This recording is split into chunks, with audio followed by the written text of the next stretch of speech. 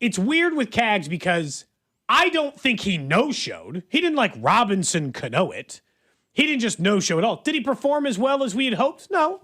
He didn't get out of the first round, but it wasn't an embarrassing showing either. He was only 2 home runs off of the number, and he hit some absolute moonshots as a couple of those. So at least I was slightly entertained with his performance. I still don't think that one was only 475 feet. Yeah, right. That ball went to the third deck. I think that one in Tampa was, 444? And was a mile in the air.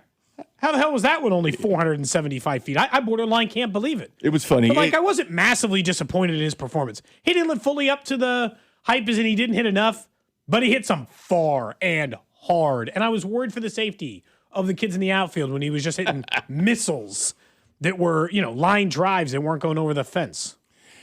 The funny thing is, when he got introduced, because he was the one of the first players introduced there, and he got the boos.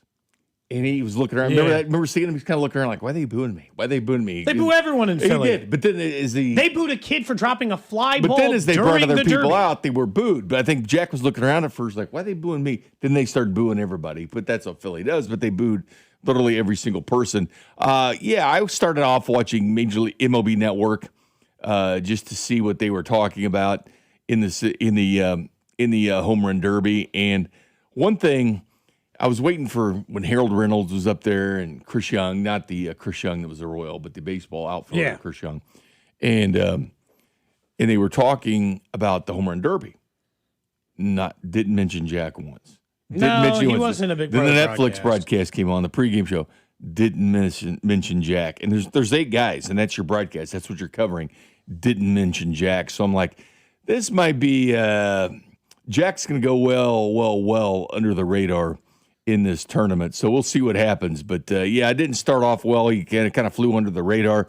Maybe nervous a little bit. Why wouldn't you be nervous in a situation like that? But once he got going, he started hitting moonshots, and then they started to do an interview during it. And quickly they at least kept his video up there of what he was doing in a separate box. They didn't go all local weather on it and do full screen on the interview. Well, and a lot of this is, and that was disappointing in the broadcast element, the lack of mention for him, and that the first interview they did while someone was hitting was during Jack Caglione's. Of course it is. At bat, and that's annoying. And of course, we just went through that thing where they didn't show any of Salvi's a couple of years ago, which was super obnoxious. And like somebody said, grow up, Cody, quit being so nice. He didn't show up. I don't like, there's a big difference between I'm disappointed I didn't get to see him in a second round and no showing. I watched Brandon Inge in 2004 or Robinson Cano. I've seen some no shows at the home run derby, as in they didn't put the ball out of the park, or they did twice and it was kind of embarrassing. He was 2 off from advancing. I don't want to make it seem like I'm not trying to applaud him for like, wow, what a show. I'm just saying, little disappointed he didn't get to another round and didn't get hot enough fast enough. Glad I got to see him hit some absolutely massive shots before that moment. Yeah, if he would have got that second round, at least he didn't have to wait around too long for it. He was in that first group of hitters. Well, and that goes back I don't know. But he's the show. He'll be in this again. I think he will be in it again. I do think he, towards the second part of that, did start finally getting in a rhythm. And if he'd found a way to do what Jordan Walker did at the end of it, well, then he could have maybe advanced to that, but he couldn't get those multiple homers the last out. I will say, the format-wise, I liked it. I like the format just fine. This goes back to what we said yesterday. I'm not against format changes. I am for keeping the format. So, if that format was fun, other than the amount of time it took to get through it, the ending it gave us, awesome. He hit 6 straight home runs. The last couple, if you weren't paying attention last night, if you just tuned it off when Cag stopped hitting, the last couple after he hit last night, it sounded like this.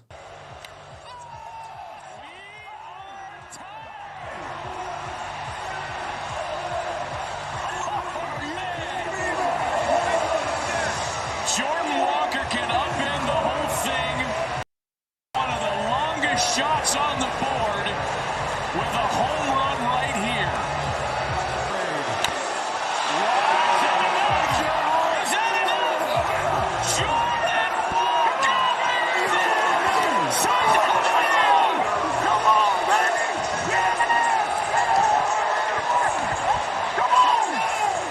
So, like, the ending was fun. The format seemed good. I didn't have any real... Did you have a problem with the format? I didn't have any real complaints about that. No, I mean, the taking pitches thing, and you thought that would be kind of annoying at times. It's fine. I'm used to that. That's how I grew up with the home run derby. They used them as timeouts. But some of these batting practice pitchers just weren't very good when guys are using their dads and everything else. They were using them out there for it. So it wasn't bad. It did take a long time. For a sport so worried... It did take a long time. For a sport so worried about the time of games, the time of keeping your attention, that's why they brought in the pitch clock. That's why we have 2 hours and 42 minutes in an actual major league game. NFL games take 3 hours, a little bit over that, to be honest with you. 2.5 is the average anymore. I mean, baseball games don't take that long. But the NFL and with Major League Baseball being 2 hours and 42 minutes and shaving time, and for the home run derby almost to go 3 hours because it took, 25 minutes for the introductions, it's too long. It was too long to keep attention. I thought that Netflix had a ton of commercials, an absolute ton of commercials. There was commercials all the time. Then you see a little box that's 3 minutes until it's over and stuff, and it's just a countdown of it. And of course, the first ad break that showed up showed 8 commercials. Yeah, when you're on a deal, you got to hop out of it, then hop back in or whatever. Then so maybe it gets the phone treatment at some point. We don't have to deal with that. Thought there was a lot of commercials. Having Will Ferrell out there at the beginning to promote their own. I get it. They promote their own stuff. You hear it all the time. Jim Nantz, says, "Hey, coming up next," or whatever. But they mention it. That was an actual promotion of the event of a show on Netflix with Will Ferrell. So, I like Will Ferrell and everything, but having him sit out there on a desk talking over Michael Buffer and doing that, I thought it was a little bit weird. The T-Mobile ad didn't involve the audience and everything. I thought it was really commercialized, sensationalized. I think there was far too many commercials in this thing. And the fact that we're sitting here watching the World Cup games, they're a hell of a lot faster than that. Yeah. I mean, 2-hour blocks, and boom, you got it done. This home run derby took way too long. The actual derby part of it was very good, but the time in between. Look at Contreras when he hit, and then when he hit the next time. There was a huge gap, well over an hour, and 40 minutes between times he hit. When he hit first to then, I mean, it was just forever that he hit. The broadcast itself, I did not like. And look, part of it was they had a bad angle tracking the home run balls. Couldn't see him. No, shot tracer. I was just like that old meme of the woman, looking through, squinted glass. I'm like, where the hell's the ball at? At least they get the part when they're just keep swinging. So that you'd have, multiple at the same time. Fine, but, bad shot tracer. Yeah. It was a giant commercial for Netflix shows, but if you've watched anything else on Netflix that's like this, that's exactly what it is. So, my wife and I like watching Pop Culture Jeopardy. They'll have entire category clues on Netflix shows. Yeah. So, they like to cross-promote their stuff. But, Luke Wilson's out here saying Jack Caglione's from Ohio. Nonsense. And I will say, as a person who pays $26.99 a month for ad-free Netflix, I don't think I should have to watch the ads. I personally don't think I should have to watch the ads on Netflix. I didn't sign up for ad-free Netflix most of the time. I signed up for ad-free Netflix all of the time. This goes back to the red zone thing. Don't try to sneak in commercials on me and be like, oh, it's fine, you watch commercials and everything else. I have paid for a service that comes without them. You now make me watch them. Nonsense. I just didn't think So you want League Pass? I just want to see. Yeah, I don't care if it's just them standing around. I don't need the because this works for ad stuff on the stream stuff. It was the same 17 ads and that it is what it is. But if I pay for ad free, I think it should be ad free even for the expensive thing you bought.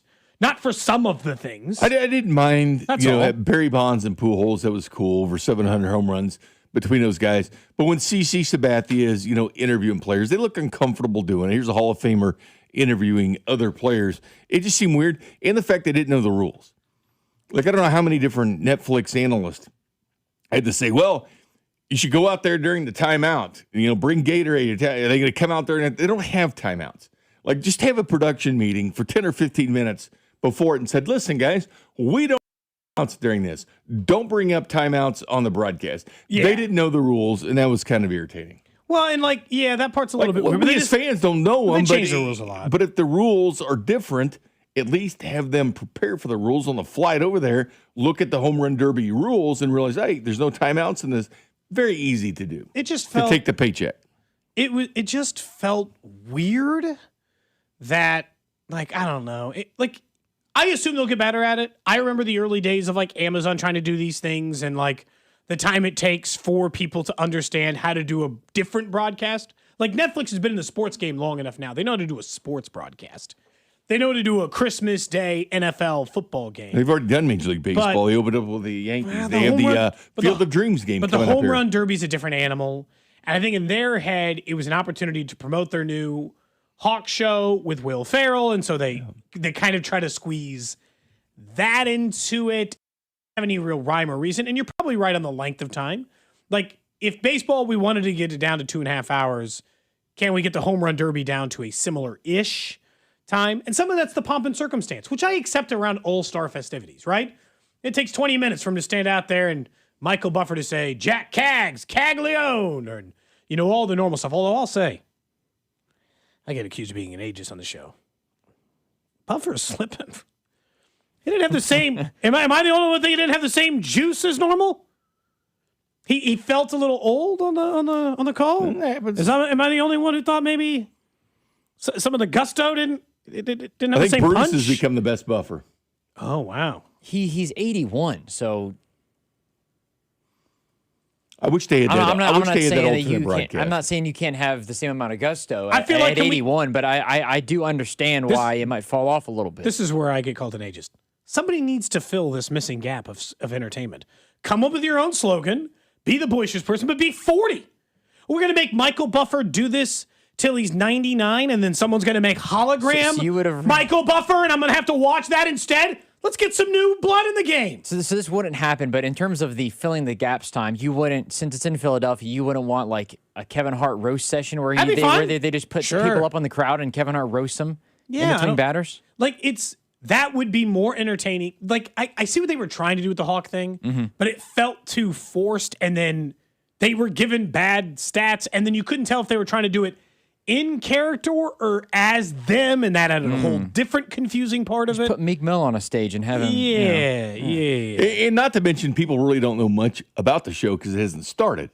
So you have him out there with the Hawk hat on and everything, being the golfer, but that's the shtick of the show.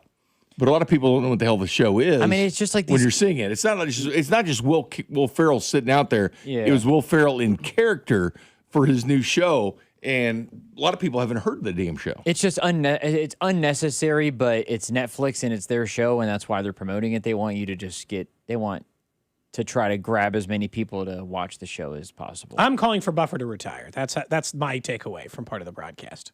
It's time. Hang it up. You had a great run. Do quicker No introductions. shame in it. Quicker introductions. You had a great run. It is interesting But I that can find somebody else with a gravelly voice to say Caglione. Like there's a million stadium announcers across all of baseball. I'll find a guy. It's time. yeah, It's time. it is interesting that, Someone says nostalgia sells. It does. which is true. You, Cody, not being a fire this person sort of person, but you're very much on the you need to retire bandwagon. It was like the Lee you- Corso stuff. The last was gonna couple of say. years of Lee Corso, it was like rolling him out. Like I felt bad for the guy, and maybe he wanted to do it, but like he became the butt end of jokes instead of the lovable character that like had been like. I don't want to watch people try to do a job they can't do anymore. It's like it gets. You start feeling bad for them. It's less about like my enjoyment or not enjoyment of it. It's like, ooh, you don't have it anymore, and like. This is hard for me to watch. This happens with athletes even when they're not like 80. When they're like 41 and you're like, hey, man, you don't have it anymore. Those last couple of years watching Albert Pujols try to play baseball, you just feel bad. Yeah. You just feel bad for the guy. Now let's pause for another commercial break. Yeah. Let's have a hitter. Let's pause for another commercial break. I mean, there's just so many commercials in that thing, man. It was a lot of commercials. A lot more than the actual content. Yeah, it was problematic. It was more content than more commercials than content. I don't know, but that's what you're going to get. You know what you're going to get with a glorified batting practice. It's what you got. The actual home run derby was actually pretty cool. Did you like the broadcast, Drew? Or are we just being haters? No, Did somebody like the broadcast? 913-586-7965. I don't know. It's hard to, because you're not the broadcast. It doesn't. I'm not going to say it doesn't add anything to it, but even when it was with ESPN, I think there was a level of. I think that might be kind of why Chris Berman got. You got so sick and tired of the back, because I'm just here to see the guy hit home runs. Like I don't. I liked the rules I don't for need that. the commentary around it. Where I'm not saying it was bad or good necessarily. I didn't care for the commercial thing either, to be honest with you, because I thought the same thing. I was like, man, there are a lot of commercials here, but I don't know. Did they have home run derbies on Netflix like for in the future? Or is this just a one-off? Like, do we know that they're actually going to be doing them? I don't know. I don't know. Because I know I would they're doing the Field of Dreams game between the Phillies Yeah, and the Twins later. I don't I know would if they're doing it. presume it'll get better, but I don't know what I don't know from a broadcasting perspective and from the stuff that we've talked Commercials about. aren't gonna go away. I don't think I don't think that's going away at all. But I'll They say could get this, better Drew. on the shot tracking. I mean, that part could. At least Yeah, that ESPN, part at of least it, yeah. ESPN offered an alternate broadcast because they had the but main I one. think it's Netflix, so they're not going to offer an alternate broadcast. But here's the thing, though. They could have. You got plenty of time to do it. You could have offered a separate broadcast, just a kind of a StatCast version, showing the home runs and the distance to make sure you see them. Like how Prime does the all 22 Exactly. or whatever. Like Amazon's found a way to do it during Thursday night football games. They circle actual players like you're watching a Madden game, and it's stat driven. It's an analytic driven thing. They offer a second broadcast. Had Netflix had a second broadcast, when you get rid of the nonsense and just go straight to the home run derby, things would have been completely different, in my opinion. But you wouldn't have been sitting there watching all the Netflix shilling for other TV shows they have. Yeah, and I guess, and look, Netflix is a business trying to make money, but it felt forced. Like, you could just make some of the ads about Stranger Things or other shows you have coming up, but it, like... Will Ferrell's team seemed forced. He's a funny guy. To just put, like, that whole section of people on the side, and look, they're probably not going to get rid of that. Maybe they'll find a different way to make it feel more organic. Some of my complaints are just, I didn't think they had the shot tracing technology, and it was a little hard to track the home run distance, which is the only things we care about when we're watching a derby. I want to know how fast it went and how far it went. Like, because you see that shot and you're like, that doesn't look like where anybody's ever hit a home run. I would like to see it. Like Buster Olney said about Jack Caglianone's third deck home run. He said, I've only seen one other person ever put a home run that far in this stadium ever, and it was Ryan Howard. And he was like, so that's a rare one. I just wanted to see that. Yeah. And it's hard because of the swings. You don't really get as many, like...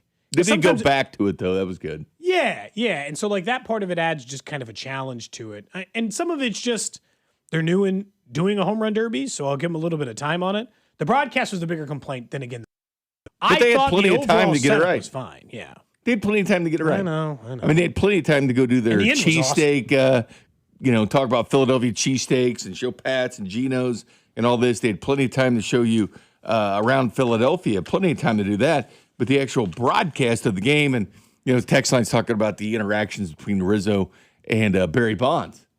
Because he did correct him on once, because Bonds said he wasn't the first one out or whatever at any point. And Rizzo said, actually, you were, because I was 2 years old and you were the first one out. So that was kind of a weird interaction between them. Yeah. Does he know? Spicing it up with Barry of all people, spicing it up with Barry. All Does right. Anthony know who he's sitting with there in Pujols and Barry Bonds that have over 700 home runs? Rizzo was a good player, but he's not those guys. So you're saying he was the Alexi Lalas of the panel. He was not those He guys. doesn't exactly have the accomplishments of, Thierry Henry. although Pujols and Bonds sitting up there is much different. That couch, much different than where he was sitting. Rizzo was better than what Alexi Lalas was, I would say. Anthony Rizzo Rizzo was was a serviceable. fine, He but- was a good serviceable player for a long time. Coming up in about 10 minutes, we'll talk more about the Royals and what they need to do this break as it relates to how safe is J.J. Piccolo at this moment. But there seems to be a real disagreement in the football world, and it's all over the Chiefs' offensive line. And it is starting to make me question if I'm too close, not there too far. Because in Kansas City, we universally look at the Chiefs' offensive line as fine, an acceptable, decent, and at places really good offensive line, especially in the interior. One that we don't walk into a season with having a ton of fears. Nationally, pretty much everyone universally agrees it is their single biggest area of concern. National aggregate rankings have them in the 20s, sometimes close to the bottom of the entire NFL. So either they're wrong or we're wrong, or they're mediocre and two extremes are both too far in the positive. Because I think generally sports analysts in Kansas City and Chiefs fans think the Chiefs have like the 9th or 10th best offensive line. And I think on aggregate, the national pundits think the Chiefs have like the 27th best offensive line. And it's starting to make me wonder if I'm too close to it.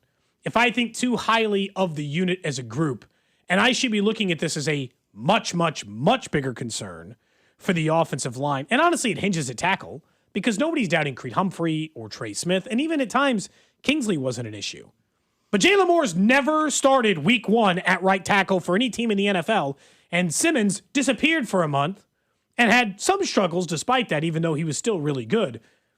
I'm honestly starting to lean more with the national end. Is like, I think the offensive line is good, but not as good as we've made it out to be. I think maybe put a question mark out there for it. Like Warren Sharp, who does the analytics stuff, had him 23rd offensive line, which is interesting because a lot of times when people in the talent evaluators are looking at top 10s of offensive linemen, Creed Humphrey and Trey Smith are in it. However, your tackles are important. Now comes the chicken or the egg argument. Was the run blocking bad because of the running backs? Or was it better because of that? Well, I assume part of the reason it was bad was because of the running backs. Well, I remember going back to Larry Johnson and Priest Holmes, running behind the same offensive line. Yeah. Larry Johnson was going for well over 5 yards a carry. He was sure going for like a yard and a half to 2 yards better than Priest Holmes at the end of Priest Holmes' career. Larry was much better, and it was the same offensive line. So did the running back make the biggest difference in that situation? I think sometimes he does. I think Kenneth Walker will make a difference over Isaiah Pacheco, who just was great on 2nd and 1 with the flashing the hard hits, but couldn't do it on 3rd and 1 or 4th and 1.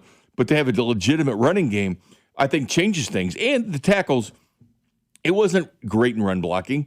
Simmons did a good job in pass blocking. I assume some of that run blocking grades are because Pacheco doesn't know where the lane is. And I think that was a big part of it. I think you could throw a lot of that out the window. What are they going to do with a formidable running game behind it? How much will it make the passing game better, having the threat of a running game where the safeties have to be honest with how they're playing defense? Now, what's nice about this is they have to worry about both. Is that they'll be like one of the two will be proven right this year because we won't be able to blame the running back anymore. They have Ken Walker.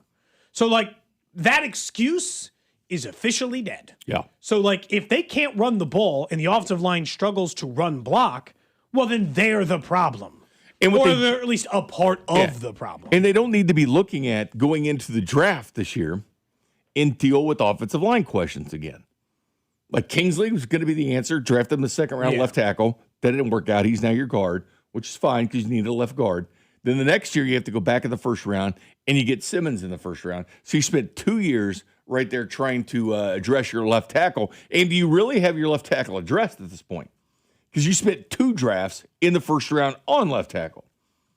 Yeah. This should be the year you turn the page and start looking at wide receivers, tight ends, those kind of situations. You don't want to be screwing with offensive line. They don't have a right tackle. That's why Khalil Benson, being an undrafted free agent, just a camp invitee to rookie minicamp, is starting to get some buzz to maybe be the right tackle for the Kansas City Chiefs, even though he wasn't undrafted. I think a lot of those first guys that come in and signs was brought in as a camp tryout guy who earned that job. For people who think that their offensive line is bad, though, there's some people who think the offensive line is bad, who are here in Kansas City. Creed and Trey overpaid. They're all pros, by the way, consistent all pros. But people have said their O-line's been trash for years, and that I've seen a bad offensive line. I know they're not bad. But I don't think people understand how bad other offensive lines are. You think the Chiefs' offensive line is bad. You need to go and watch other, like the Cleveland Browns last year. That was one of the worst. They were significantly worse. I think a lot of it is due to the run game stuff, though. So Warren Sharp, I went and I looked up some numbers from last season. They ranked really bad there. Rush stuff rate. The Bengals and Chiefs were both dead last in terms of rush stuff rate, where they prevent that from happening. Yards before contact per running back rush. The Chiefs, one of the worst in the league.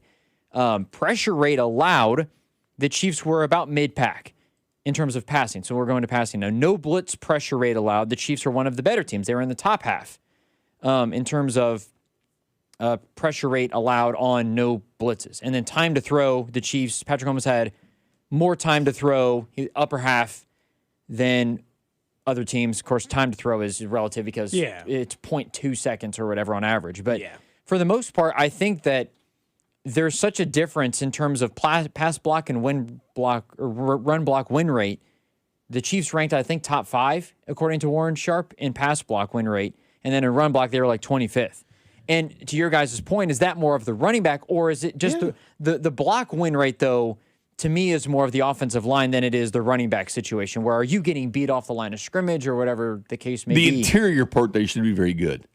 They are very good, I would say. Kingsley is a road grader. He is. So with Kingsley, Trey Smith, and Creed, the interior part. And you brought it up before, Bink. We know That's how why bad third and fourth and one should always be good. And we know how bad Josh Simmons was last year because we've looked at those numbers. I think a lot of it is more due to the run block side of things. But are you okay with that, knowing the Chiefs have passed the ball significantly more than they've run it in recent years, and also have not had the running back caliber that they do now with Kenneth Walker III? We'll talk and don't forget about DeMarcado, who averaged over 7 yards a carry last year. That was kind of limited, but still over 7 yards a carry. We'll talk about it more during the Chiefs Red half hour. But when we come back, how safe is J.J. Piccolo, and how long does that safety last? This is Cody and Gold on your new home for Royals baseball. 96.5 The Fan. Brought to you by Heartland Men's Health, the leader in men's sexual health. Thousands of men have been successfully treated for low T, ED, and more, all with discretion and compassion. Make your appointment at heartlandmenshealth.com. This is the story of the one. As a maintenance engineer at a beverage manufacturing plant, he starts his day knowing every line is ready to run because Grainger delivers the industrial-grade products he needs to keep mixers, conveyors, and packaging equipment moving. With Grainger's vast selection of bearings, belts, and motors, he keeps operations running smoothly, so nothing grinds to a halt. Call 1-800-GRAINGER, click Grainger.com, or just stop by. Grainger, for the ones who get it done. On the biggest stage in the world, FanDuel is changing the game because sometimes your player gets subbed off, and that means your bet goes with them. Well, not anymore. With FanDuel Super Sub, if your player is subbed out, your bet stays in. That's right. Even if your player leaves the match, your bet continues on with the substitute. So you keep your bet alive, and it keeps you in the action for even longer. So now you're in it until the final whistle. The Super Sub covers the entire game, including extra time. This summer is going to be a lot of fun, and it's going to be even better with our friends over at FanDuel. All you need to do is visit FanDuel.com/local to get started now. Look for the yellow Super Sub icon on the same page and the My Bets page. If your player leaves the match due to substitution or injury, your bet automatically will transfer to the substitute who replaces that player. Go to FanDuel.com/local. Let there be goals this summer for the World Soccer Championship with FanDuel. FanDuel is the official sportsbook of 96.5 The Fan. 21 in President, Missouri. Gambling problem? Call 1-800-GAMBLER. And Doug. Limu and I created a trick to help you remember that you can customize your car insurance and save with Liberty Mutual. You see, the shirts Limu and I wear are yellow, and yellow is the color of lemons. And lemons grow on trees, and trees provide oxygen. And oxygen helps us breathe, and breathing is how you live. And you can live more life when you save money by customizing your car insurance. I agree, Limu. It's really quite simple. Only pay for what you need at LibertyMutual.com. Liberty, liberty, liberty, liberty. The corrupt political establishment. If you're ready to give them the finger, Taylor Burks is your man for Congress. Taylor Burks, America First conservative, outsider, 3 combat deployments as a naval commander. Taylor Burks will stand with President Trump against rhinos and the corrupt establishment. In Congress, Burks will always put America first.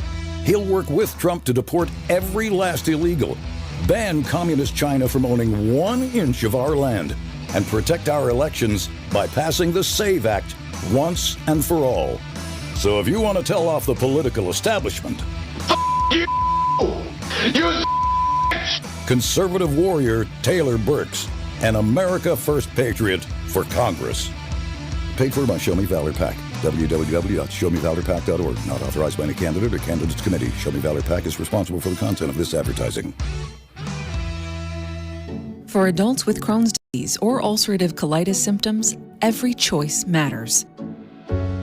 Tremfya offers self-injection or intravenous infusion from the start. Tremfya is administered as injections under the skin or infusions through a vein every 4 weeks, followed by injections under the skin every 4 or 8 weeks. If your doctor decides that you can self-inject Tremfya, proper training is required. Tremfya is a prescription medicine used to treat adults with moderately to severely active Crohn's disease and adults with moderately to severely active ulcerative colitis. Serious allergic reactions, increased risk of infections or lower ability to fight them, and liver problems may occur. Before treatment, get checked for infections and tuberculosis. Tell your doctor if you have an infection, flu-like symptoms, or need a vaccine. Explore what's possible. Ask your doctor about Tremfya today. Call 1-800-526-7736 to learn more or visit tremfiaradio.com. Today's match day preview is presented by Fanatics Sportsbook. Download the Fanatics Sportsbook app today. Winning hits different here. England and Argentina face off in Atlanta with a trip to the finals on the line. Both needed extra time to survive their matchups in the quarterfinals, but now they are one game away from the championship. England is the favorite in this matchup and are minus 130 to advance to the World Soccer Championship. Argentina is plus 100 to make it back to the title game. Expect this game to be a tight one. Markets are giving this matchup a 33% chance to end in a draw. All 3 knockout round games for Argentina have gone to extra time, and this one definitely could as well. The match is plus 175 to be a draw in regulation. This has been your official Odyssey Sports Match Day preview, brought to you by Fanatics Sportsbook. Winning hits different here. Listen in ahead of each match day for the latest betting insights from Fanatics all tournament long. Brought to you by Climate Control Heating, Cooling, and Plumbing. Visit ClimateControlKC.com. Climate Control has been serving KC homeowners for over 35 years and know how to get your cooling system ready to handle the scorching hot summer. Schedule your AC system tune-up for just $49. Don't wait. Visit ClimateControlKC.com today. Climate Control Heating, Cooling, and Plumbing. Here's a World Soccer Championship preview. Brought to you by Liberty Mutual Insurance. Only pay for what you need. A spot of the final is on the line when France faces Spain. Spain is a battle-tested side that was taken down to the wire 3 times already in the tournament. It's been a relative walk in the park for France, but now Kylian Mbappe has to figure out how to score against the best defensive team in this tournament. I'm Mike Conti. You're listening to 96.5 The Fan from the DM Injury Law Studios. Mike's got this. Car, truck, or motorcycle wreck? Remember, Mike's got this. 816-888-7500. Mike's got this.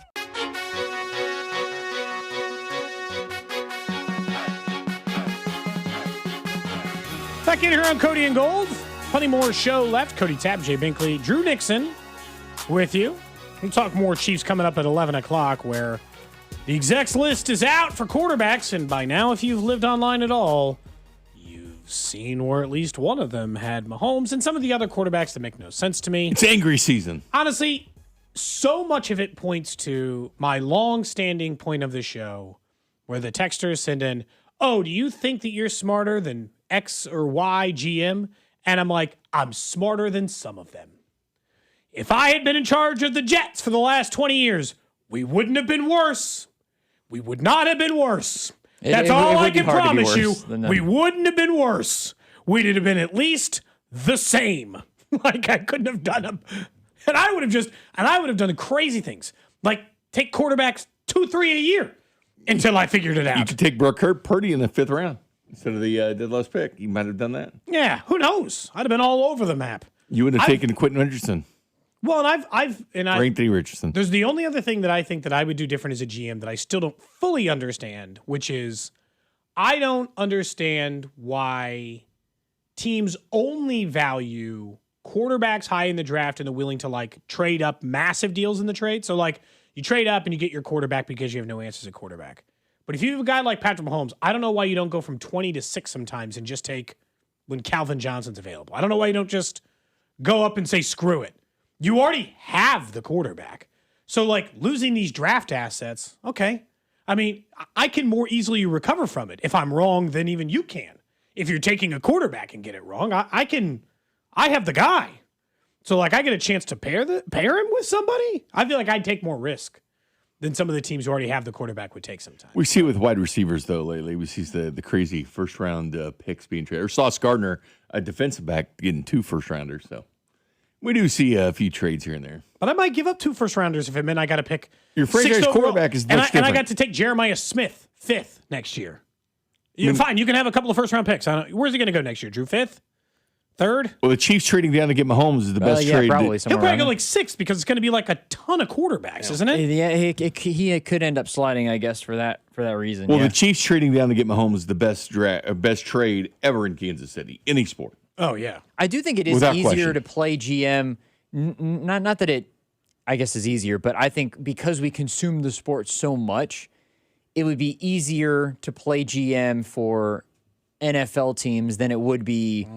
Yeah, that's true. Like in other sports, but especially like baseball, where baseball, I got to pay attention to like 16-year-olds there's so much, and 22-year-olds and 40. It's so development driven. Where where obviously you're not when you're picking guys, they're not going to be playing immediately for you. Where in the NFL they are, so you can kind of go off of what did they do, not necessarily how will they develop as much. Well, also you look at the fact that the combine, and you're breaking down over 300 guys, but yet only about 257 are drafted this year. So that was basically the talent pool. I know there's undrafted free agents and stuff like that come into your team.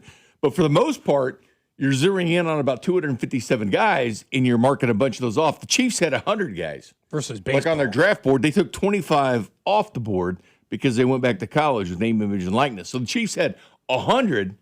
That was shaved down to 75 with all the guys going back to school. Yeah, it's interesting. So now they got a leg up on next year. Yeah, we'll talk about those lists coming up in just a minute. But I do want to talk a little Royals baseball. They're in the All-Star break. We can talk about some bigger picture stuff for them throughout the week. But I got asked, and so I'll ask the text line, 913-586-7965, and you, Bink, and we can have a conversation about it. They said, how safe is J.J. Picollo? And I said, well, he's safe for this year for sure. I can just tell you that. There's no questions over his safety, like from a job perspective. He's got the job for the rest of this year. And then I was trying to decide, is there any room outside of that in which I'm sure it is? And I think he has a year and a half. I don't think J.J. Picollo has to worry about his job security in Kansas City till the end of the 2027 season. Because I do think that John Sherman will give him one more year with this group, one more offseason with this group. But if it goes south again next year, no one's safe.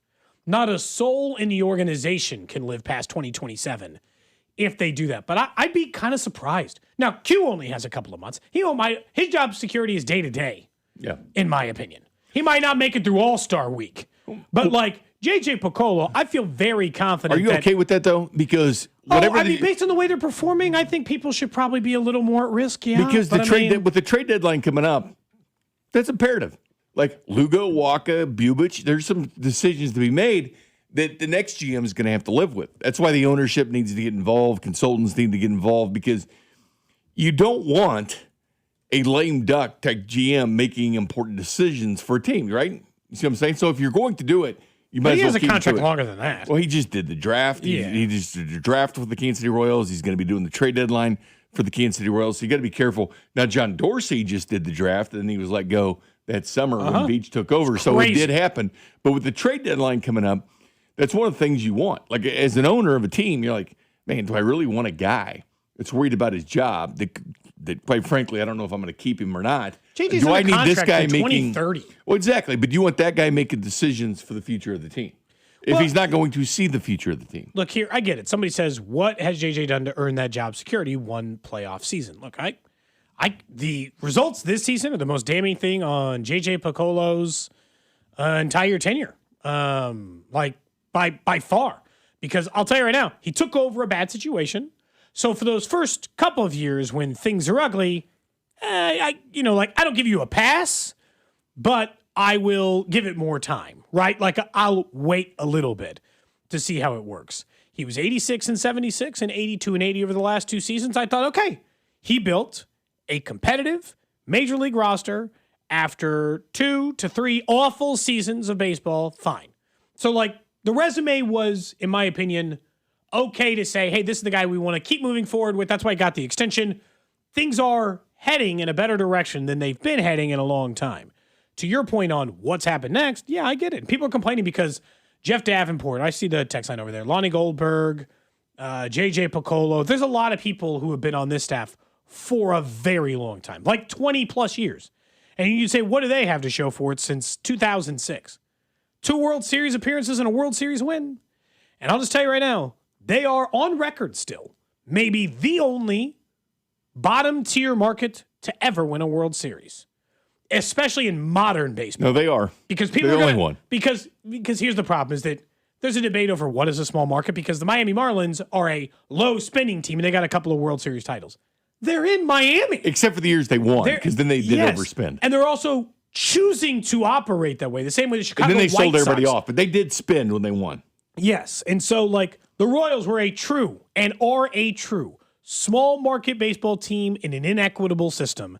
And in the time Lonnie Goldberg and Jeff Davenport and J.J. Piccolo and all these guys have been on staff, they won a World Series. Now, you could tell me that's one of only 3 playoff appearances in those 20 years. Fair. They need to be more consistently decent. I'm not even arguing that. Of course they do. Or do you want to be the Rays or the Royals? Cody, do you what want to be year the did you Rays that say? don't have any banners, or do you want to be the Royals But I'm just that saying, have how a long banner? is he safe for? I think a year and a half. Who would you rather be? The Rays that are constantly in it, constantly going to be a good team, but don't have any banners to show for it? It's really tough Or because. would you rather be the Royals that Cody, have a what year banner did to you show say? for it? Did you say 2006? Yep. Did It's you been know, like 20 years. Did you know the 2007. Royals have as many titles and as many World Series appearances as the Yankees in that time frame? Yep. The Yankees won the World Series in 2009 and they lost in 2024. That's the only times that they've made it twice. And look, the the Rays Royals have made it as many times as the Yankees haven't and won it as many times as them. And during that time, since 2006, the Rays have made the playoffs 9 times. That's a whole hell of a lot more than And the not 3. won one. But they've been to 2 World Series. Who would you rather be, Drew? The Rays or the Royals? As an organization, I'd Since rather be the 06. Rays. As a fan, I'd rather be the Royals. Does that make sense? Yes. Like, if I'm the boss, I'd rather be the Rays. I'm better at it. I'm better at the job. I'm more consistently good at Yeah. it. My team competes. My team competes every year. But the fans don't care. Like, as a fan, I'd much rather be a Royals fan. But if I were running an organization, I'd be more proud of what I've accomplished probably as the Rays. Yes. Because I would have been better at the job, you know? And so, like, it's a difficult line in the sand. It's like the question of who'd you rather be, the Bills or the Seahawks? Seahawks didn't make the playoffs 2 years, and they rose up. They won a Super Bowl. Who knows the direction they go at this point? The Bills have been pretty good. Yeah. They still have But the titles Bills don't to even show have, for like, it. at least the Rays have been to a couple World Series. They got to a game But 7. they don't show you for know? it. But they're always No. consistently good. But, you know, the Seahawks aren't always consistently good. They go through head coach changes. They bring in Sam Darnold as quarterback. They win a Super Bowl. From the text line, this person who had texted and said they're not asking for a World Series, just a playoff berth. So it sounds like they might be more on the fence of how much on the Rays side of things, where there is something to being consistently good and being able to root and having John Sherman being said able to that root since for being the owner. being able to root for a consistent playoff team. But to say that you've also never won one before, I think you would rather be the team that's won one once than be the team that's consistently good but never won one before. The Rays have done a better job running their team. The Royals just got the ultimate prize. And so, like, it's difficult because, and look, Piccolo wasn't the GM all those years either, right? He wasn't the GM when they won the World Series. So on his record, he doesn't technically get that one, but when people are talking about somebody who's been around for almost 20 years, he was a major player in an organization that accomplished that goal. And look, I will say, part of this was he took over the job. He started in the 2023 season. And so, because I think they fired Dayton Moore in like September of 2022, if I remember right. So he's had 4 seasons as the general manager of the team. They were awful in 2023. They won 56 games. They were, genuinely terrible. 86 wins, 82 wins. Had they made the playoffs last year, what complaint would you have? If you're just saying you want them to be in the playoffs, other than this season's gone bad, they would have been bad. Then playoffs, right? They were close last year, and I'm not trying to give them a free pass. It hasn't felt off to me until now. That's why he has job security. If you're asking why, is nothing about the approach J.J. Piccolo was taking to winning. The injuries that have hit the team Fine, but like help him out, I think. Nothing had felt wrong about the way they were approaching winning until this year completely fell apart on them.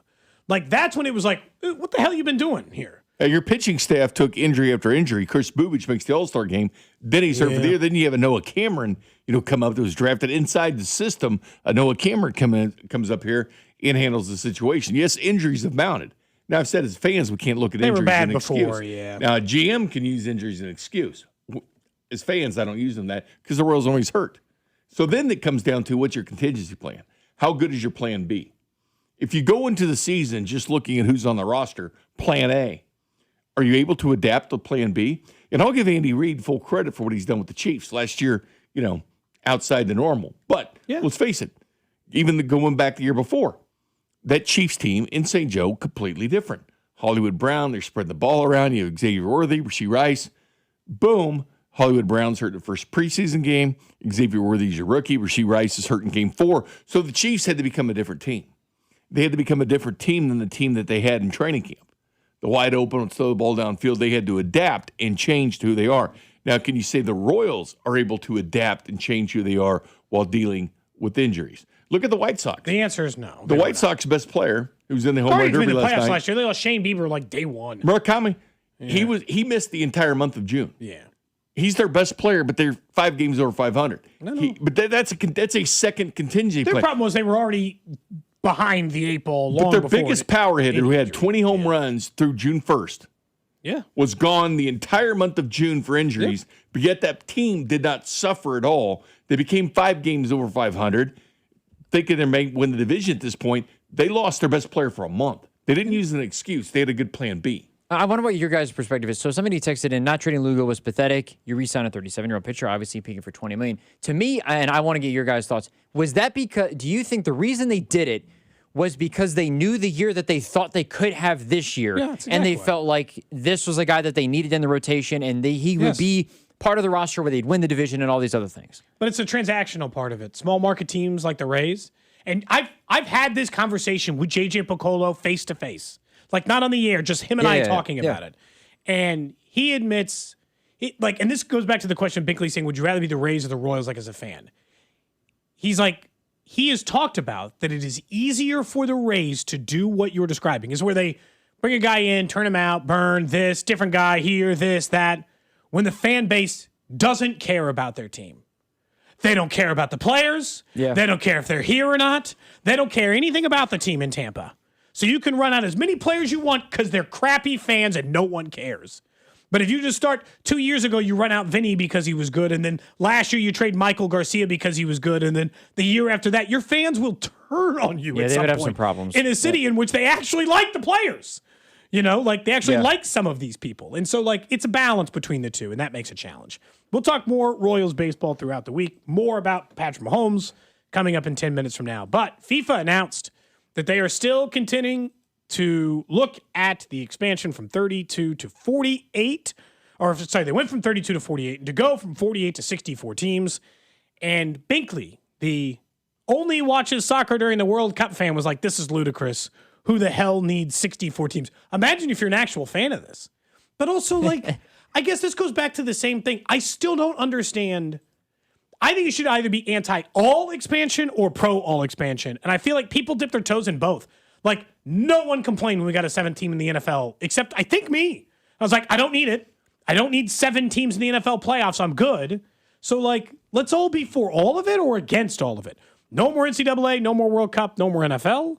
Or this, because 64 teams in the World Cup, who the hell are we leaving out at that point? I mean, you only had 30, you only had 32. You only had 32 at the last World Cup. This year you got 48. It would be essentially crazy to go from 32 to 64 in like to make the knockout stage, to make the round of 32.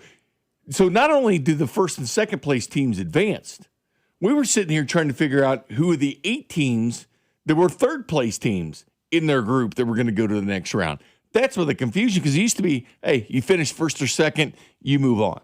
Now, this year, you're sitting here thinking third place teams, there's 8 of them. Who's going to be in the 8 to get to move on? I think the talent gap is going to get ugly. It's way too much. I think we're going to get some blowout World Cup matches that look kind of gross. Yeah, I think that it's – I agree. It is interesting. So are you going to get the quality of play as much? No. Gianni Infantino had some comments about this. He interviewed with a Swiss broadcaster. Anyways, the story's from Yahoo Sports, and he said this, quote, when organizing a World Cup, it's important to organize for the whole world, not just Europe and South America, but effectively the entire world. Every nation should be allowed to dream of participating in the World Cup. You can see the quality of the teams is extremely high, and it's getting higher and higher all over the world. If you don't give smaller countries a chance to participate, they'll lack the incentive to keep improving. I actually think that if you give everybody a spot, then there's less incentive to actually keep improving. Also, I will say this. Just based on, it's already for, the World Cup is for the whole world. It just so happens that teams in Europe and South America dominate most of, Africa had 10 teams, I believe, in this World Cup. And a lot of them were really good and advanced to the knockout stage. So I don't know where his comment from Europe and South America is coming from, because AFCON got a significant amount of teams, and you saw Japan and South Korea, Korea Republic get in. Australia and New Zealand got in. So I don't know where this Europe and South America aspect is coming into things, maybe because they're better, but that's always kind of been the case. So you don't need to, I don't know, you saying every team should dream of it, yes, that's great, but that's why you have the qualifiers for you to dream of making it one time. That's why the Cape Verde story is awesome, because they never have made it before. And those become watered down, don't they? Those become watered down. Yeah, exactly. Them making it, and not only making it, but getting through the group stage and almost beating Argentina is a fascinating story. And not that you don't necessarily get that, but it feels better and it hits your heart a little bit more when they earned their way in and they still made a run. I think it makes it more fun to talk about, where it does feel a little participation trophy-ish. Yeah.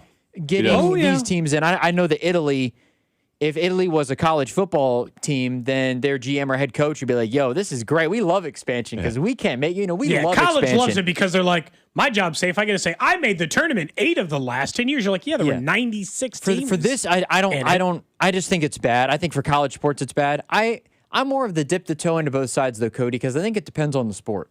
Yeah. For the most everybody part, wants to expand. For the most part, I don't like expansion, but I think in some cases you could say, well, I think it's In understandable. football, it just didn't help. Like, we now know, come on, it's been like 5 years or whatever. The 7 team getting in the NFL playoffs has 0% chance of winning it. None. What college basketball They're go sad to? they're sad they're getting worked. What'd they go to, 76 teams? Yes. So college basketball, everybody's expanding. Everybody wants, and college football is fighting expansion, some of them. Some want to see the expansion.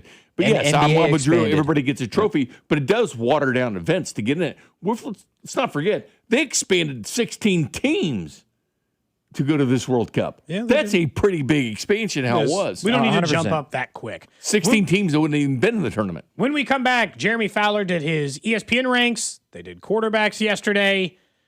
It was interesting. We'll talk about why next.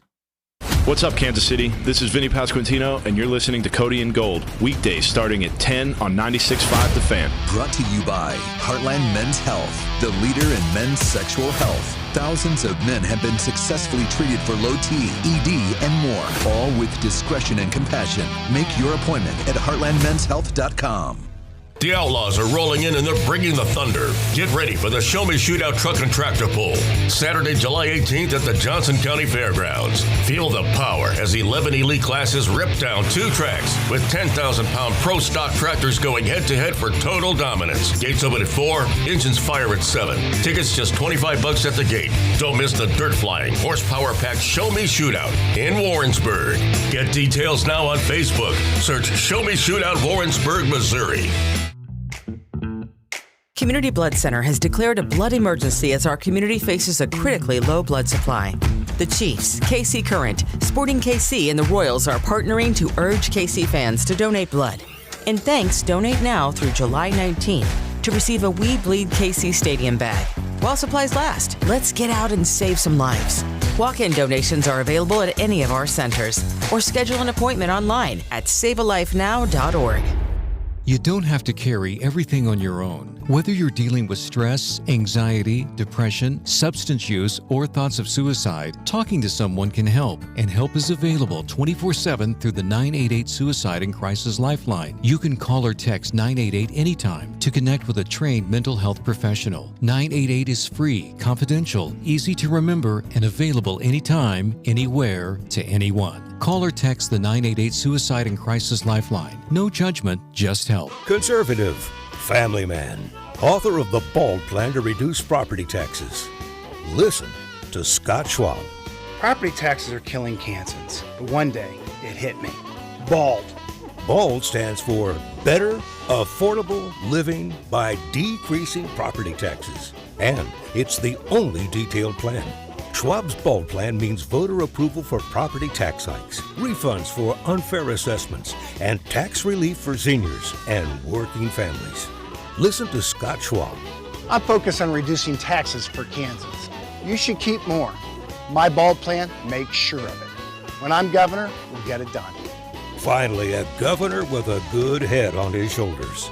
Author of the BALD Plan to decrease property taxes. Conservative Republican Scott Schwab for governor. Visit scottschwab.com/bald to learn more. Paid for by Schwab for Governor, Jim Felter, Treasurer.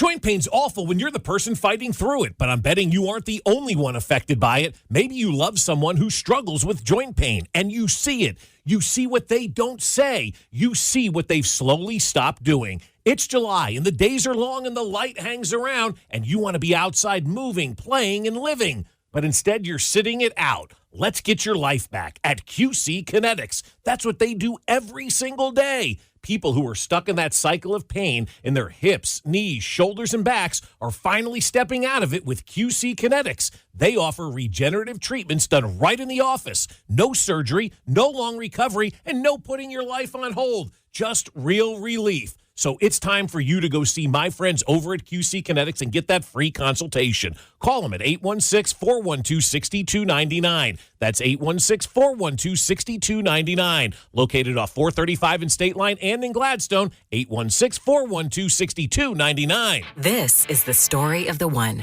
As a maintenance engineer at a beverage manufacturing plant, he starts his day knowing every line is ready to run because Grainger delivers the industrial-grade products he needs to keep mixers, conveyors, and packaging equipment moving. With Grainger's vast selection of bearings, belts, and motors, he keeps operations running smoothly, so nothing grinds to a halt. Call 1-800-GRAINGER, click Grainger.com, or just stop by. Grainger, for the ones who get it done. If you own a business, you've heard it all. From fast funding to easy approvals, everyone says the same thing. LendSeek is different. We show you what you actually qualify for. LendSeek's AI-enabled platform matches you with funding options with no guesswork. Up to $5 million in as fast as 24 hours. If you've been in business over a year, doing at least $50,000 per month, apply for free with zero out-of-pocket costs and access to over 100 lenders. Start ready, stay ready. Lendseek.com. LENDSEEK.com. Is reviewing life insurance on your to-do list? Now's the perfect time to add it. A friend recently told me that securing life insurance sooner rather than later can help you lock in lower rates for years to come. So I bumped this up on my list and got it done. I called SelectQuote and couldn't believe how easy and affordable life insurance is. I'm 40 and got a $500,000 policy for $16 a month. My husband's also 40 and his $500,000 policy was only $18 a month. Plus, with SelectQuote same-day coverage, there was no medical exam required, and we were covered by the time we hung up. Knowing I have this checked off my list feels amazing, but the peace of mind knowing my family is protected feels even better. Call SelectQuote at 1-800-329-1010. That's 1-800-329-1010. Or go to SelectQuote.com to get your free quote today. That's 1-800-329-1010. Details on example rate at SelectQuote.com. When you've got real work to do, Metal Supermarkets will help you get it done fast. We've got a huge variety of metals in stock, and we cut to size fast. Bottom line, we get it done fast, so you get it done fast. Doesn't get easier than that. Metal Supermarkets, the convenience stores for metal. Find a store or buy online at metalsupermarkets.com.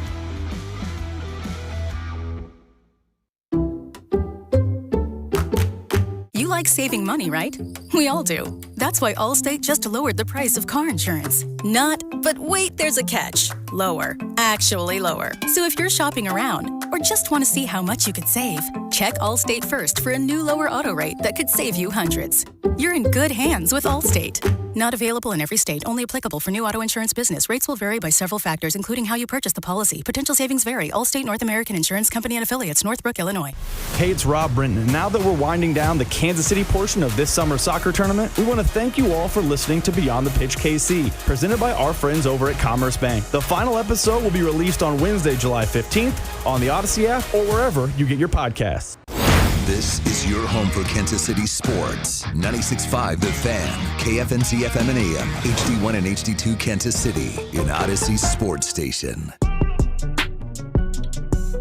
Hour 2 here, Cody and Gold, Cody Tapp, Jay Binkley, Drew Nixon with you today. We'll do Chiefs right half hour in 30 minutes. We'll talk more Cags in the Derby, what we thought of the broadcast at noon. We got plenty to get to on this Tuesday. Alex is again out all week. He'll be back next Monday, I believe. You see, he posted told you the beachside. I said you'd know. Alex. Photo? Alex likes to post a beachside photo. Most people do. That's not an uncommon thing. I would say it's very, very normal. I didn't put it in we ended up not talking about it in the rundown yesterday, and I'm awaiting further medical diagnosis. But I'll tell you right now, Drew, so like I've, that I've had the trouble with the super bone and the feet and all that stuff. Yeah. Probably 6 weeks ago, my wrist was like really tender, felt like it hurt. I was like, did I do something to it? And then I was like, I don't know, maybe it's just like normal stuff like carpal tunnel or like the stuff people get. But also, I don't type so much that I would think carpal tunnel would make sense or whatever. And so I didn't get it looked at that time. I just took medicine or whatever and just waited. But I went to the doctor, Bink, because it flared up again. I'm like, okay, well, now it's twice. So now there's like something going on. Same problem, same thing going on. I don't think it's going to end up being the thing they thought. But I'll tell you right now, the doctor who saw my wrist was like, well, I don't know. Like, he's not a radiologist. He said it had to get looked at by a radiologist. It since has. Okay. But before he had it looked at by a radiologist, like maybe it's what he called pseudo gout. And I don't know how many times on this show I've said, I don't have gout.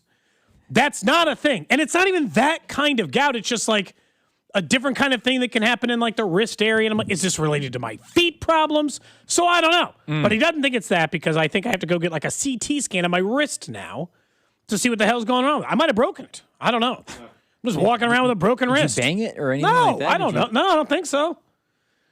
But they said, the radiologist said they saw a spot, so they got to get in there. I could have any. I thought gout was more like foot related, wasn't it? It's not. Isn't it? It was called pseudo gout. Okay, sorry. So it presents like gout. It is not gout. Even I'm going to be very clear. Even in the mention of the not word, gout. like this is one of those Pseudo, like as this in is your hate word like. is gout. Yeah. Well, he's forever tried to claim that that's what's wrong with my feet. I said, I think a doctor would have diagnosed me with that. If you had gout, I think it would be real. I think it'd be more painful because I do know somebody who's had gout and it was very painful for them. And I don't know how painful the super bone stuff is, but. So I'll let you know how it goes. I'm awaiting a call back so I can schedule, I believe, a Good CT luck. for my wrist. So I might need you to fill in, Bink. Who the hell knows? I'll tell you right now, it is not easy to get doctor's appointments outside of the window of 10 a.m. to 2 p.m. No, it's That's tough. pretty much all the doctor time. Yeah. Somebody says it could be arthritis. Yes, it could be, text line. Thank you. It could be rheumatoid arthritis. It could be lots of things. But I'm 41. I'm already getting arthritis in my wrist? The hell? Well. I'm not that old. I do have arthritis in my knees already, but that was expected because I tore them a bunch of times when I was younger. I think that just comes along with the territory So I'll of let you playing know. sports and all that I'll stuff. let you know what it is once the doctors decide. All right. Well, for your sake, I hope that it's not GOUT. I'm not even going to say the word. I'm not even going to say the word because you get triggered off of it, just the word alone. Even if you don't have it, you just hear it and it's like, I don't want to hear it again. Can't be. I don't like this accusation. Look, if I actually have it. It basically is a curse. It's another curse word for you at that point. At this stage. Let's talk a little bit about what's happening over at ESPN, where Jeremy Fowler has been obviously ranking out the top 10 of every position that he does every year between execs, coaches, and scouts to rank out the quarterbacks. So what I want to make a point about this first, and I'll tell you where they had Patrick Mahomes. I think this list of NFL evaluators, we are talking scouts, coaches, GMs, like people who make decisions for teams. This list by Jeremy Fowler proves something that I think we already know about football, but what I think is surprising to know about football once they're already in the league. We know quarterback evaluation is hard because otherwise teams would be much better about drafting it, finding the right one in the draft, not misidentifying, not taking bust all the time. We know how hard it is to evaluate a college quarterback and getting it correct. What is insane to me is that once they're in the league, they still don't know what a good quarterback looks like because they can't seemingly universally agree on what is a quality quarterback when I feel like the rest of us can all see it and know it, but the NFL evaluators still can't get there. They had Patrick Mahomes second on the list. Fine, but they had Josh Allen first, which is weird because I didn't think he looked his best last season, so that felt like a weird time for it.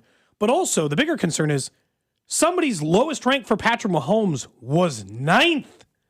Someone's lowest rank for Lamar Jackson was unranked outside of the top 10. Some people had Herbert unranked and outside the top 10.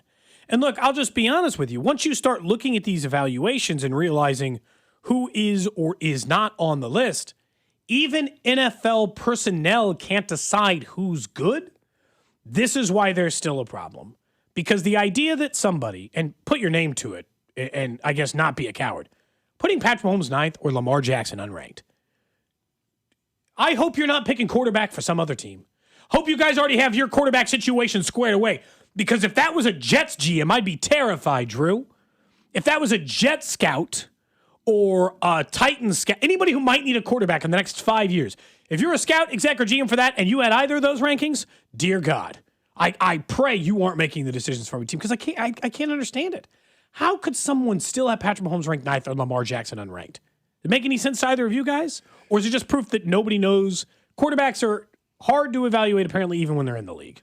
I think it becomes extremely difficult to evaluate quarterbacks, and we've clearly seen it through the years. Brock Purdy going last in the draft, Tom Brady going in the 6th. I mean, things happening. Anthony Richardson going in the 1st, Trey Lance. The Niners giving up a haul to get Trey Lance to move up and get him. So teams make mistakes all the time at the highest profile position where they spend the most times looking at, talking to people in the family, assistant coaches, you name it, before you go out and get your franchise quarterback. It's been more time is spent on this position than any others. I think sometimes they're not looking at the big picture, though. They're not looking at everything that went around. We just had a discussion earlier. Is it the Chiefs' offensive line bad, or was it bad because of a bad running back behind it? Like, are you putting these equations into it? Are you looking at Mahomes and thinking, okay, he goes to the Super Bowl with an undersized receiver that was drafted in the 1st round when Rashee Rice got hurt that year, Hollywood Brown got hurt that year, and he's literally going to the Super Bowl with an aging tight end and really no wide receivers. He's won with lack of talent multiple times. His leading receivers right around 800 yards, no 1,000-yard rusher. So Mahomes went to the Super Bowl a couple years ago, won with not much talent on offense, to be honest with you. That was a defensive-laden team. And getting to that Super Bowl he did against the Eagles, that team had no talent on it offensively, and they still got there. So you don't look at the big picture. Oh, how good would this be if he had an offensive line? How good would this be if he had a running game? What if he had that number 1 identifiable wide receiver that wasn't getting suspended for 6 games to start the year or sitting in jail during OTAs? What if he didn't have that? What if he didn't have his wide receiver run into his tight end on play 3 in Brazil? Are you looking at all the factors before you make your decision? Or do you look at the most important factor, which is Mahomes has 17 playoff wins as a quarterback? That matters. What you do during the regular season is one thing. What you do during the postseason is a completely another. The postseason is the only season that matters. And being number 2 all-time winning in the postseason, I want that guy. That guy should not be ranked 9th. Somebody with 17 playoff wins since 2018 should not be the 9th-ranked quarterback. A guy that lives in the Super Bowl, a guy that's got 2 MVPs, 3 Super Bowl MVPs. That is not somebody ranked 9th. Again, look at the parts around. My argument is not between 1 and 2. If he was ranked number 1 and somebody still had him ranked 9th, I'd say, what an idiot. Who is the idiot who has him ranked 9th? Drew's guy, Joe Burrow, is ranked 4th on the list, by the way. One of the complaints about Patrick Mahomes on this list was he sometimes still chases the big play instead of keeping them on schedule, but then also in that same quote admitted the Chiefs would have only won 3 games without him last year, so I don't really know why that matters. Off schedule is what he does well, so I don't actually view that as a knock. Of all the quarterbacks on here, though, the most damning quote, by the way, I thought of any of the people who are, saying this obviously anonymously, was the most damning quote out of anybody said about anybody was Justin Herbert, who, an NFL evaluator, said he still plays like a young player and that he still acts and progresses through stuff with not with the maturity level of the other players. And then I thought about it for a minute and I thought, that's not way off. Herbert has all world talent. And I'm not saying he has a 2-cent brain, but he has some moments where you're like, I don't think he sees the field as fast as these other elite guys. I don't know if you can even put him in the top 10, though, because for that quote alone, though, Cody, I don't know how he's on this list. That's a tough quote for a quarterback. Because this is not a top 10 talent award. This is not a top 10 talent list. This is for you to say he processes things like a rookie, and he's going into year 6 or 7. that you should not be included in the top 10 at your position if you're still processing things 6 years later like you were. He's been in the league a long out of college. time. He plays young, said an NFL coordinator. He's incredibly talented and has made some progress, but he does not have the maturity level of the other guys so that's far, a problem. and how he runs the overall operation and his mastery of the position. That is a damning quote. That is a really damning quote. Look, I think we can have a lot of a disagreement, and I've continued to say this. Anywhere 5 through 10 is kind of difficult. We put our list together every year. We don't just hold this to other people. We do eventually, right, stick our own list together and make these decisions ourselves. I still don't think you can make much of an argument for Mahomes, Allen, Burrow, and Jackson not being 1 through 4. No. Maybe Stafford, because Stafford, fine. If you want to put Stafford above Lamar, but those are your 5. Yeah. Those should be, if those 5 aren't in your top 10, and they are in this top 10, if those 5 aren't in your top 10, I can't really have much of a debate. But when did winning go away? Because Joe Montana, seen as one of the best quarterbacks in NFL history, he has 16 playoff wins. Peyton Manning, everybody likes Peyton Manning. He's won 14 playoff games. Brett Favre won 13. Terry Bradshaw, 4 Super Bowl rings, 14. Number 1, Tom Brady, 35 postseason wins. Crazy number. Number 2, Patrick Mahomes, 17 playoff wins. So when Justin Herbert has never won a playoff game, not one, Trevor Lawrence has one win in the playoffs. It was over Justin Herbert. It was. But we forget and we over dramatize what's going on in the regular season, how good your regular season. That stuff doesn't matter. If you're sitting on your couch in the postseason watching other teams play and quarterbacks play, which most of the quarterbacks have done, watching Patrick Mahomes play, they've probably seen him quite a bit, to be quite honest with you. But when you have 17 playoff wins since 2018, how are you not put on a list? Because I think a lot of times we look at this fantasy football notion of you got to put up numbers this week or whatever, and we forget the bottom line of just winning the game. That's the only thing that matters. It's not how good of stats your quarterback put up or the 1,200 or 1,300 yards your running back put up if you're not winning playoff games. Like that's the ultimate thing that matters, but it seems like it's the number one thing that's forgotten. I will say, like, in the stat comps that have come up from Mahomes over the last couple of years, like somebody's put side by side, the last, 2 full seasons, the comps between number of yards and touchdowns and all that stuff between, Sam Darnold and Mahomes are very similar. But they're just ignoring the fact that in one of those seasons in which he had 3,900 yards and 26 touchdowns, they went 15-1. He didn't have to put up some gaudy numbers for me to feel like he's got it. They went 15-1. I'm good, right? The job was done. He made some big time plays and some big time moments. Not all stats, not all 30 touchdown, 12 interception seasons, I guess, are created equal in a lot of ways. And again, this is not I think every single one of these guys is stupid, but Lamar Jackson falling to 67 in the top 100 doesn't make any sense to me. 2 straight years he was number 2 quarterback and he fell 67 spots. I've decided with Lamar, I think, I guess, I don't know if you guys agree, but I think what's happened with him is everyone has decided that he's not going to be able to run the way he used to and that the injuries have finally caught up with, like they do, most running quarterbacks. And so they're pre-ranking him lower because they assume his body will stop. Yeah. They're not, I don't think they're actually basing it off of what he's done recently as much as they're he's not going to be able to run like this anymore, so we got to stop it. That's the funny thing about Mahomes, because people always look at him as this runner, right? Do you know what his 40 time was at the combine? He ran a 4.8. Yeah, it was Patrick slow. Mahomes does not have blazing speed. He'd asked at one point for them to stop. Yeah, he does not have blazing speed. The one thing that's different than Mahomes is he's smart in what he does. Yeah. He's smart in when he runs. He looks at open lanes. Where the linebackers at? Do I have enough time to make these yards? He's one of the headsiest runners, one of the smartest runners going into it, and had a great year last year running the football. You don't always ask him for that. But for quarterbacks, and is he going to have to change whatever? Well, running, he had to by necessity because the running game was non-existent. Patrick Mahomes had to add that 20, 30 yards a game just to supplement what the running game was for the Kansas City Chiefs.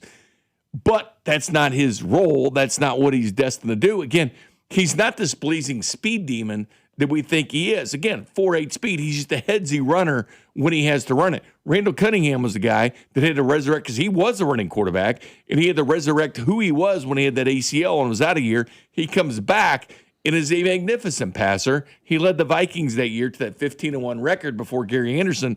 missed his one and only field goal of the year in the postseason, or we might be talking about Randall Cunningham with the Super Bowl ring. So these things do happen, but quarterbacks do change and have to come back and change who they are and what they are. But Mahomes doesn't have to change it.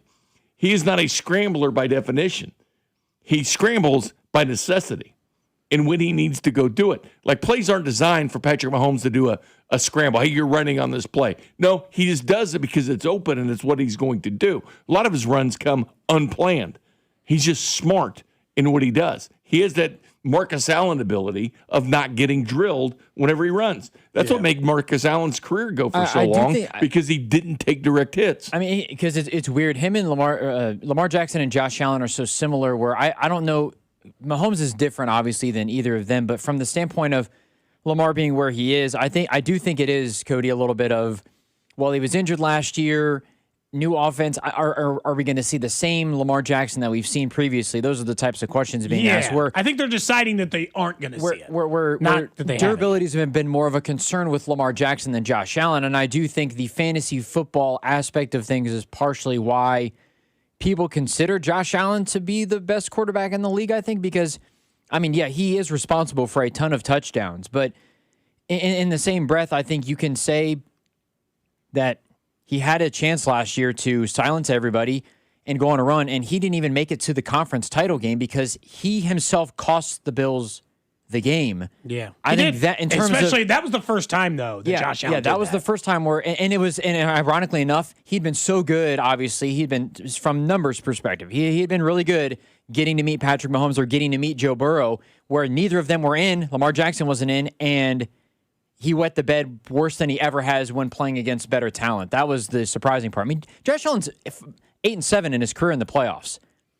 So it's really hard for me to make an argument that he's definitely not the best quarterback in the NFL. He's not better than Mahomes. No, but he does more. But he does more with less. There are very few quarterbacks I understand with a that, ring, so that makes it easier. Here's the deal. This is why I'm just saying, though, the conversation. I'm agreeing because with the you. offensive line for Buffalo has always been solid. His defense has always been, for the most part, solid. He's got maybe the best running back and one of the best running backs in football. I am he agreeing. had Stephon Diggs in his prime and couldn't get anything done still. I'm agreeing with you, but I go back to 2024. They scored 30 points a game. Yeah. And you look at that team and you think, okay, we had count. James Cook barely had 1,000 yards. He had 1,009 that year. Again, this is a team that almost scored 31 points a game. They were 30.9 points per game. His leading receiver, 821 yards, Khalil Shakir.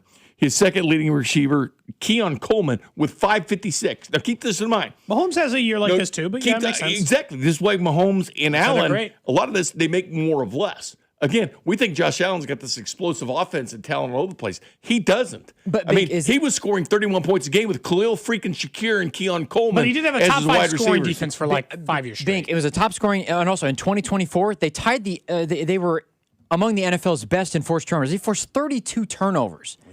I'm just saying. I know they scored a lot, but are the more Bills with less, and that's what Mahomes does. But Mahomes wins rings. That's the difference. No, I know, 100%.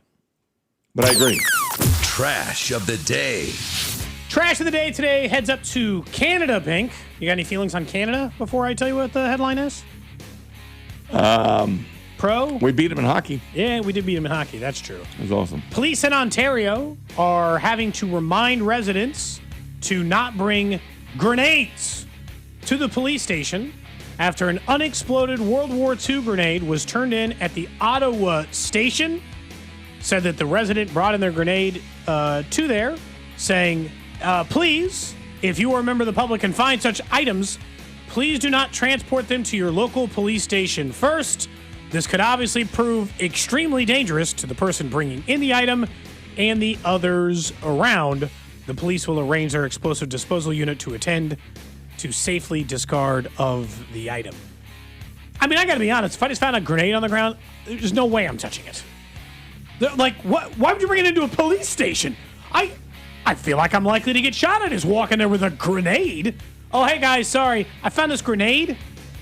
Would you mind getting rid of it for me? You call them and say, guess what's on the ground over somewhere and you need to get there fast. Yeah, like maybe watch over it so a kid doesn't accidentally, but like... But stand away from it. Yeah. My brother, not kidding, he lives like north of the river like me. He was driving down his block one time and found just a handgun. Turns out it was from a cop who had dropped it. Oh, no. He had accidentally dropped his surface weapon, but he's just in the middle of the street, just like a pistol. Oh. And he was like, well, I can't just leave this there. But he didn't bring it to the police station. He called. He's like, so there's just a gun in the street? You guys want to do something about that? But I just like the thought process, Bink, of finding a grenade and then just walking it into the police station saying, hey, I found a grenade. Could you... I wonder if everybody just hit the floor or something at that point. It looks old as hell, too, the grenade in the photo. Like you can't be...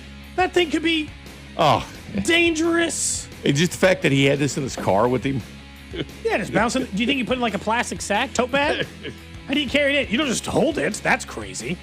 You put it in a sack? I'd be too afraid of it bouncing around, man. No, it's one of those things you leave on the ground and say, guess what I found? It's right here. And then you kind of keep people away from it until the police show up. You got a grenade in your passenger side of your car. What happens if you get into one of those lights where you can't decide whether it's yellow enough that I should speed through or close enough that I should stop? Yeah. Can't be slamming on the brakes and throwing that grenade in the floorboard. You definitely don't put side. it in your car and take it in. Now, notifying the authorities, yes. Bring it to the authorities, no. Someone says, I'm pulling the pin on that bastard. And what, chucking it? Look how old that thing is. You can't be sure Might go off in your hand. Yeah, you can't be sure that thing's going to last. And also, just imagine if it's the one bad throw of your life. You 50 cent that thing and you just spike it to the side. That the risk you want to take? It's just the one bad throw of your life? Not me. I'm not taking that chance. It's crazy. I just can't imagine like even having that thought process. Like having to send out a notice to be like, please don't bring grenades in. Which doesn't seem that crazy. I just can't imagine it. No? Not a regular just thing taking for you? it in there like, what would be, hey, guess what I have? And then everybody just... The right intention, but absolutely the wrong decision. Hits the ground right there. Hey, I want you to deal with this and everything like that, but the decision to go and drive there is pretty the crazy. bomb squad want to be called in there too. I will just say, regular police don't want to handle it. The bomb squad. Social media age would be, I imagine, like, Drew, there's part of me that thinks that if you found a grenade just in the grass, you take a photo of it and be like, what should I do with this grenade? Only for the, like somebody over on Twitch mentioned like Reddit and just be like, call the cops. Yeah. What do you mean? What do you do phone with call it? would have done just You fine. think this is a real grenade? Why are you taking a picture of it? Just, call whoever you got to call. Yeah. It doesn't need to be captured as a social media moment. Some things don't need to be. No. How do you know if it's, dangerous or safe? You don't. Stay away from bison and grenades. Oh, yeah, the bison one from yesterday. Man, that guy went flying. I saw someone do an entire, painting of it already. Really? Kudos. Imagine just hanging that up in your house. Just like a full acrylic painting of that guy. That guy might want it. He might want that flown. picture. Honestly, you should send it to that guy. Yeah. I'd hang that up. If that were me, I'd hang that up in my house. Sure, I would too. I guarantee I would. When we come back here on Cody and Gold, we want to talk about training camp battles with Bink, get back into the offensive line, something that was mentioned about the style of play and maybe that having an impact on it as well. We'll do that all next here on Cody and Gold. You're listening to Cody and Gold. We're going to try to tickle your tonsils. Brought to you by Heartland Men's Health, the leader in men's sexual health. Thousands of men have been successfully treated for low T, ED, and more, all with discretion and compassion. Make your appointment at heartlandmenshealth.com. Steve here with Connolly Plumbing Solutions, your neighborhood plumber. Over the summer, trees get hungry and the roots look for water and they break clay sewers. So this month, we are offering a camera inspection and diagnosis for only $129. Catch an issue before you get surprised. If it's bad, we can help. If it's good, we will help you have peace of mind. If you haven't used us yet, we would love to win you over. Visit ConnollyPlumbingSolutions.com to schedule. Summer savings start now at Hy-Vee's 3-day summer sale. Save big this Friday through Sunday on summer favorites with hot deals throughout the store. Stock up and save big on fresh meat, produce, and other healthy finds. Want an easier way to shop? Order on the Hy-Vee app or at Hy-Vee.com. Choose pickup or delivery, and we'll do the shopping for you. Save time, save money. Shop your way during the Hy-Vee 3-day summer sale this weekend only. The Hy-Vee Market Grill is the best dining value in town. We love it for breakfast on the weekends, and now Thursday is steak day. You're going to get that perfectly grilled and seasoned steak with a baked potato and a side of sweet corn for just $12. You can't beat that deal anywhere in town. That's why the Hy-Vee Market Grill is a must on Thursdays for steak day. Dine in, carry out, breakfast, lunch, or dinner. You're going to love the Hy-Vee Market Grill as much as I do. Don't forget, Thursday, $12 steaks, only at the Hy-Vee Market Grill. The world's best soccer teams know success comes from having the right lineup on the field. AAA believes your insurance should work the same way. By bundling 2 or more policies, such as auto and home insurance, you can simplify your coverage and potentially earn a multi-policy discount. It's a smart way to save time, reduce costs, and keep everything under one trusted team. Visit AAA.com to build your winning lineup and see how much you could save with AAA Insurance. That's AAA.com.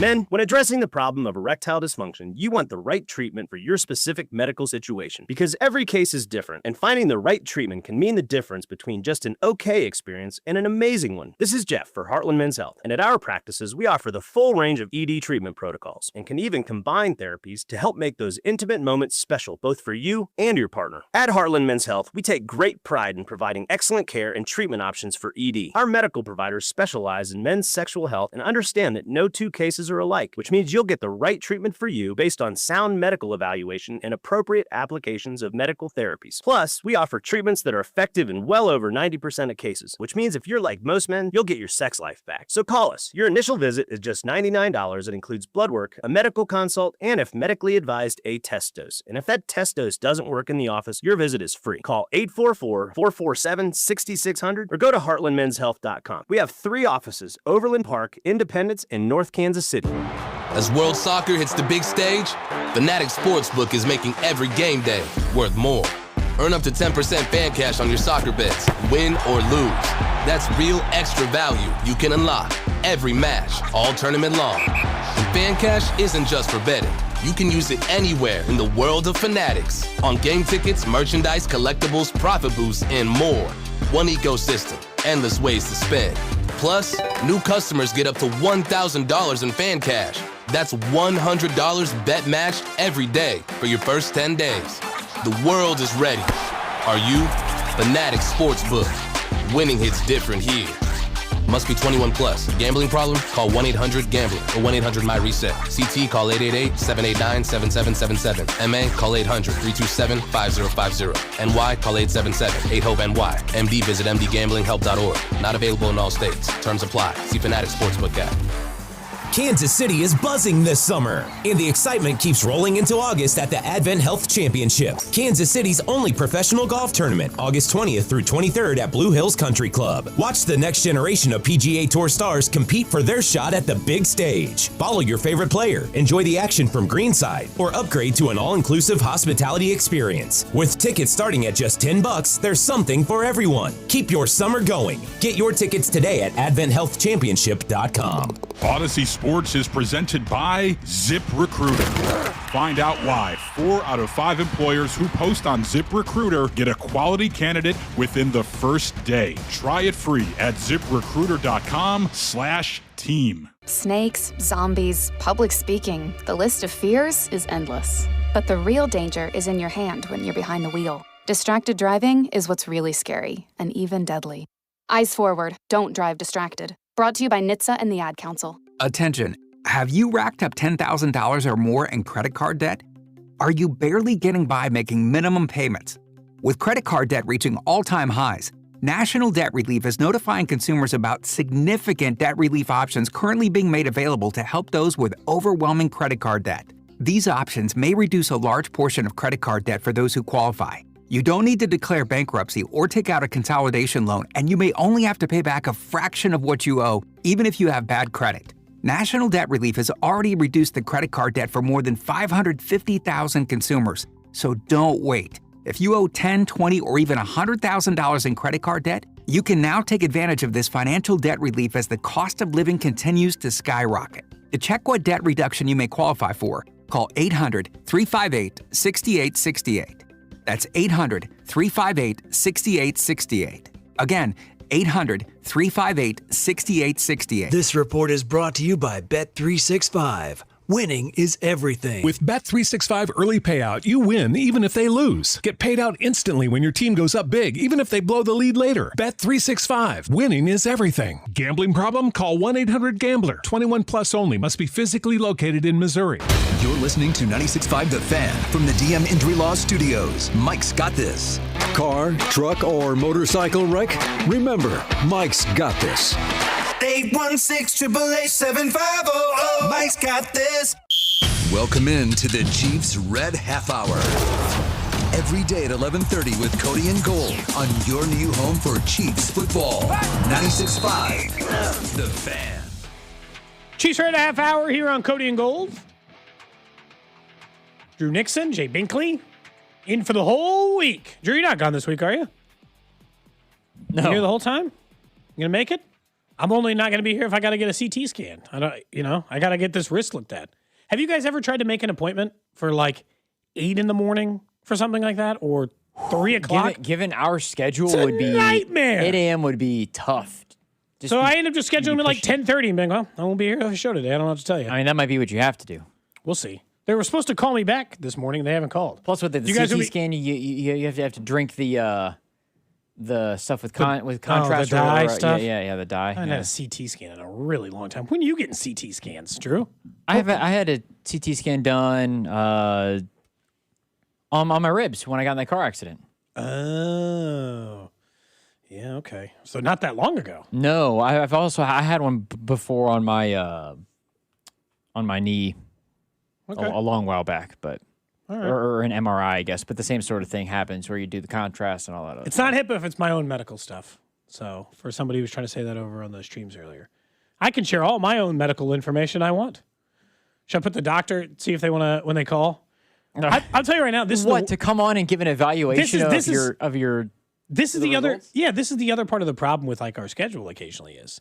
So they called yesterday at like 5:45 and I just missed it. They closed at like 6. And they were like, give us a call tomorrow. Like they were just openly being like, don't try to call us today. We're not going to help you.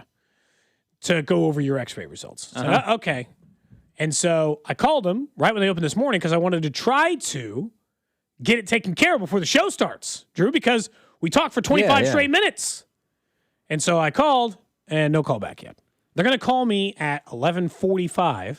They're going to call me at 12:15. It'll never be when we're on break, and it'll never be after 2 o'clock. Yeah, and you're going to have to take it, and you're all of a sudden just going to leave, and I'll have to switch the camera on to myself and Bink, and it'll be all right. Mm-hmm. Can I just take the call, Bink? If they call in the next 10 minutes, can I just step out and take a medical call?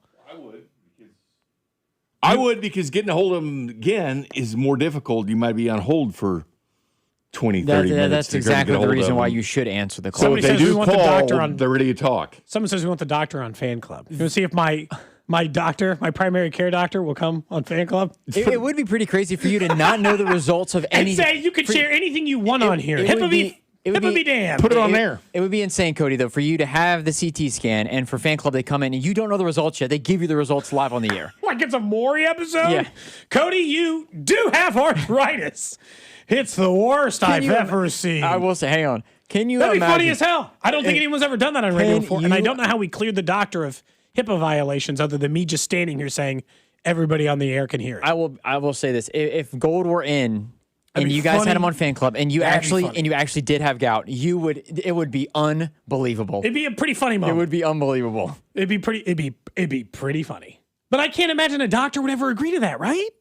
Hey, if you're listening, my doctor, There's I assume no- you're busy. there's no Doctors way. don't listen to this show. They're busy in the middle of the day. There's no way. No, there's no doctors. No, not medical doctors listen to this show, right? Oh, just put them on the air. I Yeah, don't doctors think do so. listen. Doctors do listen. Trust Someone me. says, I will guarantee you a doctor will not feel comfortable doing that on live radio. Yeah, there's no chance. Doctors do listen, though. I know this. They do listen. That's true. It's at least a little bit different. Bink, I knew this was a perfect conversation for you, and it was up over at Arrowhead Pride. And congrats to our guy, Ron Kopp, for officially being named editor-in-chief over there. Good job, Ron. Yeah, kudos to him, man. That's awesome. But over at Arrowhead Pride, they had a poll up that said, which offensive position battle is the most intriguing at training camp? And I wanted your answer to this, Bink, but I just want it for any battle. What is the battle at training camp you think? You said yesterday you think this is the most intriguing camp there's been in a number of years. What is the training camp battle you find most interesting versus the groups? Is Jalen Moore really in one? Is D. Mercado versus Emmett Johnson a real battle? Is there a threat between certain wide receivers? Because at this point, it feels like it's Rice 1, Worthy 2, Thornton 3, and unless I'm missing something, so I'm talking about No, you got the list. battle at 4. So I actually think it might be corner. The rotation in which order they do in corner. There's guys who I think could be cut, L'Jarius Sneed, I don't know if he's going to make the team, not make the team. Then there's Kohu, who might make the team, not make the team. They drafted several guys like Canada, but later. We know Mansour is the one. But is Fulton? They didn't even like Fulton last year.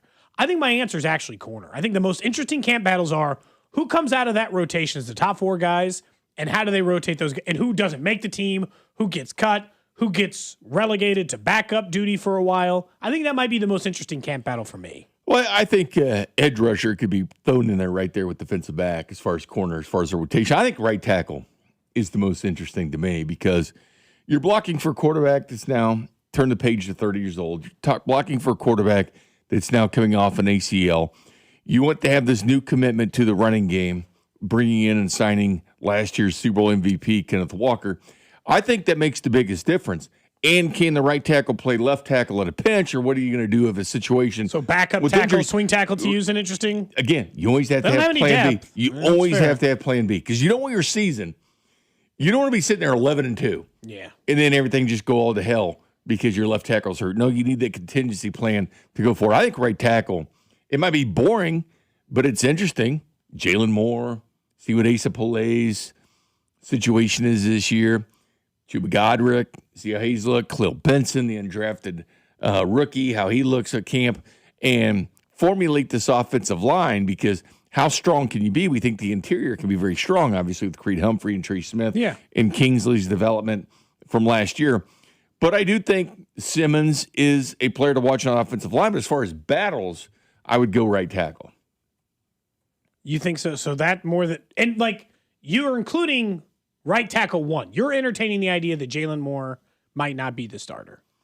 I think, and then he could lose the job initially to he will be. Esapole or lose the job to an undrafted rookie. I think initially he will be, but we'll see what transpires when you go forward. But it should be a battle. It's been told it will be a battle. I think it's one of the few position battles where you don't really know who the starters are. I think we can look at the offense and you could pretty much name every starter right now except for right tackle. Well, we can name it at running back. You can name every starter. We can name it at 4 of the 5 offensive line positions.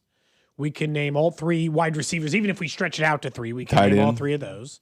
We can name 1 and 2 tight end. So the only position we can't name on offense is, for starter, for sure is right tackle. Yep. Even though I'm pretty sure we can.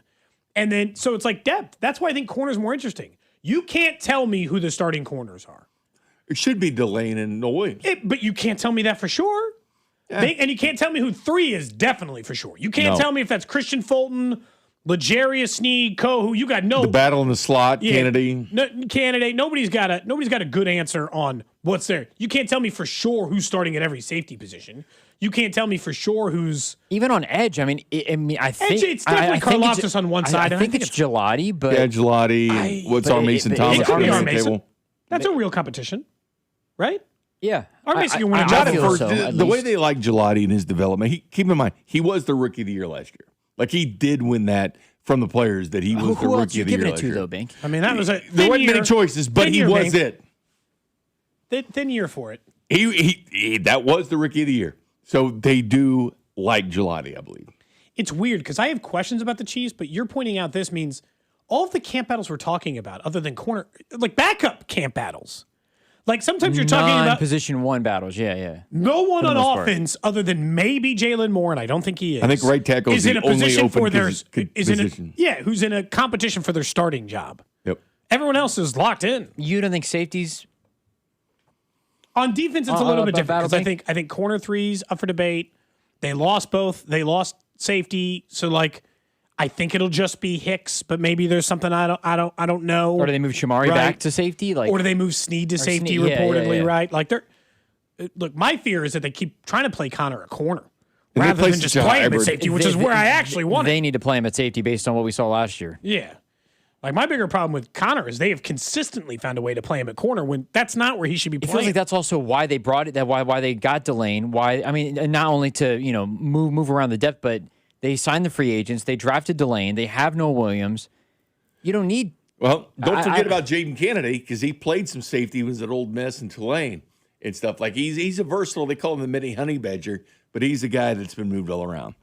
I'm just saying, based on what we saw last year from Shamari Connor, where he was barbecue chicken on multiple occasions, I would like to think they would at least move him or debate moving him back to safety. Someone said, I wish we had the same problem in the Royals where everything wasn't up for debate. The problem is next year, I'll tell you right now, I can tell you with certainty about 15 players that will for sure be on the Royals roster next year. Like, flat out, almost no question will be especially if you want to talk position players.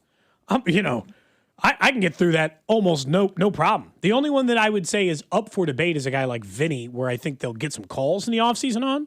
But I think he's going to be a Royal too. So, even that one I would put it like 90%, 95%. Somebody brought up Chris Rowland-Wallace. I think Chris Rowland-Wallace would be interesting, not necessarily from the standpoint of is he as good as these other guys, but every time it seems like he's been asked to, come in, he's done the job pretty much he's been very, very solid, which is all you're kind of asking for from a third and fourth corner, I would presume. So it's easy to forget about Chris Rowland-Wallace, but he's done a really nice job. And like I said, Jaden Kennedy that he drafted has played both. He's played free safety, strong safety, and corner. Do you think they should move Shamari back to safety, Bink? Probably. Have it be Shamari and Gilman? And Alohi Gilman definitely a starter, and then you get Jaden Hicks in the equation. I think they'll actually be fine at safety. I truly think the biggest camp battle's at right tackle. I really don't like having the offensive line be another camp battle. Be another big conversation. You know what, though? It is annoying. It's the only position on offense. I know it is, but it really is. Like it's hard to undersell though. Like Patrick Mahomes Jalen Moore has never opened an NFL season as the starting right tackle for any NFL team. You're right. Ever. It is a discussion point. Ever. For sure. So we can't just say he's the right tackle. I think he will be the right tackle. But this is one of those, and I said this last year, you remember about Simmons, Drew. Mm-hmm. This has got to be best man wins. I don't care if it's the undrafted guy. I don't care if it's some dude I've never heard of or some free agent. Best man wins at right tackle. Forget experience and all that stuff. Forget money. Yep. Forget what they're being paid. We don't need to have those conversations. None of those matter. It is best man wins at right tackle from now, July 14th, until the end of camp, which is like a month from now on August 14th. Plain and simple. That is one of those positions now that he's on a 1-year, $10 million deal. He's not guaranteed anything. He was a backup last year before the injuries eventually took hold, so we don't have to get back into that. Speaking of more in the offensive line. Connor probably will play. I want to talk more about, if not all. I want to talk more about the offensive line because there's a huge gap between what local people think about it and what we think about it. And I think maybe what's happened here is both have gone too far, and the national media thinks the Chiefs have one of the 5 to 7 worst offensive lines in football. And locally, it feels like people think that they have a top 10 offensive line, which is a pretty big gap. And where I think it eventually lands is, and somebody pointed this out earlier, I think they're okay. I think they could be a lot better than okay if Simmons takes a pretty good leap forward this year. I'd point out that he missed like half of the year last season. So his grade to me is very incomplete, whether he missed it for injury towards the end or just being missing for the early part of the season. He missed a huge chunk of the year last year. So his grade is I'd say pretty close to incomplete. Somebody pointed out, are some of the run block grade issues on the offensive line related to this RPO system that flat out hasn't worked for this offense the last 2 years? And that is something that this offensive line is not equipped to do, and bringing in Ken Walker and all these things should be assigned to. They're going to just do less of that. And they'll still run out of shotgun, but maybe just run out of shotgun, not do the RPO game, and that they understand that maybe their talent is not aligned with their scheme. That doesn't seem that crazy to me, Bink. They got to do something because they don't run block well. They pass block great. No, they don't. And is it a byproduct of who they had in the backfield? Slow starters. Guys that wouldn't make the decision of quickly but where they're going to run. Hit the hole quickly type guys. Again, the guys they brought in, much different. Yards after run type guys. Yards after contact. Ken Walker was one of the best in football last year. One of the best. I mean, he doubled them up with the running backs they had. DeMarcado's coming off 7.1 yards per carry. You're high Evan Johnson led the Big Ten in rushing. Why so high rushing. on DeMarcado? That guy doesn't play. You're very high on Bink. When he does play, it's been very productive. Yeah, but again, you're not asking him to start either. So you would want maybe similar numbers to what he had in Arizona. plug and place over 300 yards, 329 yards rushing, 7.1. I don't even know if he should be running back too, though, Bink. Because I've been, and I know that. But pass blocking is huge, and that's one thing he can do. DeMarcado? DeMarcado. Who the hell's and we know Kenneth no Walker's offense. kind of sketchy, and yeah, we know. And Emmett Johnson though is, I don't know how he's pass blocking wise. That's Bink, what. but, That's not what he's known for. Yeah, but if you're, to me, it's hard because I would. DeMarcado is probably the best blocker they have. I would almost be more willing to sacrifice the pass blocking ability for a running back if I know they can be very effective out of the backfield. DeMarcado which is what only Emmett given up Johnson can 8 be. pressures in 100 pass blocking opportunities. And again, this is crucial. When you have Patrick Mahomes back there as your quarterback, Andy Reid values running backs that can pass block. But like then that is imperative to what you can do. Then why would they draft Emmett Johnson, who is his one big flaw is pass blocking? They picked him in the 4th round. Just throw him within the stable of backs. The truth yeah, is, but you don't need a stable. For me, I don't want a stable of backs. I want 2 guys that I can go to. I don't need to worry about the 3rd guy. And the Chiefs have shown that they aren't worried about the 3rd guy because Brashard Smith didn't play. It's a different to learn to be a 3rd down back, much different. I just don't know if you, because of the Bucky Irvings and all the guys that have been successful, I don't know if you take a running back in the 4th round. I just don't think it's going to be much of a rotation. And utilize him. But protection's not been his thing. So 3rd down back kind of comes out of the, I think it's going to be 70% Kenneth Walker in every situation. Yeah. Yes. 15% DeMarcado and 10% the other or something. Or vice versa, right? I don't think either of the guys is getting more takes than over 50%. when the Kenneth Walker, leaves. Like in free agency? Yeah. DeMarcado's never making it that long. No, not DeMarcado, Johnson. Oh, Johnson. Hold on, how many years is Kenneth Walker on? 3? 3. You're wasting 2 you're, really, you're this wasting NFL Emmett Johnson's contracts. prime though at that point. How old is Emmett Johnson? Like 22? He's going to be 24 by the time he gets a first rep. I hate to say it. And he's got like 3 Drew. years. This is just kind of how people do running backs. They did it with Jahmyr Gibbs. They did it with Bijan. They always just have some dude eating up snaps off of elite level guys. I don't know why, but it's just it's the way of the world in the NFL sometimes. And he comes from a system where he did split a lot of carries with Charbonnet. But that's why I think that Emmett Johnson should be, because to me, I don't know why would you pick if you pick a running back in the 4th round based on history in terms of what we've seen with It was a when good running backs value are where he selected. was. It was a great value where he was. So that's the big reason why they went that direction. Did I lead think the you Big Ten in rushing. But I think if he doesn't play much this year, then aren't you? I'm not going to say it's a waste of a pick, but that'll have been back-to-back years where your 4th round pick hasn't sniffed the field. Yeah, for but the you most always part. got to think about injuries with running backs. And if you have somebody else you can plug and play in there, if the running back gets hurt, what kind of situation? Chiefs have been caught in this situation where 4th running back's hurt. This is easily, and this is just a broader point on the Chiefs. This has got to be the worst depth they've had in a while. Across the board. To the point of what you said yesterday, where you really learned how bad the roster might have been when Pat went out. Is there a single position in which you actually like their depth? It's not offensive line, hate their depth. It's not running back, don't like it. It's not, what I'm saying? It's not wide receiver. Tyquan Thornton's the 3. I don't like the depth behind him. Receivers, the running back's deepest position now. Corner might be the best depth they have. Yeah, I think running back. Because at least they got some bodies. Corner, linebacker, they ran all their depth out of town. Running back, they had good depth last year. Now they don't have a ton of depth. Running back depth is so. Here's the thing with running back depth. So we talk about DeMarcado. You talk about Ken Walker.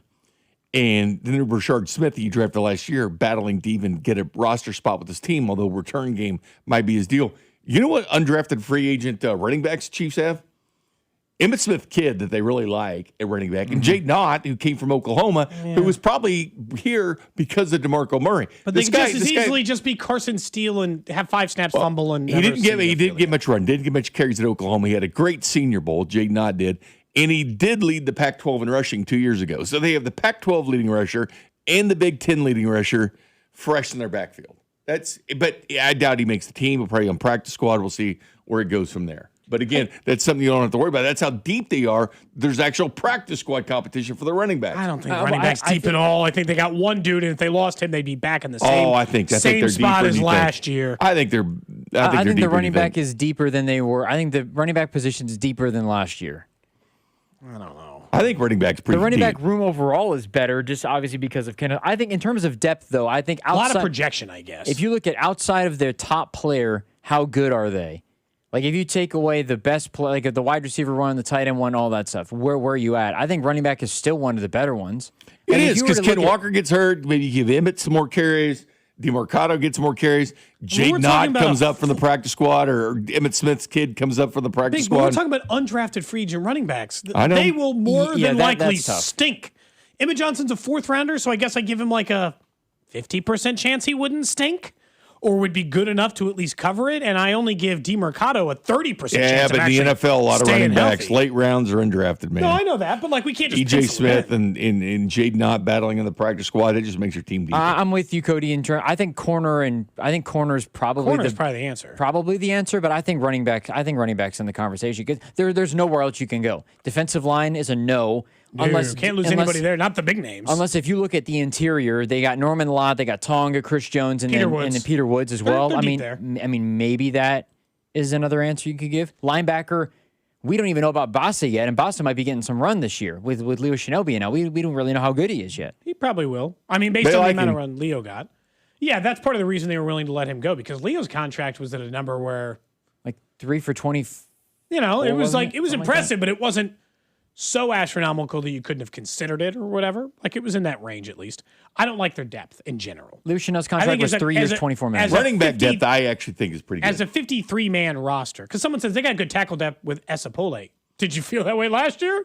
Yeah. Because he was their depth last year, I guess, after the guy. So technically they had better depth last When year. Mahomes was running for his life. Because Esapole was the guy that they brought off of somebody's practice squad after the other guy they had at depth at tackle was unavailable. I think that's where part of And the Lanye. offensive line conversation comes from too. Is wow, the Chiefs' offensive line was so bad. It's like no. They people can't were afford much hurt. injury there. But I think that also shows that they don't have good depth. Because if they had good depth, then things wouldn't be as good, but they wouldn't be as bad as they got last year. It's not really important because it's a very small trade. But the Royals have acquired right-handed pitcher Easton McGee from What a Milwaukee name. for cash considerations. It Easton probably didn't help McGee. the way I said it, but No, it's just he's been optioned to AAA, so he's not even in a big league club.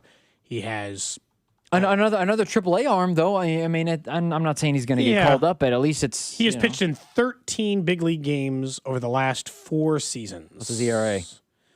3.08. Oh, okay. But I mean, again, he's pitched a total of 26 and a third innings out of the bullpen. That's okay. 3 Cody. innings in 3.08, 2022. I'll take it. 6.2 innings in 2023.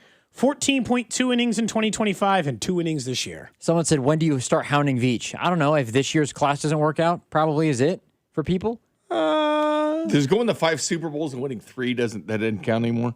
Well, it And definitely getting can't. a franchise quarterback? His job is so I know safe. that, I know this is Dorsey was Kansas here, City. but- This isn't Philadelphia. His job is so I think Brett safe. Veach's job is more safe than Andy Reid's by a lot. It's the safest. It's the safest in the city. And he coached GM. He might be safer. He might be more likely to be the GM. His job's safer than Bobby Wood Jr.'s job is safe. As in, like, Bobby could just be with a different team. Like, Brett Veach is the safest member in all of Kansas City of any Agreed. sport. Like, he's won 3 Super Bowls, and Clark Hunt's his owner. And He's if the not going Chiefs miss, the playoffs this year, it's Andy Reid we're gonna have conversations about Andy Reid. Yeah. Before we have ones about Brett Veach. Yeah, I mean, I could be off base, but like if you just said 10 years from now, who's more likely than anybody to still have their job in Kansas City? It's Brett Veach. And some of that's just like athletes age faster. But if I gave it to every manager, every GM, I think it's more likely John Sherman doesn't own the Royals in 10 years than Brett Veach is not the GM. I could be way off base here. I think it'd have to go bad. South in a hurry bad for me to not think So his it's job a Bink's is job. It's the safest in the city. Bink's been working for now 96.5 The Fan, but then 610 for, when'd you start, Bink? What year? 12, I think. 2012? Who's the longest 14-year vet? Bob's the longest tenured 610? Bob, Carrington. Carrington have you beat? Carrington was here longer, yeah. I don't know why I And thought Bob. Bob, Carrington, and Bink are the vets. He used to be Kling. Yeah. Yeah. He was there a He long was a time. day oneer. I'm starting to, like, I mean, at this point, I've been here 7 years. I'm starting to get it. This is the longest job I've ever had. That's not a joke. This is definitely the longest job I've ever had. Was Drew over here at 610? Yeah. Yeah, Drew's here for the That's right. transition. Yes. Okay. I've been here almost 3 OG, years. man. Okay. Actually, I've been here about 3 years. This is about the time that I started. So yeah, it's been about 3 years. Okay. When we come back, I'll get you what's trending. Plus, let's talk about the home run derby last night. Cags didn't get out of the first round and what we thought of the broadcast. What's up, KC? It's Carter Jensen. You're listening to Cody and Gold on your home for Royals baseball, 96.5 The Fan.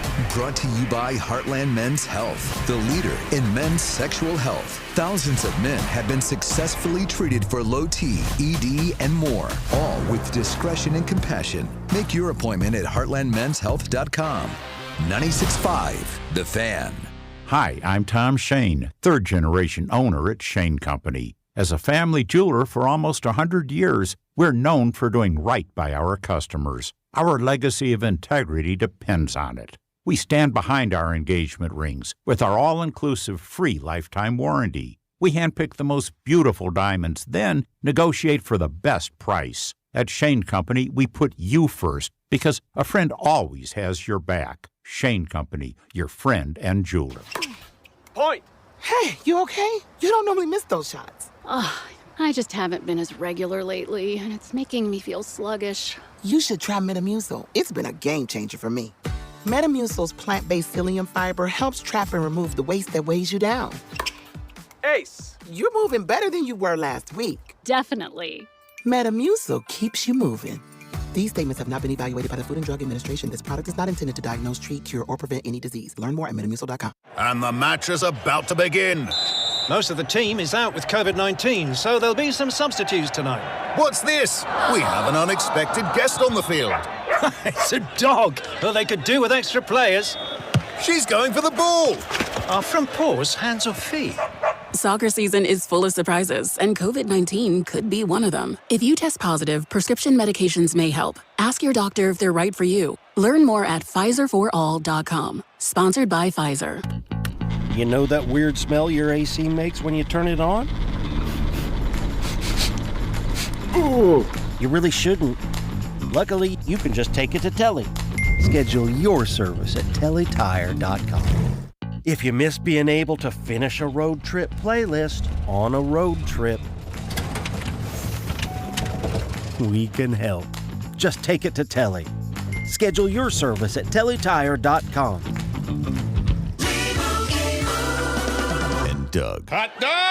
Get your hot dog! Customize and save with Liberty Mutual. Hey, what are you doing? I like your method. Direct, to the point. A little loud, but... Listen, people don't buy car insurance the same way they do hot dogs. Not yet, but both are customizable. Popcorn! Get your popcorn! Hey, this is a hot dog area. And customize and save area. Get a quote at libertymutual.com or with your local agent. Liberty, liberty, liberty, liberty.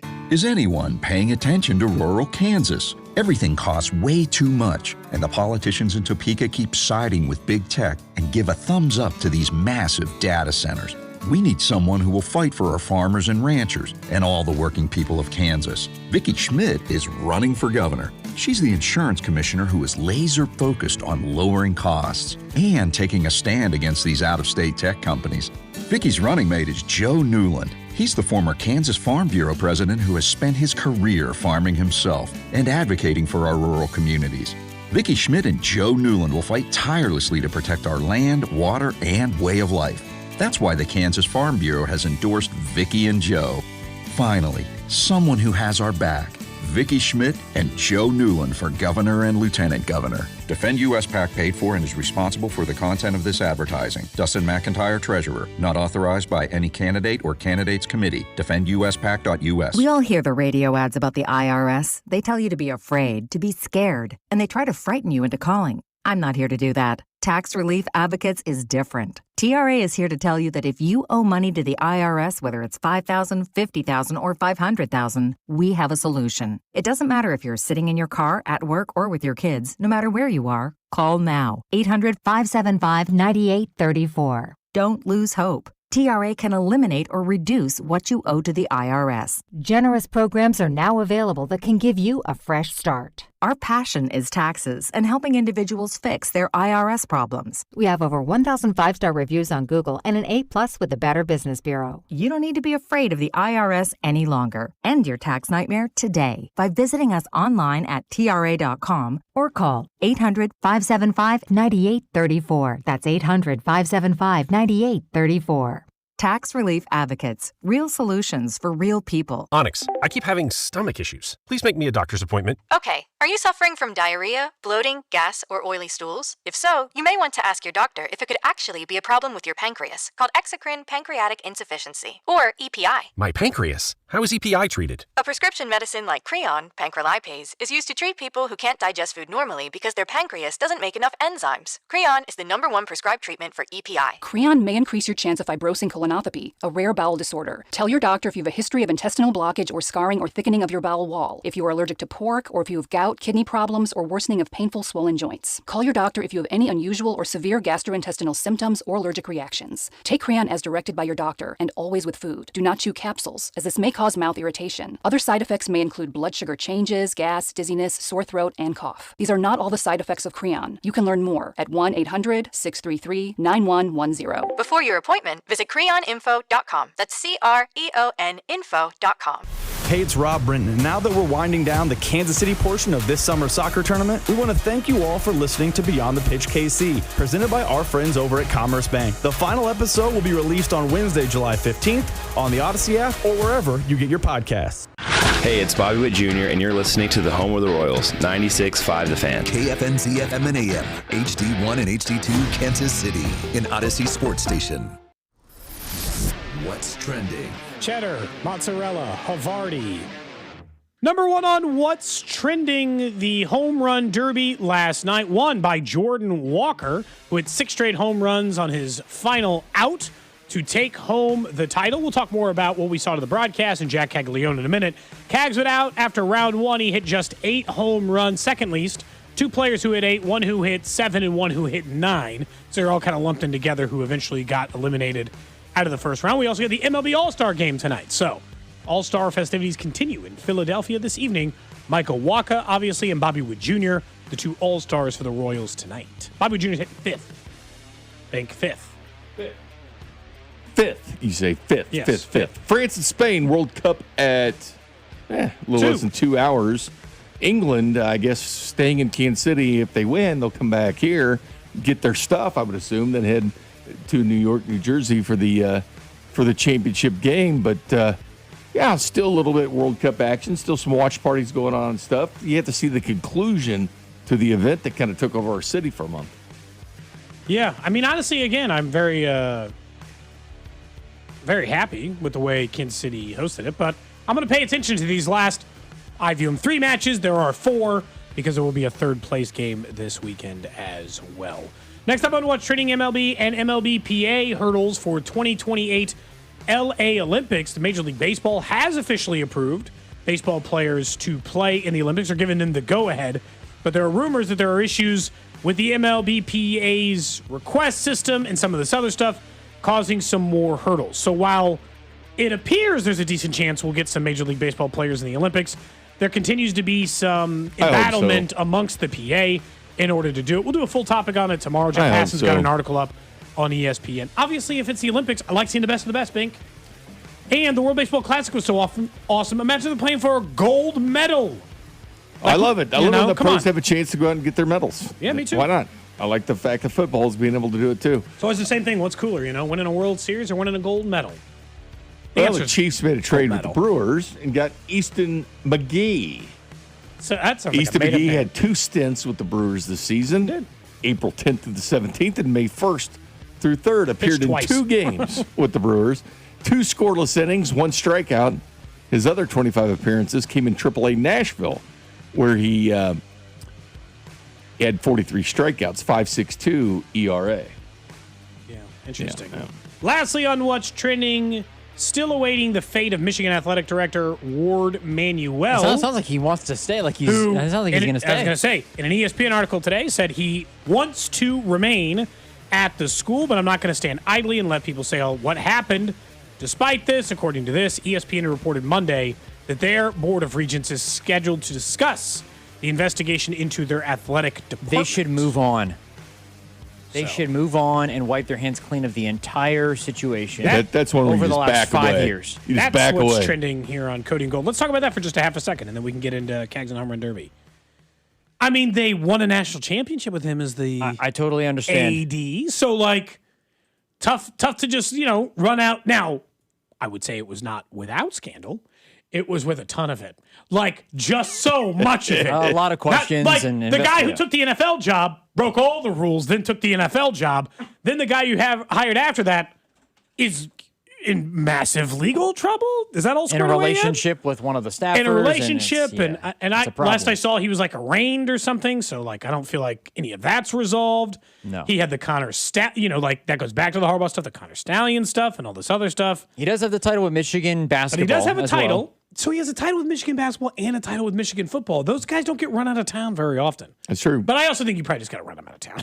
I think I withdrew. Well. But your job pool becomes a lot of people. How after Sharon Moore got arrested did he not lose the job? Like, you got stuck, you got the NCAA up your ass. Especially if you knew about it. And then the guy you hired to replace the guy who got you all in trouble got you in worse trouble in some ways. Yep. Or at least worse public trouble. And even if you're good at your job, that doesn't mean that you should not be let go because of the situations that have come from the last 5 years. I mean, it's been 5 years because Michigan won the title, I believe, in 22, Bink, correct? 23? Harbaugh, yeah, it's right before the Chargers job. Yeah, so I mean, we're talking within the last 4 or 5 years of stuff. There's been things going on in Michigan. It's been going south for his stay. Although, again, still won the title. No, 100%. 23 national champions, so it'll be the 22 season, 23. I just think it's really difficult. I think it's Michigan. It's an easy place to be the AD. Like, exactly. That's not like you can win a lot being like you could be a smart person that isn't that guy and still win it. Yeah, Michigan, it's not probably. like and to your point, resource. and to what you and Alex particularly talk about all the time is from an AD standpoint. Let's forget the coaches. The Michigan AD job is pretty. It's pretty cush. Yeah, it's pretty nice. So it ain't bad. In terms a lot of pressure, suitors, but it's in terms of suitors, they would have a lot of people trying to get up to Ann Arbor. You could borderline take anybody. I mean, all but like 10 AD jobs in the country you could steal. Like you could take a lot of people. You could pay most people to leave their jobs. If you're a big Goff, like if you like the job, you can take them from all kinds of different programs. Like not everybody, but they have a great academic history. They have great athletics history. They have massive budgets. Yep. They're in a huge conference. Like their alumni base is huge. Their alumni base is massive and deep pocketed. Yep. Like, so it's like, as far as jobs go, it's pretty good, which is why I wouldn't worry about letting that guy go. Because it would be harder if I were at a school, like if I were at Kansas and I love my AD and then he gets in all this trouble, big damn. Yep. It's hard to get another guy that smart. If you're Indiana, like, it's not Kansas, but like if you were just like, it'd be like Signetti getting in trouble. Like it's easier at some schools to like to recover from it. Yeah. It's not always that simple, but like it is easier it's harder at Kansas State, Missouri West. It doesn't matter. Any school, like some schools, it's harder to like let go the really good guy and then have to do it. It's the reason why a school like Arkansas has let Petrino anywhere near their program again, right? They're like, we have never figured it out since that guy. So I know you had all that stuff. Want to be back in Arkansas? Yeah. And you're like, I mean, don't you guys remember like a neck brace and a motorcycle? It's fine. Just like just coaching. Don't worry about it. Guys, I don't remember any of that. What are you guys even talking about? Yeah, exactly. Some schools will take on the trouble, some won't. That's all. Let's talk about the home run derby last night. We can talk about the broadcast and the actual performance. The performance, I think, is simple to break down. Little disappointing because he finished with the second least home runs. But I would say it was 7, 8, 8, 9, and 10 advanced. So he wasn't way off base. He got off to a slow start. I am happy that he didn't just fully tank. Those first 10 swings looked like this was going to go ugly. And then at least we got the 4 stretch where he's hitting moonshots to parts of the stadium that nobody else hit the rest of the evening. Yeah, he made his name. And at least I got a brief enjoyment of it. But it was pretty clear to me that out of the entire broadcast interest, pregame, postgame, all this, Jack Caglione had the least profile out of any single player in that draft and had the most to gain from going on a run. And I think that's why I'm most disappointed he didn't get to, is because based on the way they didn't talk about him, interview during his thing again, the way he was talked about before and during the broadcast, I think there was parts of the people who just didn't really know him yet because he's only been in the big leagues for a little over a season. I think he had the most to gain from like just going out there and doing what Jordan Walker did and winning the damn thing. So like that part does stink. I don't think he no-showed. I fight against that. People who are saying he stunk. I don't think he stunk. I think he hit some absolutely massive home runs. He got cold late, and he came up a little short. It was just the situation, maybe, he went with his dad as his pitching coach. He had a chance to work out with him there in Baltimore, the last day in Baltimore. Yeah. But maybe just if he reviewed it, do things a little bit differently, slow it down a little bit. Because he was the perfect time guy. That was the perfect pitch clock guy was Cag, because he went fast. And he went a lot faster than anybody else, but maybe just slow it down slow your approach down, take a few pitches. Dad was burning in some heat. Yeah. Let the Philadelphia fans boo all they want. Just take some chances there before you and take a few breathers, take a few swings. I just like a lot of this is a few pitches. Look, and I think he eventually did settle in and he hit some big home runs. And it was a little fun to watch him out there. It wasn't like this awesome party, happy time I was hoping it was going to be for the entire run. But I don't think he embarrassed himself. And I also don't think this is the last time he's going to do it. I will say, I liked the changes. I'd like him to stop changing it, but I did like the changes. I liked the 20 swings. I thought it moved relatively quick between the hitters. Too much time in between the hitters, but that's not the format. The format itself I liked. Now, I'll admit that I think all of us liked the format a little bit better because of how it ended.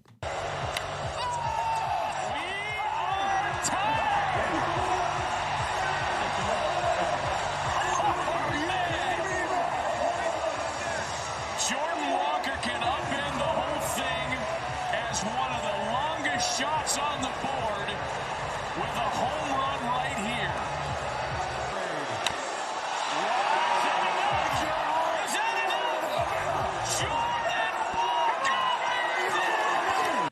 That is part of the reason I think we liked because the way they changed the system, because the way they changed it made it work, Bink. And we had this big, cool, dramatic moment, and it all culminated in this very cool thing right at the end. So, okay, yeah. But the format was good. So I didn't have a huge complaint about CAGs. I didn't have a huge... I liked the format. I would say that was overall a net win and something that I enjoyed. I gave everything one. The hometown guy got beat at the end. I didn't like the broadcast. No, the broadcast was something to be desired. I do like Bonds and Pools on there. I thought that was good. When you have CC Sabathia interviewing everybody, okay, it's a Hall of Famer going out and doing it. I do think a lot of the analysts that were doing interviews did not know the rules. Talking about a timeout, you're going to be out there for his timeout. And so they have no timeounts.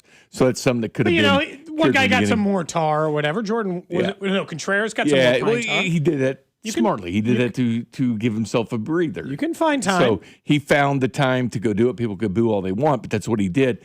It took too long to me. When you're almost running to a 3-hour event, and I get it, 25 minutes are spent in just the introductions, but we're looking at 2 hours and 42 minutes for the average MLB baseball game. We're looking, at 3 hours for NFL games. We're looking at two hours for these World Cup games, and we got almost 3 hours for the batting practice because Netflix doing commercials every 5 seconds, and they wanted to promote a show they have coming out with Will Ferrell, so having him out there at the beginning that didn't make much sense at all. It felt like I just think it was, if you want to really grab people's attention, because you and I have talked to several people that have watched it, people here. How many people sat and watched the whole thing in its entirety? Because that's kind of what they wanted. But did most people do it, or they watch CAGs and then kind of, I'll keep checking on it, look online. Yeah, MLB.com had a list of who was going. Did people watch the entire thing? Because the ending of it was fantastic. The ending was awesome. I became a more casual viewer once CAGs was done. Same. CAGs locked in all the time. Then, not in and out, but like, okay, cool, some home runs. And then we get to the final. Okay, I'm locked back in. Let's watch Walker. Let's watch these two guys duel it out and go back and forth. But I became a more casual viewer once I was in there. And the same is like tonight. I'm not guaranteeing I'll watch an entire All-Star game. It is only if there's nothing else I'm watching with my wife or anything. It's an All-Star game. There's a limit. I've seen Bobby Jr. Will I try to watch Bobby Jr. when he comes up to hit? Yeah, probably. But unless something dramatic happens, I'm not going to just immediately turn on any All-Star game. This is not baseball specific. I don't watch the Pro Bowl or the Pro Bowl games. Never have. I don't think I've ever watched a Pro Bowl in my entire life. Well, this year is hard to find, like the different skills competitions they were doing. Here's one for the 913. Didn't watch the Home Run Derby. I paid $99 for MLB, only to have them reduce it to $49 a few weeks later. I then paid for Apple TV to watch blackout games. Here's the question, though. Should this have been provided free for the MLB TV providers that had to pay the money for regular season games to get the Home Run Derby? Should this have been a secondary service where it was still provided for free for those that actually spent the money for MLB.TV? Yes. I would lump that into the same as blackouts. It's something that should happen, but I'm not holding my breath. Bink, in short, if I pay for an entire MLB TV package so I can watch the Royals all year, should I get the Home Run Derby included in that, even if it's on Netflix? Yes. Can somebody who doesn't pay for MLB TV but has Netflix get it? Yes. It should be able to be both, but Netflix, and this was, I guess, the problem inevitably had with the broadcast, and what I have with Netflix's general live programming.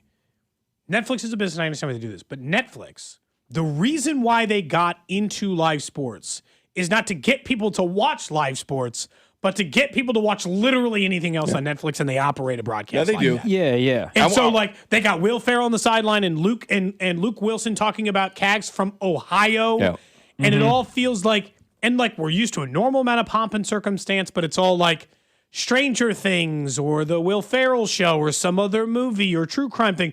They're constantly begging you to do it. And look, someone said earlier, I sound like a real old man, and this is fair. If I pay almost $30 a month for ad-free Netflix, I don't think I should have to watch the ads in the Home Run Derby. That's true. I'm sorry you paid a different price for it.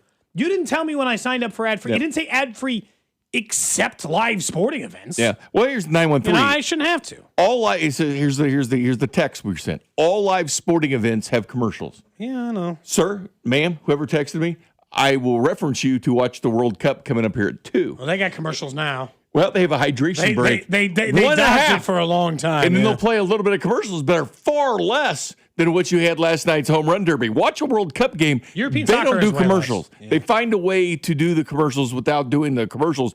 Watch the World Cup. See how many commercials are during the action. They don't have them. They have a hydration break where they take it to go drink some water. The clock's still running in the game, but they don't do it. So don't tell me all live sporting events do commercials all the time, because it's not true. I'm not they anti. Don't. I get it. NFL games, they all do it.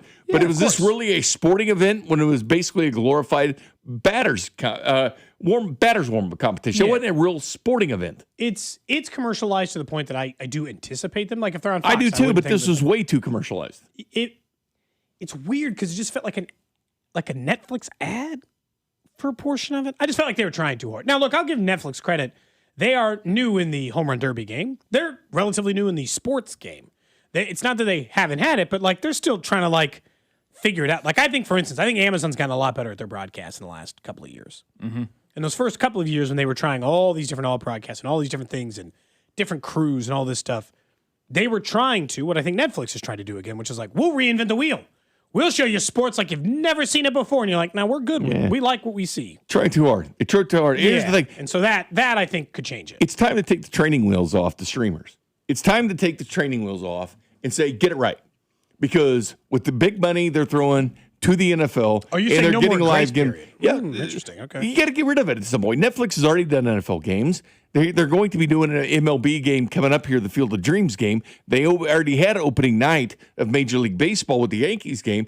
Yeah, those are excuses at this point. Just get the damn thing right. That's all that we're asking for. Take the training wheels off. You're big boys. You're Netflix. You can get this thing right. You've had time to plan out what works and what doesn't within a broadcast. Oh, it's a home run derby. People like to see the distances more clearly. They like to not have it stuck there at the bottom of the deal, or maybe on the right side. People, it's a home run derby. They want to see exit velocities. They want to see the home runs. They want to see things like that. That's why ESPN had the regular broadcast on regular ESPN. They had the StatCast version on ESPN2. They did two broadcasts. They're not going to do. I don't think Netflix will ever do a. But they could have. Sure, but I don't. I'd be surprised. I don't think Netflix. Well, yeah, sure, but I don't think Netflix will do multicast. I don't think they'll do multicast. Because I think that for Netflix too, for the NFL in particular, they've just borrowed from everybody.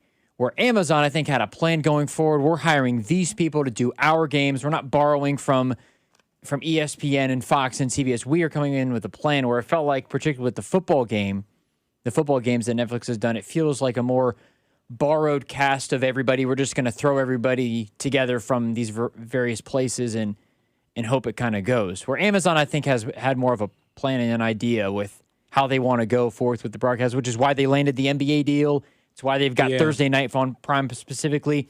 Netflix, I think, is just a special thing here and there. They like doing is like little one-offs and saying, hey, watch our new series. I think that's more of what Netflix is going to go for. Or if Apple TV gets into the game, I think that'll be a similar thing too. It'll be promotion of our product. This is what's coming up. Tune in. We're only going to do this every now and then. Do you know who came back with a vengeance? And Drew, was the first thing I told you on Monday. I said, man, TNT really nailed that NASCAR coverage. Like, you would think they're doing games all the time, races all the time. Now they have done them. I don't in watch the past. any NASCAR. They took an 11-year hiatus. TNT I know what you're talking. Turner took about 11-year hiatus, but they did a great broadcast. If you watch the race, but that's this network Sunday, TV though, Bink. But it was so streaming. good. But it was so good how they did it. So I agree. It was really good. well done. I mean, it was for the fans. I mean, they understood it. They watched it. It was flowed. There's so many good things about it. I'm just saying these streaming servers could get these things right. Amazon's made the adjustments, and they made the product much, much better. I'm just saying, at what point do we take the training wheels off and say, well, they're new to this game. They're new to this game. That's fine. And Peacock, they're new to this thing. Let's give them a chance. Let's give them an opportunity. Like, how many years are we going to keep doing that? Just get it right. Well, I mean, these sports leagues are going to do it forever, just as long as someone keeps cutting a huge check. That's right. And look, Amazon's proven they get a big spike in people who subscribe to their service because of that. But I also get, I genuinely get anybody who says I'm maxed out on streaming services. I essentially rotate them at this point in my life. Do you? Yeah, Bink. So if it's like, oh, I like some shows on Apple TV. I don't have Apple TV right now. I'll wait for the 3 months and I'll don't watch have that. And I'll watch all of Apple TV later. Yep. And then I'll cancel. And during that time, I won't have Hulu. And then I'll get rid of Hulu for all but 3 months and just watch the things I want to watch. I just rotate them at this point. Because I'm not going to because then it's back to cable. And cable's still more expensive than having all these and for services, for the Chiefs, which they're relying on Chiefs Nation, not just in Kansas City, because in Kansas City you get them free. They'll show on NBC if they're on one of the streaming services. You can watch it free. However, you can't watch the other games. These guys know what they're doing. It's why the Chiefs were the first ever playoff game on Peacock. The first ever game on Amazon was Kansas City Chiefs. The first ever game on Netflix was the Kansas City Chiefs. The first ever game on YouTube was the Kansas City Chiefs. I mean, these streaming services know what they do. They're getting the right market. They're saying, we'll put the Chiefs on. We get those games free. So now you're relying on people outside of Kansas City, to watch the games, which they clearly did, because 4 of the top 5 markets for football last year, they were Kansas City Chiefs games. But I don't know. Everybody's grabbing everybody. Netflix, all these people have people from the networks and everything working for them now. I mean, it's been cyclical, people taking their jobs in other places. But just find out what people like, what's really important. If you're doing a home run derby, that's an important thing. Interviews during the middle of it. Now, unless you want somebody to watch the event, which I get, that doesn't have a dog in the fight. Like if Jack Heglione was in the home run derby last night, how many of us would have sat there and watched the home run the whole derby, thing? I'll usually watch that, more likely to watch that than the All-Star game. I'll tell you that every single year. But the one thing about it, too, they knew they had you. Because Netflix, again, it's a pain in the ass sometimes to hop out of it, go into something else. Yep, they knew they had you. It's not like regular TV, ads. we can just flip channels and, they're on commercial break again. Correct. And you flip, they know you're there. Yep, they know, and then they can charge a premium probably as a result of that. When we come back, let's talk some Royals baseball. They're in the All-Star break this week. Let's talk job security, but then also I've got a random question of the day. Might not be lunch friendly. Cody and Gold, brought to you by Heartland Men's Health, the leader in men's sexual health. Thousands of men have been successfully treated for low T, ED, and more, all with discretion and compassion. Make your appointment at heartlandmenshealth.com. Follow the station on Instagram for ticket giveaways and behind-the-scenes content from the show at The Fan 965. Kansas City is buzzing this summer, and the excitement keeps rolling into August at the Advent Health Championship, Kansas City's only professional golf tournament, August 20th through 23rd at Blue Hills Country Club. Watch the next generation of PGA Tour stars compete for their shot at the big stage. Follow your favorite player, enjoy the action from greenside, or upgrade to an all-inclusive hospitality experience. With tickets starting at just $10, there's something for everyone. Keep your summer going. Get your tickets today at AdventHealthChampionship.com. Summer savings start now at Hy-Vee's 3-day summer sale. Save big this Friday through Sunday on summer favorites with hot deals throughout the store. Stock up and save big on fresh meat, produce, and other healthy finds. Want an easier way to shop? Order on the Hy-Vee app or at Hy-Vee.com. Choose pickup or delivery, and we'll do the shopping for you. Save time, save money. Shop your way during the Hy-Vee 3-day summer sale this weekend only. The Hy-Vee Market Grill is the best dining value in town. We love it for breakfast on the weekends, and now Thursday is steak day. You're going to get that perfectly grilled and seasoned steak with a baked potato and a side of sweet corn for just $12. You can't beat that deal anywhere in town. That's why the Hy-Vee Market Grill is a must on Thursdays for steak day. Dine in, carry out, breakfast, lunch, or dinner. You're going to love the Hy-Vee Market Grill as much as I do. Don't forget, Thursday, $12 steaks, only at the Hy-Vee Market Grill. And Doug. Hot dog! Get your hot dog! Customize and save with Liberty Mutual. Hey, what are you doing? I like your method. Direct, to the point. A little loud, but... Listen, people don't buy car insurance the same way they do hot dogs. Not yet, but both are customizable. Popcorn! Get your popcorn! Hey, this is a hot dog area. And customize and save area. Get a quote at libertymutual.com or with your local agent. Liberty, liberty, liberty, liberty. As World Soccer hits the big stage, Fanatics Sportsbook is making every game day worth more. Earn up to 10% fan cash on your soccer bets, win or lose. That's real extra value you can unlock every match, all tournament long. And fan cash isn't just for betting. You can use it anywhere in the world of Fanatics. On game tickets, merchandise, collectibles, profit boosts, and more. One ecosystem, endless ways to spend. Plus, new customers get up to $1,000 in fan cash. That's $100 bet match every day for your first 10 days. The world is ready. Are you? Fanatics Sportsbook. Winning hits different here. Must be 21 plus. Gambling problem? Call 1-800-GAMBLER or 1-800-MY-RESET. CT, call 888-789-7777. MA, call 800-327-5050. NY, call 877-8-HOPE-NY. MD, visit mdgamblinghelp.org. Not available in all states. Terms apply. See Fanatics Sportsbook app. They call this one Bill. Whoa, aliens? Am I in a spaceship? Affirmative, Bill.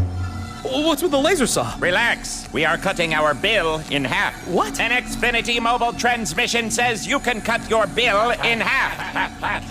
Oh, your mobile bill, not me, Bill. Xfinity Mobile also says we can try it free for a year. Free. Yes, with no commitment.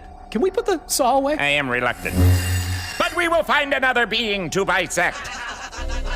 That's not sci-fi. It's Xfinity Mobile. Xfinity Internet members cut your mobile bill in half. Plus, try Xfinity Mobile free for a year. No commitment.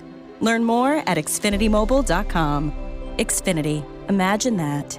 Restrictions apply. Xfinity Internet required. Savings compares one line of Xfinity Mobile Select to comparable plans from T-Mobile, Verizon, and AT&T as of 3/24/26. Taxes, fees, extra. $30 monthly discount limited to new mobile customers only. After 12 months, regular rates apply. This is the story of the one who keeps multiple buildings running smoothly day after day. Plumbing that flows, HVAC that hums, cleaning supplies that keep surfaces sparkling. That's why she counts on Grainger. With easy reordering online and 24/7 support, Grainger helps her keep the products she needs on hand. So shelves stay stocked and buildings stay ready. Call 1-800-GRAINGER, click Grainger.com, or just stop by. Grainger, for the ones who get it done. And the match is about to begin. Most of the team is out with COVID-19, so there'll be some substitutes tonight. What's this? We have an unexpected guest on the field. It's a dog. Well, they could do with extra players. She's going for the ball. Are front paws hands or feet?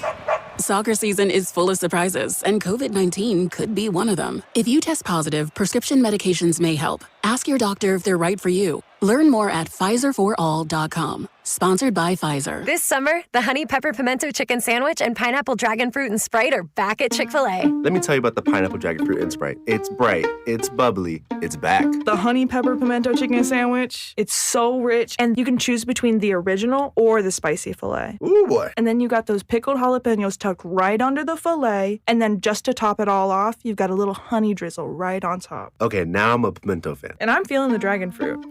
Which fan favorite will you choose? Real customers paid for their testimonials. Straight Talk Wireless presents Pickup Truck Wisdom. Trust is earned. That's why I've stuck with Straight Talk. Same price since 2009 on Verizon's 5G network.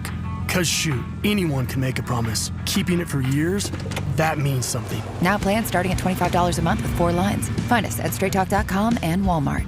Straight Talk Wireless. Straightforward. Always.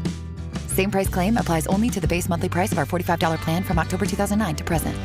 This report is brought to you by Rawhide Harley-Davidson.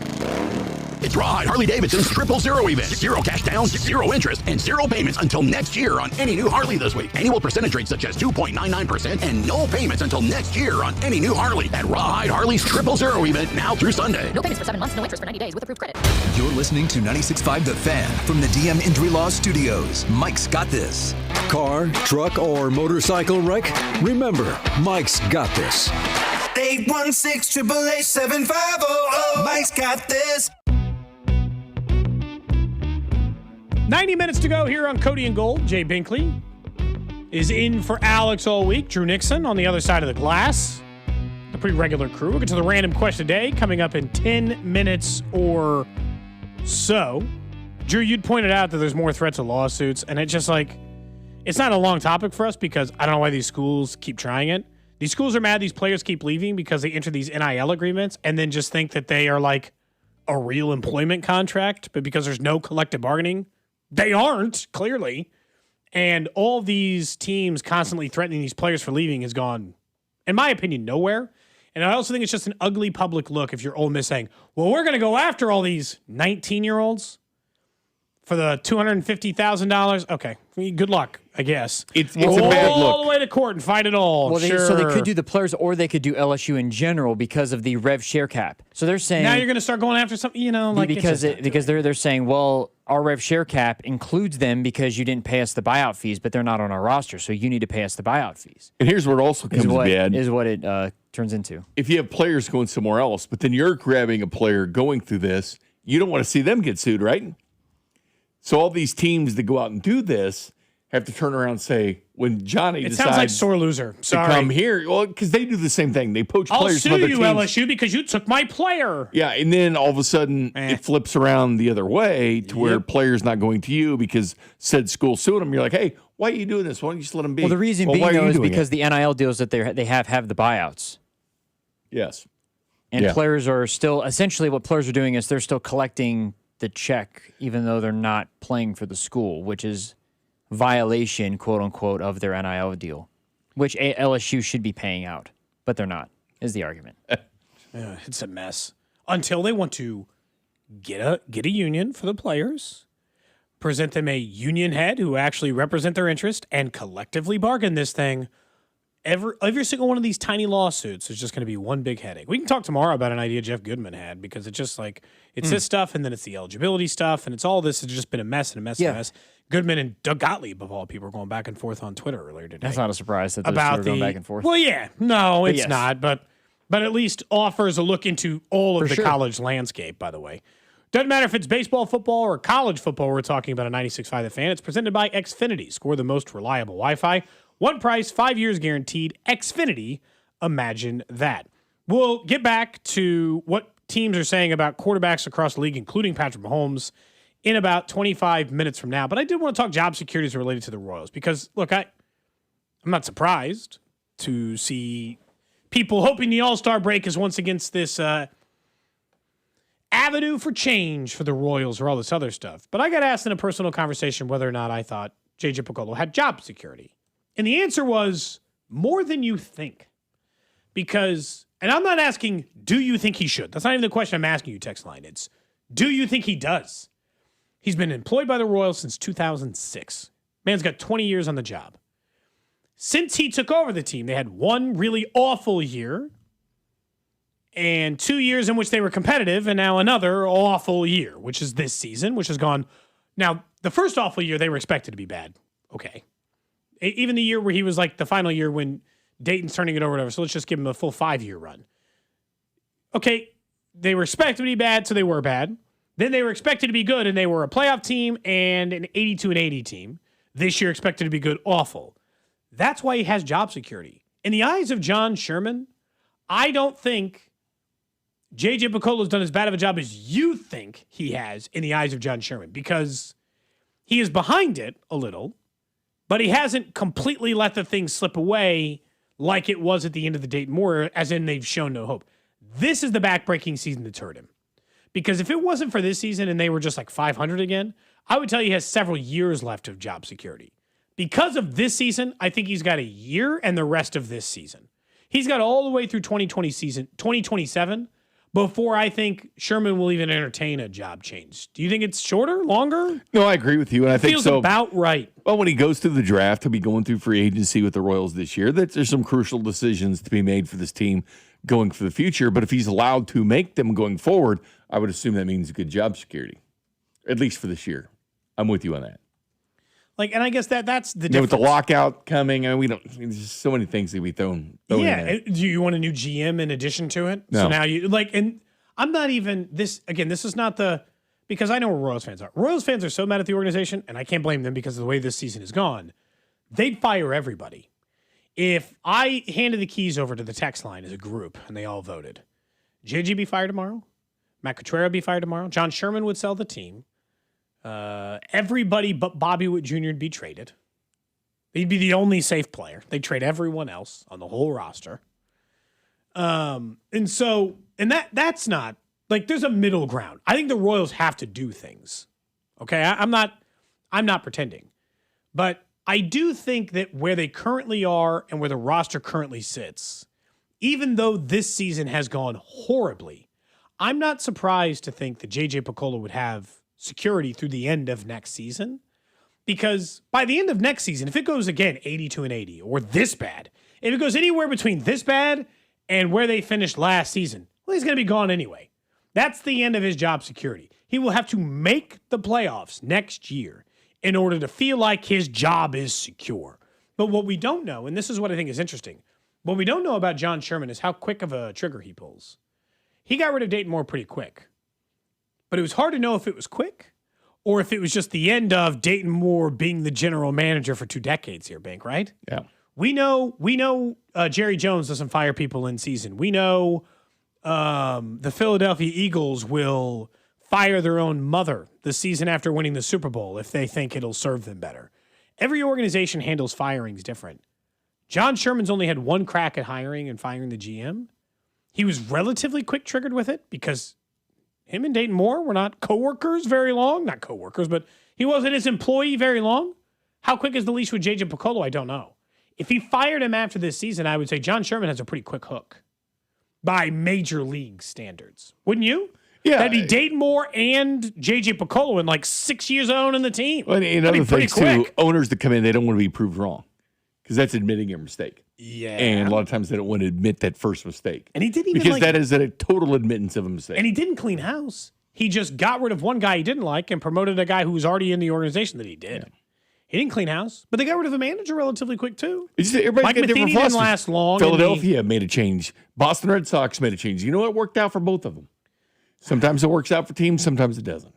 Yeah, it is interesting to see, I guess. But are you on the cusp of being good? If it's only the manager, does that erase your injuries you have and the way guys are performing? No. Someone says, where is the accountability in this organization? I guess, here's a follow-up to this.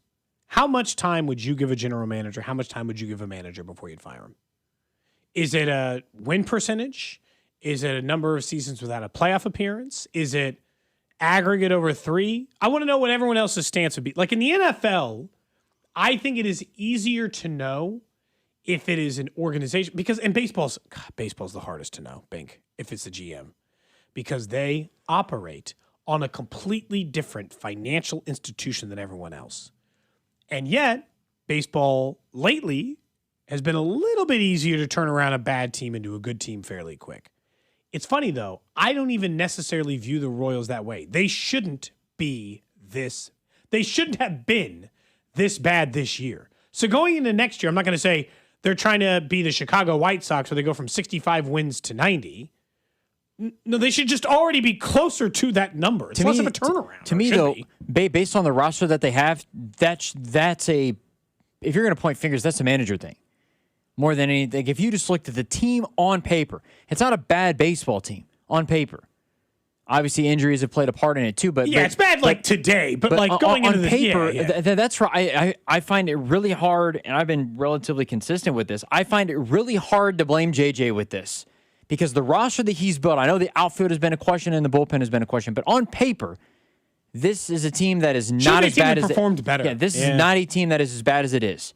Whether that's what type of coaching it is, it's coaching in some way, shape, or form as far as I would be concerned, because as we've talked about before, the injuries hit a little bit later where that buried you, but you kind of got yourselves into that position before the injuries really started hitting. Yeah, it's a good point. And I think we looked at the roster and you think about expectations for the team. I find it hard to blame JJ. JJ didn't draft any of the guys except, no, he drafted Carter did he draft Carter? Carter might have been Dayton. Jack Caglione was definitely, but Carter, because he might have been a Dayton guy. But the bottom line is, when you look at a team and you come in there, sorry, I was trying to think about how many players he's responsible for. Yeah. Sorry. Well, no, you just look at the team. I was Dayton. So where's the problem? And you think about it. All right, where's the problem lie? If you like the team on paper, which I think we all like the team on paper coming out of spring training, like, hey, this team can maybe compete. I still like a chunk of their lineup when healthy. Yeah, you like the lineup. You see what they can do. When they had the 27 runs there against Philly, then New York, and back-to-back days, you're like, all right, I can see some glimpses of why this team could put things together if they could ever put things together. Then you look at where the problem is. Is the problem injuries? Is the problem management? Is the problem lack of culture? Is the problem lack of culture where there's lack of accountability? The hitting coach, like the pitching How far up does the lack of accountability go? Like where does it go down? Are the players being developed? Is the culture there? Do the guys still feel like they can win, or is there some friction with the coaching staff and guys not happy with what's going on the field? All these things come into play. Sometimes it's not just necessarily GM's fault or the manager's fault or whatever. You have to look at everything. Where does this problem start? And I'm not you saying get down to where the problem starts. And I'm not saying that JJ doesn't deserve part of the brunt of the issue, because yes, he definitely has a piece of the pie in terms of the bullpen being the way that it was going into the season, or Estevez especially. They relied on. They were thinking he was going to be fine. That's more of a JJ thing. But in terms of the overall expectations and the roster that they had on paper, they shouldn't be as bad as they are. And to me, JJ's role of the team being built the way that it is not evident of what the record is this year. That's where I think things have really fallen apart, whether it be the injuries, if you want to call it that, but more so just the coaching. And I feel like the first person to be blamed shouldn't be JJ Picollo. I will say, it's so case by case for the players, because you're right in the sense that, again, if we had looked at the roster before. So for instance, Vinny Pasquantino, JJ Picollo is right to have him in the lineup as a player. He's been very consistent. No reason to think he played bad. He played bad. He hurt the team because he played bad early in the season. He's played much better before the injury. Obviously, he's only been back a game or two since he came back from the injury. But he played poorly, and that let him down. I don't think JJ Picollo made a bad decision having Vinny Pasquantino in the middle of the lineup. I do think he made a bad decision giving Salvador Perez a contract extension. And that's a player, and the player let him down, right? I'm not saying Salvi let him down in a major way, but he's a 37-year-old catcher. You should have seen this one coming. It's really case by case for me. Also, Salvi shouldn't be hitting in the lineup where he has been. That's Q.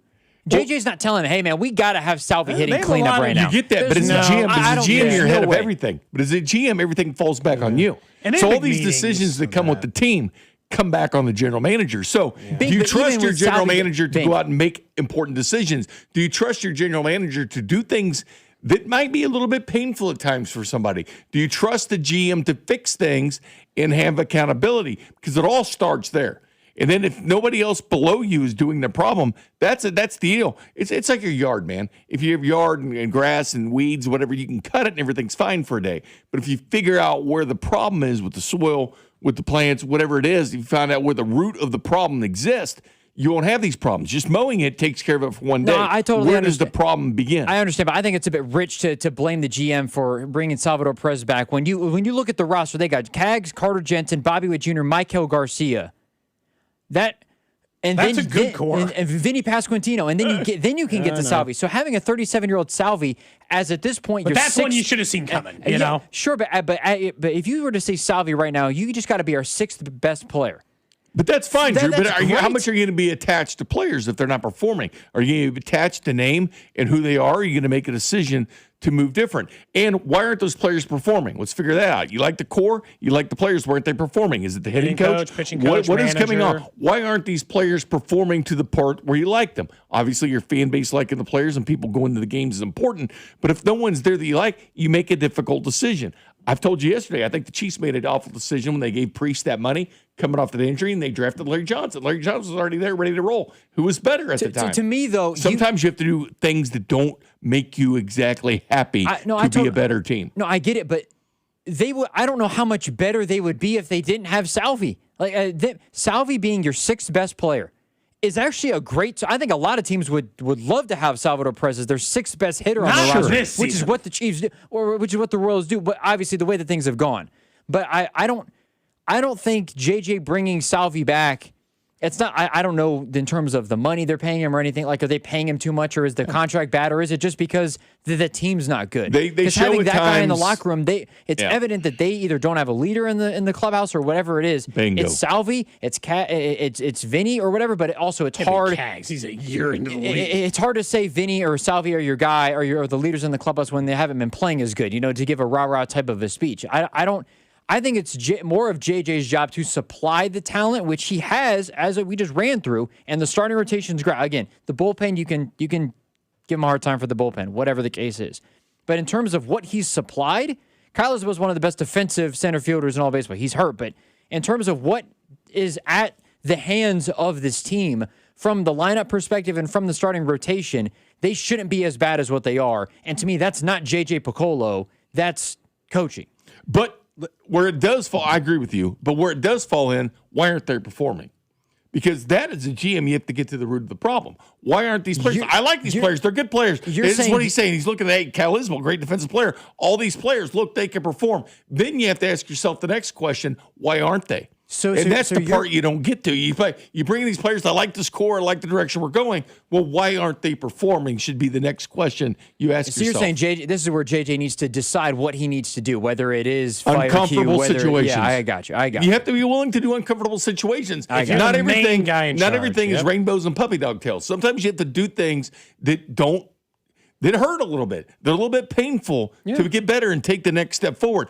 I'm with you, Drew. You can assemble a team and say, I like this team. They're good. Okay. All right. Then why aren't they performing? Why are they sitting with the worst record in Major League Baseball? Maybe I'm wrong in my evaluation. No, they're tied for the worst with the Angels. Oh, okay. The Rockies have one more win. They're tied with the Angels for the worst. Gross.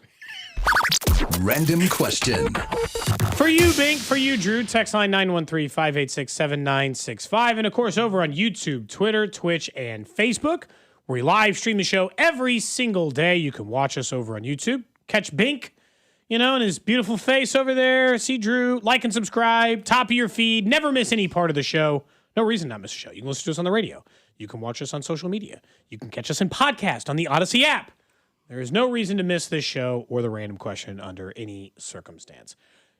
Simple question today, and then we can talk about what's the root cause of this question. Are either of you, or the text line, are you guys worried about getting explosive diarrhea? Ooh. I ask, because currently that's spreading across the country with a parasite monitoring that has hit like 35 states. As they continue to track an outbreak of, quote, explosive diarrhea across, with more than 1,600 confirmed cases and 5,100 other ones being investigated.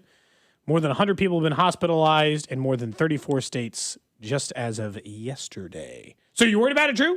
Are you cutting out veggies? No blueberries? You're cutting out fruit?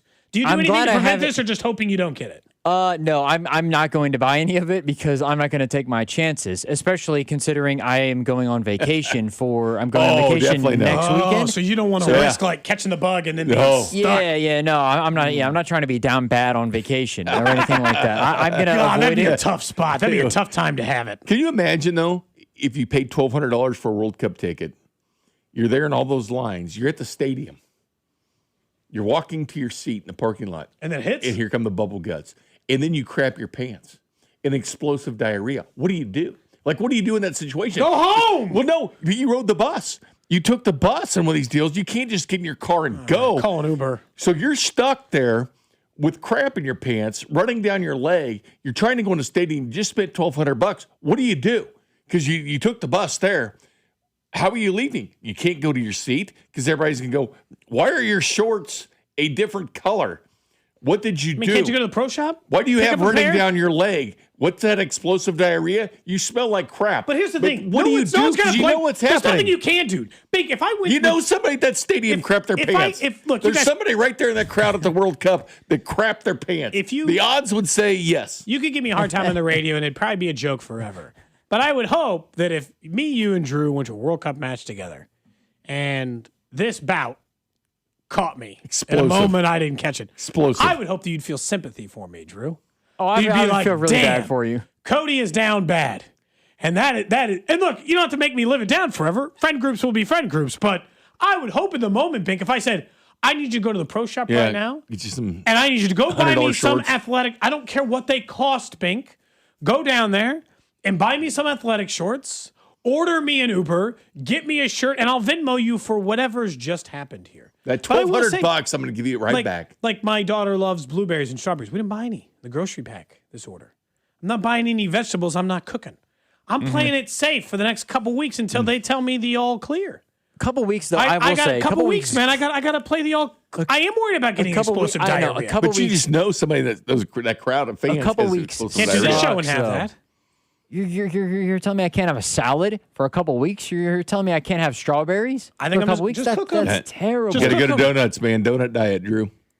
You know what? This actually might be. I know this is not the case. This is me joking, but they're trying to get people fat. They are trying to make people go and buy food that is more expensive than it should be. That is not good for you. Yeah, someone's like, yeah, you can just go buy your shorts inside. Like that's the whole other part of it. Some people don't seem all that worried about it. So they're just going about their life regular way. How can you because everything's fine Twitch now. says just wash until the it happens. vegetables and wash the fruit. Then you're sitting in your car. And you had a salad. You're sitting in your car. You're coming home. You're going on a date. You're picking up your date, and all of a sudden, boom! Obviously, if you diarrhea everywhere. I will say, look. What do you do? I've never been stuck in that situation. I used to drive for a living, and I've had a couple of close calls, I'd say. Because it'd courier work, and you'd be in the middle of nowhere, and you'd be like, man, my gut's hurting. I got to do something about this soon. Trying to watch what I eat. I'm eating vegetables or whatever, and I'm going on a date, and I crap my pants. I will say, this is like, it's as simple as like, just wash the fruit, wash the vegetables. I got to say, it's a nervous salad. I'm too nervous. Big old plate of like. I love fruit too, so this is really disappointing. I love fruit. Someone just said, good thing my diet sucks and I don't eat fruits and vegetables anyway. I live on macaroni and cheese and pizza. No worries. Drew, what if Joe Burrow is starting the Super Bowl? You're walking in. You got your Burrow jersey on. You spent $2,000 for a ticket. I imagine they load that man your up group with of friends is Imodium there. or whatever. Explosive diarrhea hits you as soon as you get in the stadium. What do you do? You got to go to the pharmacy. You got to take whatever you got to take to solve this problem. Yeah. You need to get Drew, if it's flooded go with IVs, whatever. If it's go home or wear a diaper, you've got a Super Bowl ticket Burrow's plan. Choice? Which one? Probably the diaper. Dang! And someone's right for the 913. Just think about it. Somebody's at a red light right now that's about to crap their pants. Yeah, think diaper or you got to leave the Chiefs Super Bowl game? Diaper. Man, everyone's diaper, huh? We're just all. I'm surprised that you're diaper Bink. I guess in to watch person, a Super Bowl. Yeah, in person is the tough Someone one. says you can't kill it by cleaning. According to the reports, only cooking to 158 degrees. But seriously, can you think of a worse situation if you're in one of these massive crowd deals outside, you're watching the pregame and stuff. Okay, you took the bus to the game, and all of a sudden you crapped your pants, and your friend spent $1,200 on tickets, and so did you. And all of a sudden you're sitting there going, hey, guys, I just crapped my pants. Don't make fun of me. Go down to the pro shop and buy me a bunch of FIFA stuff. Somebody said I can still. So hold on. I can. And then what happens if you poop in that? I can still have a banana or an orange. It doesn't get through the fruit. Man, read up. I'm not. There's no way I'm willing to give that advice on this airway. Do you go to someone guest just goes services? and eats a banana and catches Like this I'm thing. allowed to have watermelon. Do you go to guest services? Yeah, yes. That's actually exactly where you go, or you go to wherever the first Wherever the aid. lost and found the is. first And you aid say, is. what happened to you? And you Lost say, and found. and then they go, ooh. And then it happens again. You get the new clothes that you just spent $200 for. No, see, that, and it happens that's again. And you do it in somebody else's car in the Uber. Yes. That's Yes. the worst situation. And then you're cleaning somebody's car and cleaning your poop all out of it. Or paying someone to clean it, whatever it costs. Cody, just name the price. Cody, that actually is worse. There's not a number. But where you have someone on speed dial that can clean a car because your buddy's like, hey, man, my car smells like crap now because of you. What are you going to do about it? I'll pay whoever. One of those crime scene investigation units. It doesn't matter. I don't know if I'd What want if you ruin their leather? What if you ruined their car? Someone says, What I if they just didn't turned have on the leather radio. and had cloth seats and you totally ruined it? I mean, there's got to be a way to. It's just seeped in. Can't you just get new cloth? I don't know. You might need new friends. New phone? New friends. I may never. If it's a casual friend group, like one that you see like 3 times a year, we're not friends again. Ever again. That's it. That's the end of our friendship. I don't ever want to see you again. And I've had a friend, like somebody like threw up on my couch one time and he just paid a cleaner to come clean it. It was great. Really? Yeah. And your Got friends you drunk? call you Cody Poopy Got Pants? you drunk? Threw up on Cody my Poopy couch? Pants? And it was like the next day there was a cleaner on my couch. Like I had already cleaned up the majority of the mess, but he paid like someone professional to come in with, all the equipment and clean it for like 2 hours.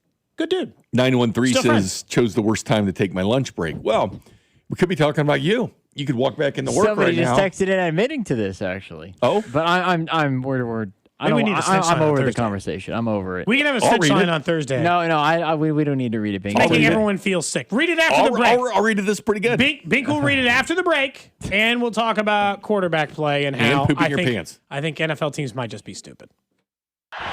What's up, KC? It's Matt Strahm from the Kansas City Royals. You're listening to Cody and Gold on your home for Royals baseball, 96.5 The Fan. Brought to you by Heartland Men's Health, the leader in men's sexual health. Thousands of men have been successfully treated for low T, ED, and more, all with discretion and compassion. Make your appointment at heartlandmenshealth.com.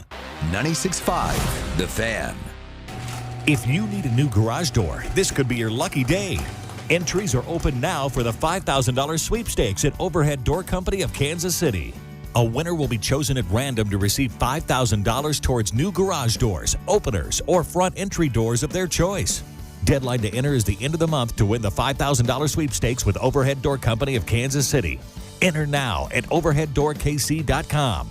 You can't win if you don't enter at overheaddoorkc.com. Hey, it's Dusty Likens. The World's Game at BetMGM is here. Bet on the soccer showdowns with 2 up early payout so that if you're up 2, BetMGM will pay you. That's right. Let's say you put your money on Leo Messi in Argentina. They go up too early in the first half. Well, BetMGM will pay you. That's right. Place a pre-game straight match result bet on any tournament game. If at any point your team is up by 2 goals, you will instantly win your bet. Then enjoy BetMGM's same-game parlays, daily promotions, player props, and so much more for the World's Game. You like Ronaldo at Portugal. You like Harry Kane in England. Whoever it may be, don't miss your shot at an early win with 2 up early payout to get paid out if at any point your team is up by 2 goals. Regardless of the final outcome of the match, make it a tournament to remember with BetMGM. BetMGM and GameSense remind you to play responsibly. Gambling problem? Call 1-800-GAMBLER. See BetMGM.com for terms. 21 and older only. Missouri only. New and existing customer offer. Subject to eligibility requirements. Additional terms and restrictions may apply. Please gamble responsibly.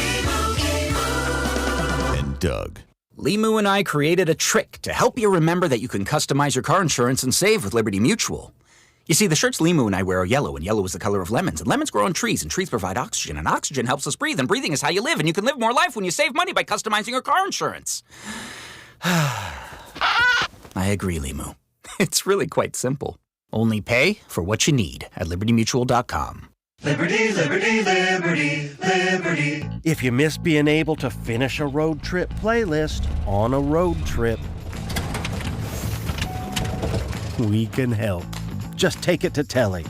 Schedule your service at tellytire.com. You know how avoiding eye contact with people when your brakes screech makes it less awkward? It doesn't. But you can just take it to Telly. Schedule your service at tellytire.com. Steve here with Connolly Plumbing Solutions, your neighborhood plumber.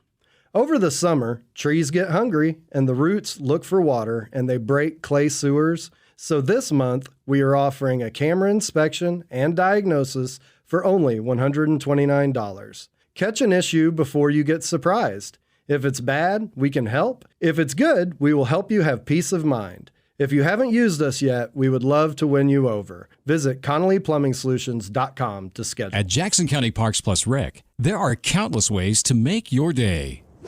Ooh, that's a great shot. Take the Fred Arbanis Golf Course with 18 holes of championship-level golf and panoramic views of Longview Lake. It's no wonder GolfLink has named it the #1 public golf course in Missouri. Way to sink it. Nice birdie. The Fred Arbanis Golf Course at Jackson County Parks Plus Rec. Resort feel, affordable play. Learn more at makeyourdayhere.com. That'll be $84.52. Perfect. Grab the bags, honey. Mom, why do you always check your phone before we pay? I'm just claiming my cash back on the Upside app. Since we're getting the groceries here and we filled up the car on the way, I've already earned enough this morning to pay for that pizza night we're having Friday. Wait, so the app pays for pizza? Not exactly, but the cash I earn on stuff we need helps us pay for the stuff we want. It's just a little win for our family every week. Get more out of your everyday. Upside is the free app that gets you cash back on routine purchases like gas, groceries, and dining out at more than 100,000 locations nationwide. No points, no rebates, just cash back straight to your wallet. Download the free Upside app and use promo code WINNER to get a $5 bonus on your first purchase. That's promo code WINNER to get a $5 bonus. Remember, use promo code WINNER. Offers vary by user and location at participating merchants. Go to upside.com for terms and conditions. This is the story of the one. As a maintenance engineer at a beverage manufacturing plant, he starts his day knowing every line is ready to run because Grainger delivers the industrial-grade products he needs to keep mixers, conveyors, and packaging equipment moving. With Grainger's vast selection of bearings, belts, and motors, he keeps operations running smoothly, so nothing grinds to a halt. Call 1-800-GRAINGER, click Grainger.com, or just stop by. Grainger, for the ones who get it done. Did you hear? Allstate car insurance now costs even less. So when you bundle with home, you can save even more. Check Allstate first to bundle and save with a new lower auto rate. You're in good hands with Allstate. Not available in every state. Only applicable for new auto insurance business. Rates will vary by several factors, including how you purchase the policy. Potential savings may vary. Allstate North American Insurance Company and Affiliates, Northbrook, Illinois. Hey, it's Rob Brenton, and now that we're winding down the Kansas City portion of this summer soccer tournament, we want to thank you all for listening to Beyond the Pitch KC, presented by our friends over at Commerce Bank. The final episode will be released on Wednesday, July 15th, on the Odyssey app or wherever you get your podcasts. This is your home for Royals baseball. 96.5 The Fan, KFNC FM and AM HD1 and HD2 Kansas City, an Odyssey Sports Station. Somebody said you were enjoying this conversation a little too much, Bink. No, I'm just saying it sparked a lot of conversation. It's starting to make Drew uncomfortable. Our text line is full. I mean, we talked about a lot of stuff, but... somebody said they just ran into that situation, as you mentioned, going to break. Give the text line an XLX and they disappear. Yeah, someone here said that, no lie, I just crapped my pants at work on my work boat about 30 minutes ago. The fun part is I have a 45-minute drive home to get cleaned up, which sparked this conversation. You got a bird bath. I brought up, what if you're waiting to go to a World Cup game and you took the bus to watch the game and you crapped your pants? Here's the other thing. Here's the you can remedy that situation, go in the pro shop and all that. I get that. That's if you have good friends. Now, what if you're on a cross country flight, or what if you're returning internationally? The flight is the worst situation. Yeah. What if you're returning internationally, like our World Cup friends here? They're going back to England or going back to Norway or whatever, and you crap your pants before you get to the East Coast. Then you got to fly over the Atlantic. And now you don't have anything else to put on. You got people in your row wondering who crapped their pants. Then all of a sudden that smell starts filling up that cabin. What do you do? If you're on a plane flight, hopefully I don't have to think about this. I know, but I don't have to experience But what happens if you're on a plane? Aren't you going to get on a plane here soon, Drew? Some of them might have clothes, though. I am technically carry on going to luggage. get on a I might have clothes. Are you worried about crapping your pants on a plane? Not right now. I think I might have clothes on a plane. That's not the worst place. It's a terrible place because you have to walk down that aisle. I think I got carry-on clothes. I might have a change. So you're going to stand up and grab your carry-on and everybody see what the hell you just did in your pants. Better than sitting in it. You come back. You know what? That actually is true. It's better than sitting in it. Somebody asked, and I think it. Well, never mind. What if you're? I think we're done. Top of a mountain's the worst. Then what? You got to get all the way down. At least you're by yourself or with a few people that you like, and not with like the general public. But if you crap on a plane, everybody knows where that came from. Hey, it's coming from aisle 15. No one's going to crap say himself. anything. Like, what are you going to do if you're on a plane? Because there's a lot of people flying internationally now. I'll have to think about it. I'll give an answer to it later. Where I think the worst place is. Let's talk a little Chiefs football, but more in the broad sense. Over at ESPN, Jeremy Fowler's continued his list of ranking the top 10 NFL players at each position. Quarterbacks were yesterday. We didn't have time to get to it yesterday, so let's talk about it now. Executives, coaches, scouts ranked quarterbacks. They had Mahomes second. I think that's wrong, but I mean, what am I going to do? Like throw a fit over first or second? I don't understand the idea of having Josh Allen first, knowing that he's coming off of one of his worst years as like a regular quarterback and his most embarrassing playoff loss, although this list is done before, I think, the end of the regular season on his end, so that might be part of it. My bigger issue is that I am shocked at the number of coaches and scouts and front office people who don't understand quarterback play. That there are people who have Lamar Jackson unranked and Patrick Mahomes ranked 9th or Stafford ranked 6th, but somehow the lowest ranking for some of these different guys are unranked for Dak, unranked for Herbert, unranked for, these are the guys in the top 10 for May and Goff and Williams, who is in the top 10, by the way, and is of note. We could talk about him in a minute. How can there be this much variation in quarterback evaluation once they're in the league? Bink, I know it's hard in college. I know it's hard to know who in college will make the transition to the pros. Once they're in the pros, we kind of know who is good. How can there be this much? How can half of the top 10 be unranked? Mahomes be ranked 9th at his lowest. Lamar Jackson be unranked at his lowest. How can there be this much variation? How can Jaden Daniels still be getting top 10 votes, but Jordan Love not be in the top 10? Or Trevor Lawrence receive votes, or Bo Nix, or Daniel Jones got a vote? How can there be this much variation in the quarterbacks who are already in the league and we can watch play against each other? That's the part I can't understand, Bink. How can it be that far off in the league? It's interesting the things you think about, and I think having a quarterback around that's played the position, that understands the position, is awful. It's why I'm curious about Mendoza, because Tom Brady, being a part owner, small owner of the Raiders, but still a lot of personal decisions. Play anybody else. He helped them pick Geno Smith. He is, but he was there. He's there for that reason. He's there for that reason. What does Fernando Mendoza have? But all of us would have taken Fernando Mendoza. If we go through the trouble of giving Tom Brady credit for this, we're trying to. Well, I'm saying sometimes Tom Brady brings up things that are interesting, though, about that position when he's talking about the prima donna receivers.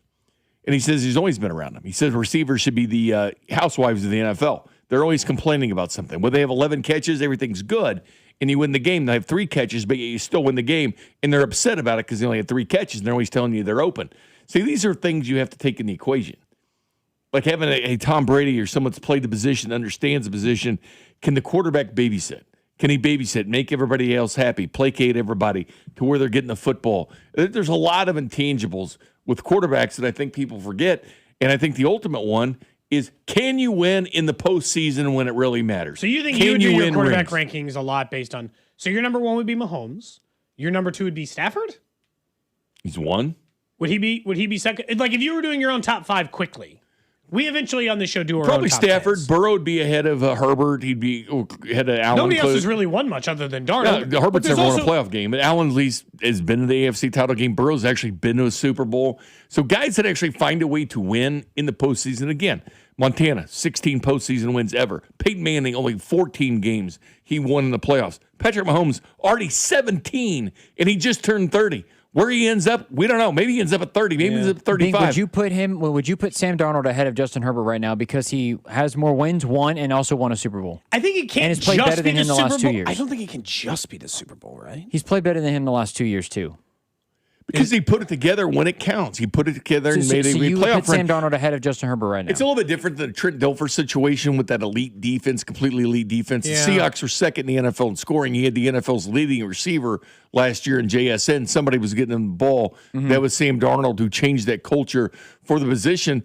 But I think there's something, because they didn't win that despite Sam Darnold. Sam Darnold was the big reason why they actually got to the Super Bowl. Yes, I knew they had a good defense, but that offense was ridiculously good for the Seahawks last year. So they won with him. But I think what you do in the postseason matters so much. And these guys that are just getting there and they get their stats, they'll get to the playoffs, then they bounce out. What do you do when you're actually in the playoffs? Can you win playoff games? Can you win the Super Bowl? That's the ultimate thing. How we judge players should come down to how much you win or not. How many Super Bowls did you go to? I know it's a weak argument. Oh, you can't just go by that, by rings. Well, maybe you can. Maybe you can go by how many times you win the rings, because how difficult it is to win a Super Bowl ring, and Mahomes has done it 3 times and been to 5. That matters. Winning 17 playoff games for a team that didn't win for a quarter century in the postseason. Mahomes has done it 17 times. That stuff plays. That stuff matters. That stuff keeps you at the top of the list. I know it's not the only reason why. Otherwise, there'd be more variation. There aren't that many active quarterbacks who have a Super Bowl title anyway. Let's just eliminate the Flaccos or whatever the world because he's not a starter anyway. The quarterbacks who are starting for their team who have a Super Bowl win are Sam Darnold, Jalen Hurts, Matt Stafford. Jalen Hurts ain't even on this list. Patrick Mahomes, and Aaron Rodgers. Those are the ones who have won a Super Bowl with their team. So it's a very short list. Yep. Now, sometimes age hurts you, right? Aaron Rodgers ain't the guy he used to be. We're not doing an all-time rankings list. We're doing an active quarterback list. We have eyes. We know he's not on it. But that's where I find it interesting for the Super Bowl win is I think Jalen Hurts has done nothing but win in the postseason.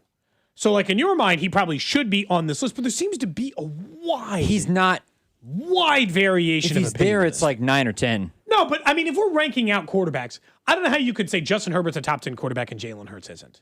Because 100%. When it starts getting push comes to shove and there's enough of an argument for one guy or the other, that's when you have to start entertaining. To me, it's not all about Super Bowl rings, but it's also not nothing. And this is the part where I feel like I hate this part of the conversation because it makes it seem like Patrick Mahomes belongs in the conversation of, hey, we're talking about Super Bowl rings, so, Hurts has one, or what do you think because Darnold has one? Mahomes is in a completely different stratosphere from every other person when it comes to rings and playoff success than any other person in this conversation. It's actually disrespectful to include him in it. That's why he's on the top It's list. disrespectful to him versus anyone else in this conversation. I don't think you can include, to me, I think it's...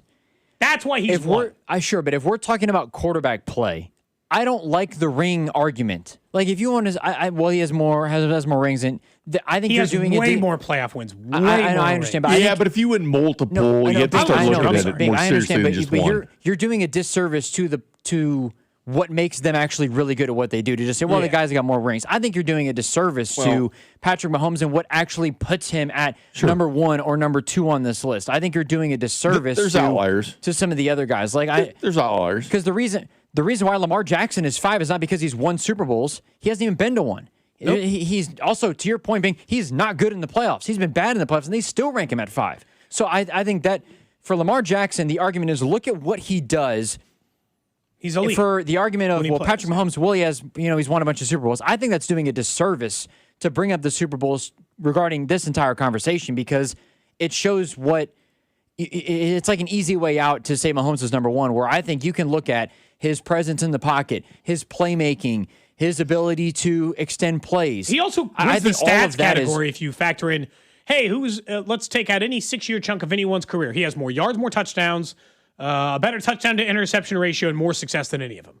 Take Joe Burrow's best 6-year run. Patrick Mahomes' best 6-year run is better statistically. It's better than Josh Allen's best 6-year run. Doesn't matter. And whatever Mahomes' entire career. Some of that is due to the injuries, but that I would rather factor injuries into the conversation than rings, just from the standpoint of you're ranking the quarterbacks based on skill. There's outliers. To me, you're ranking the quarterbacks based on skill. Because if you're including rings in this conversation and playoff performances, then Lamar Jackson shouldn't be in the top 10. There's outliers to every situation. I know you know the answer to this, Drew, because I brought it up before with you. Let me ask Cody. Can you tell me who has more playoff wins, Joe Burrow or not Joe Burrow, Joe Flacco or Dan Marino? Oh, Flacco does. Marino went to the postseason twice. He went to the Super Bowl one time, and then he went to the postseason, and he never won a playoff game ever again. He's 8-10. He has 3 playoff wins. Marino's 8-10. 8-10 in the postseason. Flacco's 10-6. It's not even that many. Yeah. Can you answer me who has 12 interceptions and who has 24 interceptions in the postseason? That's also way different. That's probably Marino has the most. Marino. Favre has 24? Marino. In the postseason, Marino has, in his playoff games, he's had 2 interceptions, 5, 3, 2, 2, 0. That's the outlier. 3, 2, 3, and 2, which means when he got to the postseason, didn't exactly have success. He was actually pretty bad when he got to the postseason. Joe Flacco's actually been much better when he got to the postseason. Guys are better in the postseason. So I get it, but Dan Marino's probably, say, a better quarterback, but I do think the Ravens won it because of Joe Flacco the second time. It is crazy. Drew, I wanted to look it up because I feel like this is what's so lost in this quarterback conversation is people make it so micro when it's macro. It's not just one, because Mahomes had a bad statistical season this season. They're like, well, he's no good. And you're like, that's 1 year. Now, the year before, he had an okay statistical season for a team that went 15-1 and went to the Super Bowl. So, like, I looked it up, and I found the 5 least injured years of Joe Burrow's career. He played in 69 games. Patrick Mahomes played in 79 during that stretch. So I could eliminate a year if you want, right? Just for the sake of let's compare game to game. And you and I both know that availability matters. If I eliminate a stretch where Patrick Mahomes just didn't play a season, I take the 4 best seasons. If I took the 4 best season versus the 5 best from Burrow, the stats are probably close for Mahomes. The 4 best seasons for Patrick Mahomes, he played in 62 total games, 18,000 yards. He threw 151 touchdowns. Joe Burrow played in 69 games in his 5 most healthy seasons. He only had 19,000 yards, 140 touchdowns. He played in more games in 5 seasons than Patrick Mahomes played in 4. As the article also states, Joe Burrow has 16 games with at least 300 passing yards and 3 passing touchdowns over the last 5 years, and 2 more than any other quarterback on the list in the last. And this isn't even meant to, like, I'm not doing 5 this to seasons. pick. So I'm not doing this to pick on. I think it also needs to be brought up. That's why Joe Burrow is so high in this. He's also on pace to be as good, if not better, than Drew Brees in terms of accuracy. I just don't, because people are making jokes, and you can go ahead and try to joke all the time and be funny. I wasn't trying to make. I'm just saying, like, this is why Mahomes in a different conversation. I'm talking about the text line. Is about, well, the Joe Burrow fan thinks you shouldn't count Super Bowls, or this has nothing to do with the Bengals. This is by you just saying, well, Patrick Mahomes has more rings and leaving the conversation actually shows that you don't appreciate Patrick Mahomes the way that you should for all the good things that he does. If you just say, well, the guy's got rings, and then you leave the conversation, it's like, hang on a second, you're not appreciating why Patrick Mahomes is good enough to be in the position to be the best quarterback in the NFL, be the one who is dragging. But the rings are part receiver. Of why he's the best. Sure, but I don't. It's not the whole story, but it is part of the story. Sure, but I think that in terms of the best quarterback conversation, if you were to ask 10 NFL Hall of Famers, strictly quarterback play, forget the rings, is Tom Brady a top 5 quarterback? I don't know if any of them can say yes. In terms of quarterback play, purely throwing the football, what they could do on a football field. Oh, he had some monster seasons, man. I understand that, but Patrick Mahomes, but he's always had a great offensive line, and he had Randy Moss for 1 season. Patrick Mahomes is a better pure thrower of the football, hands down, no argument, than Tom Brady ever has been. Agreed. Aaron Rodgers, the same way. Aaron Rodgers is a better pure passer than Tom Brady ever was. But Tom Brady's considered to be the best because of rings, but I don't think you can rank. If we're doing strictly quarterback rankings, this is not a legacy conversation. This is not a GOAT conversation. This is who is the best quarterback in the NFL conversation. I don't know how you can argue that Josh Allen is better than Patrick Mahomes, or some of these other guys are more worthy of being there because of rings or because they did well or because of wins. I think wins are a part of the conversation, but that shouldn't be the end-all, be-all in regards to whether or not somebody is better than somebody or not because they have a ring and somebody else doesn't. It's a hard argument. Brady had 2 seasons over 5,000 yards. Dude hit 50 touchdowns in a year. The dude has 10 or more seasons over 4,000 yards passing. I mean, he was a tremendous passer of the ball. Now, when they first got to New England, it was about their defense. He's not as good. He's not top 2. He's not top 3. I just think like I still think Burrow's one of the 5 best quarterbacks in the NFL. I think Josh Allen, Lamar Jackson, and Matt Stafford are too. Like I'm not like those are the 5. And I don't think that there's much debate for it. I think what happens though, again, is these conversations get really like, you mentioned like the 300-yard passing games over a couple game season. Like quarterback is not like best quarterback in the NFL is not a short-term conversation. It is at least 5+ years. It is one of the very few positions where it's not, what have you done for me lately? It is like a culmination of your efforts. Yeah. And I think people, and to your point, Drew, like I think the people who were voting this thing, like Josh Allen and Patrick Mahomes have played in a nearly identical number of games. You guys realize that? Yeah. Mahomes got in the league a year earlier, but sat behind Alex Smith. Patrick Mahomes has played in 126 NFL games. Josh Allen has started 127. So they are nearly identical in total number of games played and all this other stuff. Patrick Mahomes in his career has 6,000 more passing yards than him. Almost 2 seasons. 45 more passing touchdowns than him. Less interceptions, better touchdown to interception ratio. Yeah, I don't even think it's close. I mean, it's like it's a beatdown. Like yes, and like But then we pretend like because Sam Darnold's been good the last couple of years, I don't have to entertain it over a 2-year span. And it doesn't have to just be about Super Bowls. Some of it, I think, is the fantasy football angle of, well, look at Josh. Look what Josh Allen does for my fantasy team. It's like that's. And Josh Allen has more rushing yards by different. about 1,600. It's not as many as you think. Jaden Daniels was a great fantasy football player his rookie season. Nobody's saying Jaden Daniels is a top 5 quarterback in the NFL. No, but he did get votes for this top 10 list still, which I was surprised by. Which is interesting. They're just not willing to let it go yet. The biggest category is they probably have an equal number of touchdowns in their 9 years. Patrick Mahomes and Josh Allen, if you include rushing. Responsible for, sure. Which is Josh Allen is a lot. Which is why he's 2 in this list. Which is why, exactly. Which is why Josh Allen is considered to be of that ilk. But he has, yes. But it's, again, if all things are created equal, then eventually Bink and I got to have this conversation and be like, one guy, because it's not just regular season. Because I just gave you regular season numbers. Would we like to add up total yards and total wins? Because then it's about to be, it was an ass kicking before. Now it's about to be a blowout. Yeah. Because I'm about to add 10,000 passing yards in the playoffs and 50 touchdowns. A full extra season. Yeah. I'm about to add a whole season's worth of stats to Patrick Mahomes. I think it comes down to this, too. I'm about to really play blowout. If you could draft a quarterback just to play for you this season, who'd be your top 5? Because I think that's Mahomes. important. Even for this season, it's Mahomes number 1. I wouldn't think about it. And then it would be Burrow. Allen. I'd probably go Burrow. Then Allen. You know what? The only difference is, and this goes back to what Drew was saying with like Super Bowl wins, regular season stuff too. It'd be Allen for me because of what you said. The biggest complaint, maybe the only complaint I have about Joe Burrow, it's not even clutch time. It's, I don't understand why his teams aren't, and Drew and I got in this in an argument the other day, but like, I don't understand why his teams aren't better in the regular season. Like, and that's like a weird thing, and I can't fully explain it because it hasn't all been his fault. The starts of the season in particular, even for Burrow, he hasn't been good in the first couple Josh games. has had the better defense out of any of them. Josh Allen, and O-line. If I know one thing about Josh Allen is he'll drag most teams to the playoffs. I can't say that about Joe Burrow every year. The funny thing is when Mahomes did the 13th, Josh Allen had the better teams, but when Mahomes did the 13-second comeback against the Bills, that was the number 1 scoring defense in the NFL that he did that against. What the 15th, what the 30 seconds, the number 1 defense in scoring defense in the NFL that he went down 13 seconds on and tied it up. It's who he did it against and when you did it against. Yeah. And did it in a playoff game. Josh Allen was so good in that game too. He's the one who scored with 13 seconds left to go, but it's just so hard because he's played his best in games against Patrick Mahomes. Patrick Mahomes just been better. And then in the one game where he didn't have to face Patrick Mahomes in a postseason, it was the worst game he's played. He played not very good against Cincinnati in the season that they went to the Super Bowl, and then he played the single worst game of his career, probably. To your point, Drew, he threw 5 picks, right? Yeah, I think he was responsible for 4 or 5 turnovers single-handedly.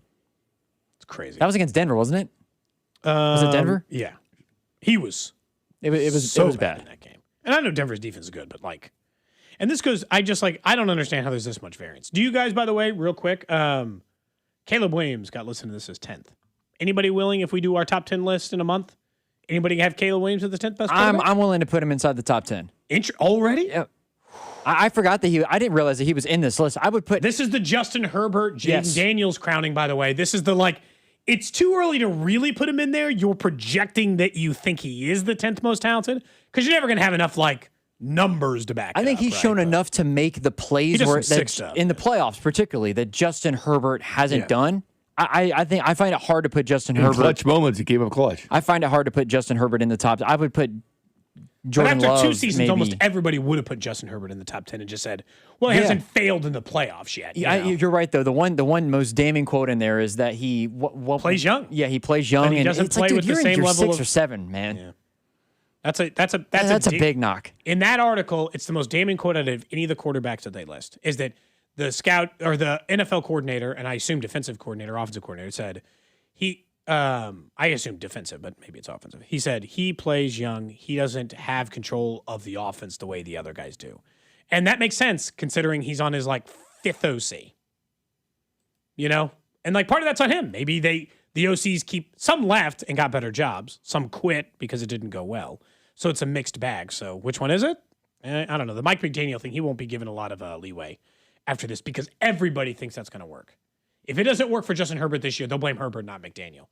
Every analyst, every person thinks the McDaniel thing was a good hire and that it'll work. So change the math a little bit. When we come back, we're getting ready. Spain and France kicking off in 30 minutes. We'll talk about the proposal for FIFA to jump this thing up quite a bit, and we'll talk a little bit more Chiefs or Royals to finish things up. You're listening to Cody and Gold. Tune in for the Chiefs Red Half Hour every day, starting at 11:30 right here on your home for Chiefs football. 96.5 The Fan. Brought to you by Heartland Men's Health, the leader in men's sexual health. Thousands of men have been successfully treated for low T, ED, and more, all with discretion and compassion. Make your appointment at heartlandmenshealth.com. And Doug. Limu and I created a trick to help you remember that you can customize your car insurance and save with Liberty Mutual. You see, the shirts Limu and I wear are yellow, and yellow is the color of lemons, and lemons grow on trees, and trees provide oxygen, and oxygen helps us breathe, and breathing is how you live, and you can live more life when you save money by customizing your car insurance. I agree, Limu. It's really quite simple. Only pay for what you need at libertymutual.com.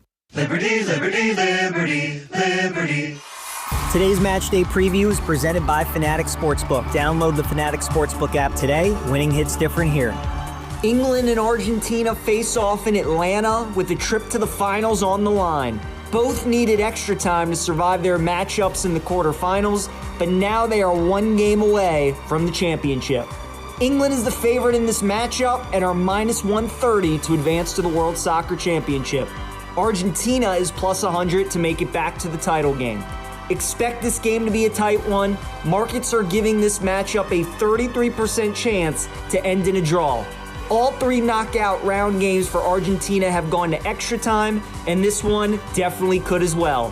The match is plus 175 to be a draw in regulation. This has been your official Odyssey Sports Match Day preview, brought to you by Fanatic Sportsbook. Winning hits different here. Listen in ahead of each match day for the latest betting insights from Fanatics all tournament long. Men, erectile dysfunction can affect much more than just your sex life. It can create stress in relationships, leading to feelings of anxiety or embarrassment, and impact your overall confidence and well-being. This is Jeff for Heartland Men's Health, and we specialize in treating men's sexual health issues to help men find solutions that fit their individual needs. ED is a frustrating condition, and many men suffer for years without seeking treatment. But the good news is that if you're like most men, we have the answer. Our licensed medical providers will evaluate your specific medical situation and recommend a plan designed for you. And these advanced medical therapies work, with treatments having success rates of well over 90%, which means you and the one you love can have great sex again without the fear and worry of ED. You can even last up to an hour or more, and you may just find you're performing like you haven't in years. So call us. Your initial visit is just $99 and includes blood work, a medical consult, and if medically advised, a test dose. And if that test dose doesn't work in the office, your visit is free. Call 844-447-6600 or go to heartlandmenshealth.com.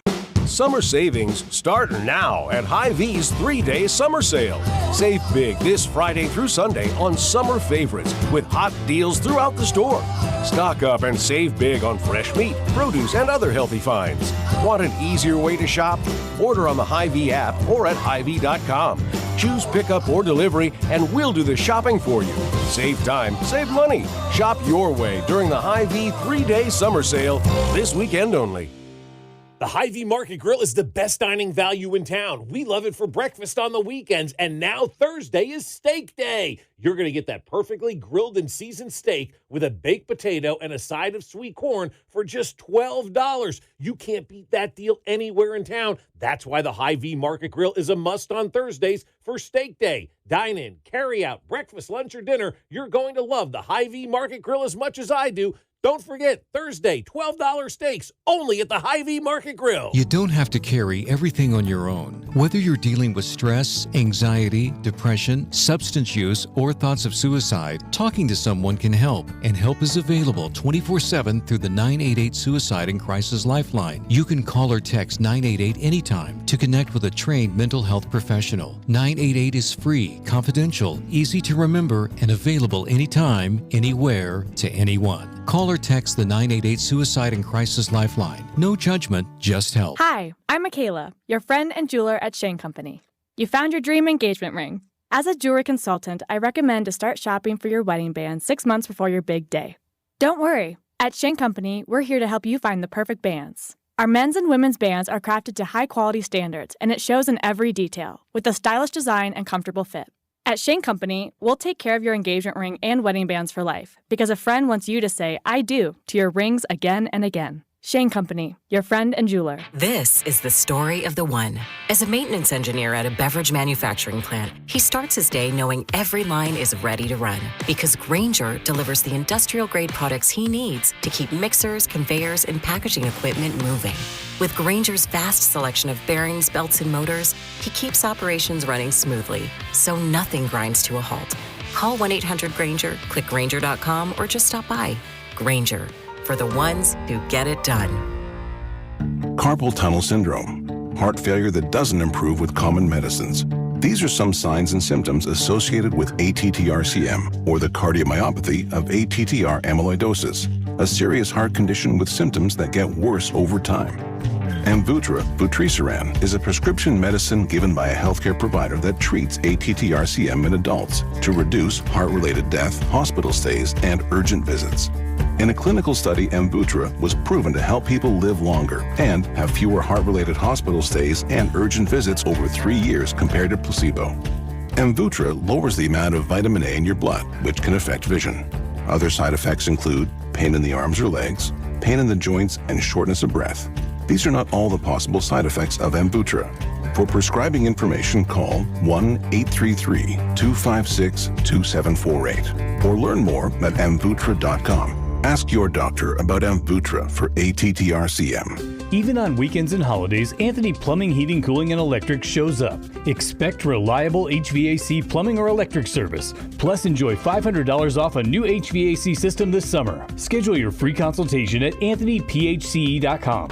You're listening to 96.5 The Fan from the DM Injury Law Studios. Mike's got this. Car, truck, or motorcycle wreck? Remember, Mike's got this. 816-888-7500. Mike's got this. What's trending? Cheddar, mozzarella, Havarti.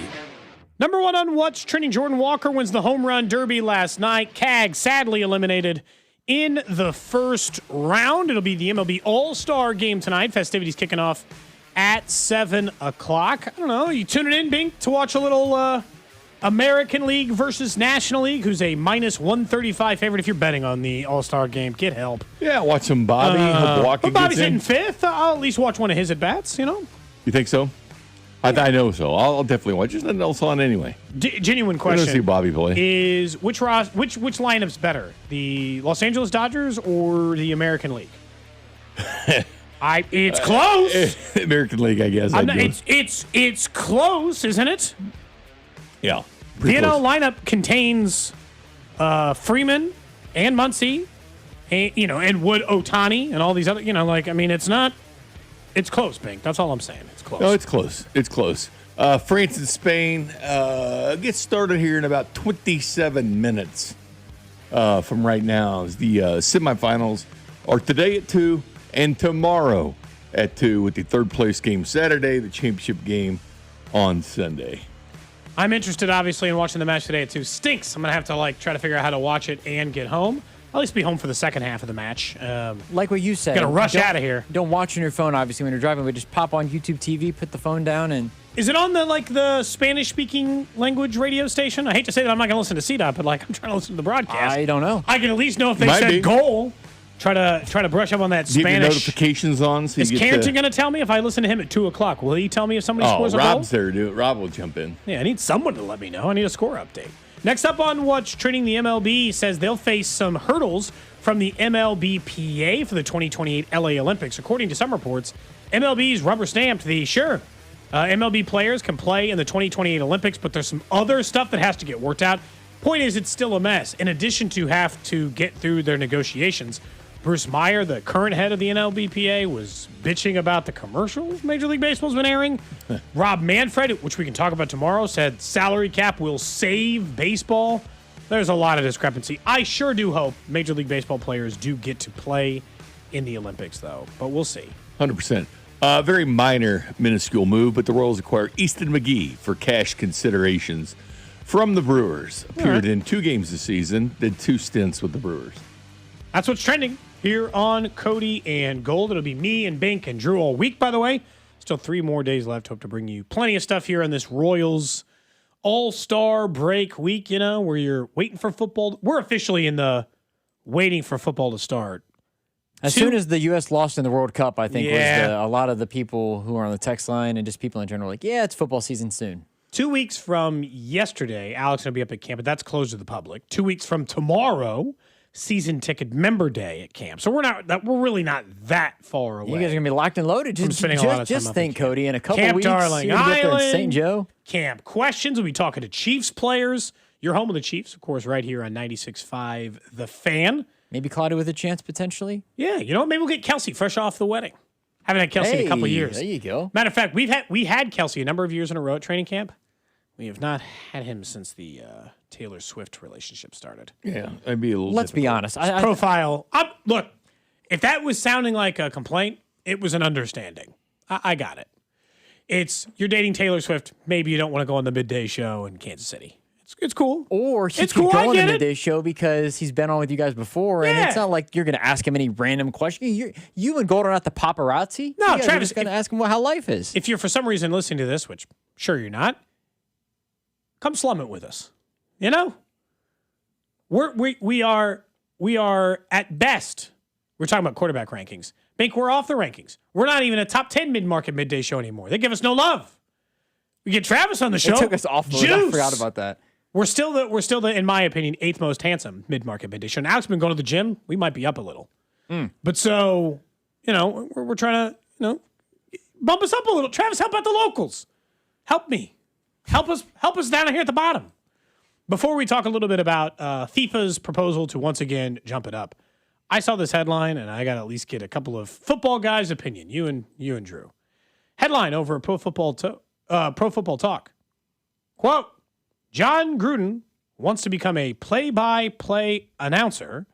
According to this, he said, quote, I was a broadcaster for 9 years. Hell's bells, Gruden said on a podcast appearance. I want to be play-by-play. Frank Gifford, he transitioned into the play-by-play role. I would like to transition. I had 9 years of watching these guys, Mike Tirico and others, and I'd like to give that a shot, man. Now, I don't have a Gruden impression, or I'd try to give it to you more in his voice. Do you think that's a good idea from John Gruden? Would you listen to John Gruden do play-by-play? I like listening to Gruden, but I prefer him as an analyst to get his opinion on things or why things happen or why they transpire. You don't want him doing just the whole action. No, Okay. what analyst work from John? So you wouldn't? You don't think that that's a good transition move for him? No, it'd be fun. He thinks he can do it. He'll do it. I mean, I can't say he won't be able to do it, but I'd prefer the analyst work on it from John, unless he adds that in with his play-by-play.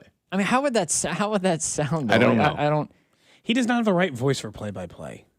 I say that as someone who also doesn't, so it's not an insult. Yeah, I think that him doing an analysis would be fun because he would do the way he would explain plays and everything like that when he was with Tirico. I think it was entertaining. Play-by-play though would be like, what exactly does that sound like? I would be intrigued. Like, That's tough too. Can we get like a 2-minute sample? Can we get a 2-minute demo of John Gruden's play-by-play tape? Because that's tough too. Play-by-play is tough. You're describing the action. You're letting everybody know what's going on, and your eyes and ears for everybody. It's not easy. I've only done it at the high school and collegiate level, and doing color commentating is way easier. Yeah, I just gotta pop in with a little observation. Watch the replays. Look at the little thing I noticed. Watch the replays. I mean, it's not even like that's. And I'm not saying it's not like there's not an art to being a really good color guys, because we get annoyed by like the people who aren't any good at it, right? We notice when you're bad at it.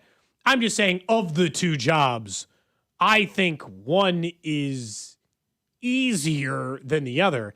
And I guess it's just like, he doesn't feel like he has the personality for a guy who would do like play-by-play. That's he's supposed got to the be personality. I just don't.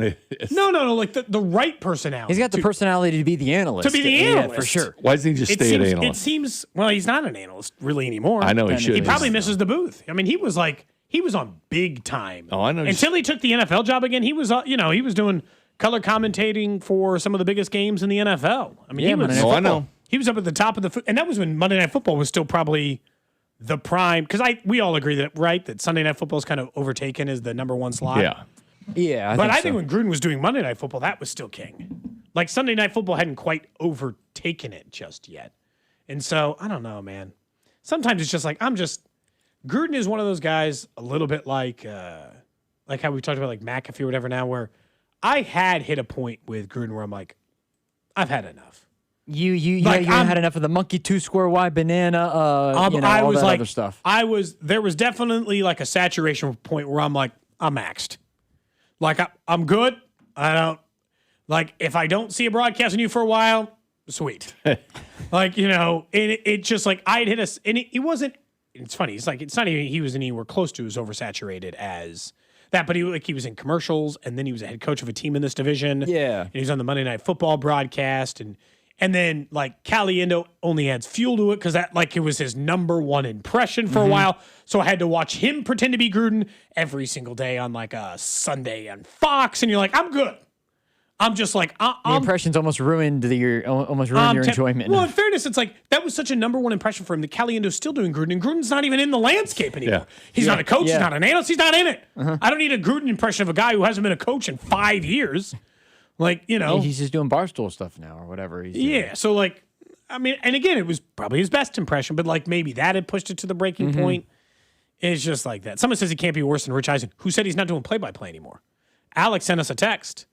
Rich Eisen says he doesn't want to do it anymore, and Alex has been a big proponent of Eisen's not good at the play-by-play. I don't think Rich Eisen was terrible, but in terms of what you expect from I agree with that. Professional level, it was a radio show host and studio host guy doing play-by-play. It's almost like NFL Network didn't have anybody, or didn't want to pay anybody to do it. So Rich was like, "Yeah, sure, I'll do it." Someone says I'm almost maxed out on you, Cody. I get it, man. It's 20 hours a week. Take a break when you need it. It's cool. I got it. That's even worse. I think that Pat McAfee's oversaturated. We do 20 hours a week. But at least, it's hyper local. Like McAfee. I think McAfee does. I don't know how many. I don't invade the regular parts of your life, I mean, I get McAfee invades the regular parts of my life. I can't watch anything on ESPN without him. It's like the Stephen A., the Dwayne The Rock Johnson is in every movie sort of thing. Yeah, you're coming to Sports Talk Radio. Cool. It makes sense. I'm here. I'm not Mr. Beast. I'm not also like forcing you to eat my chocolate bar.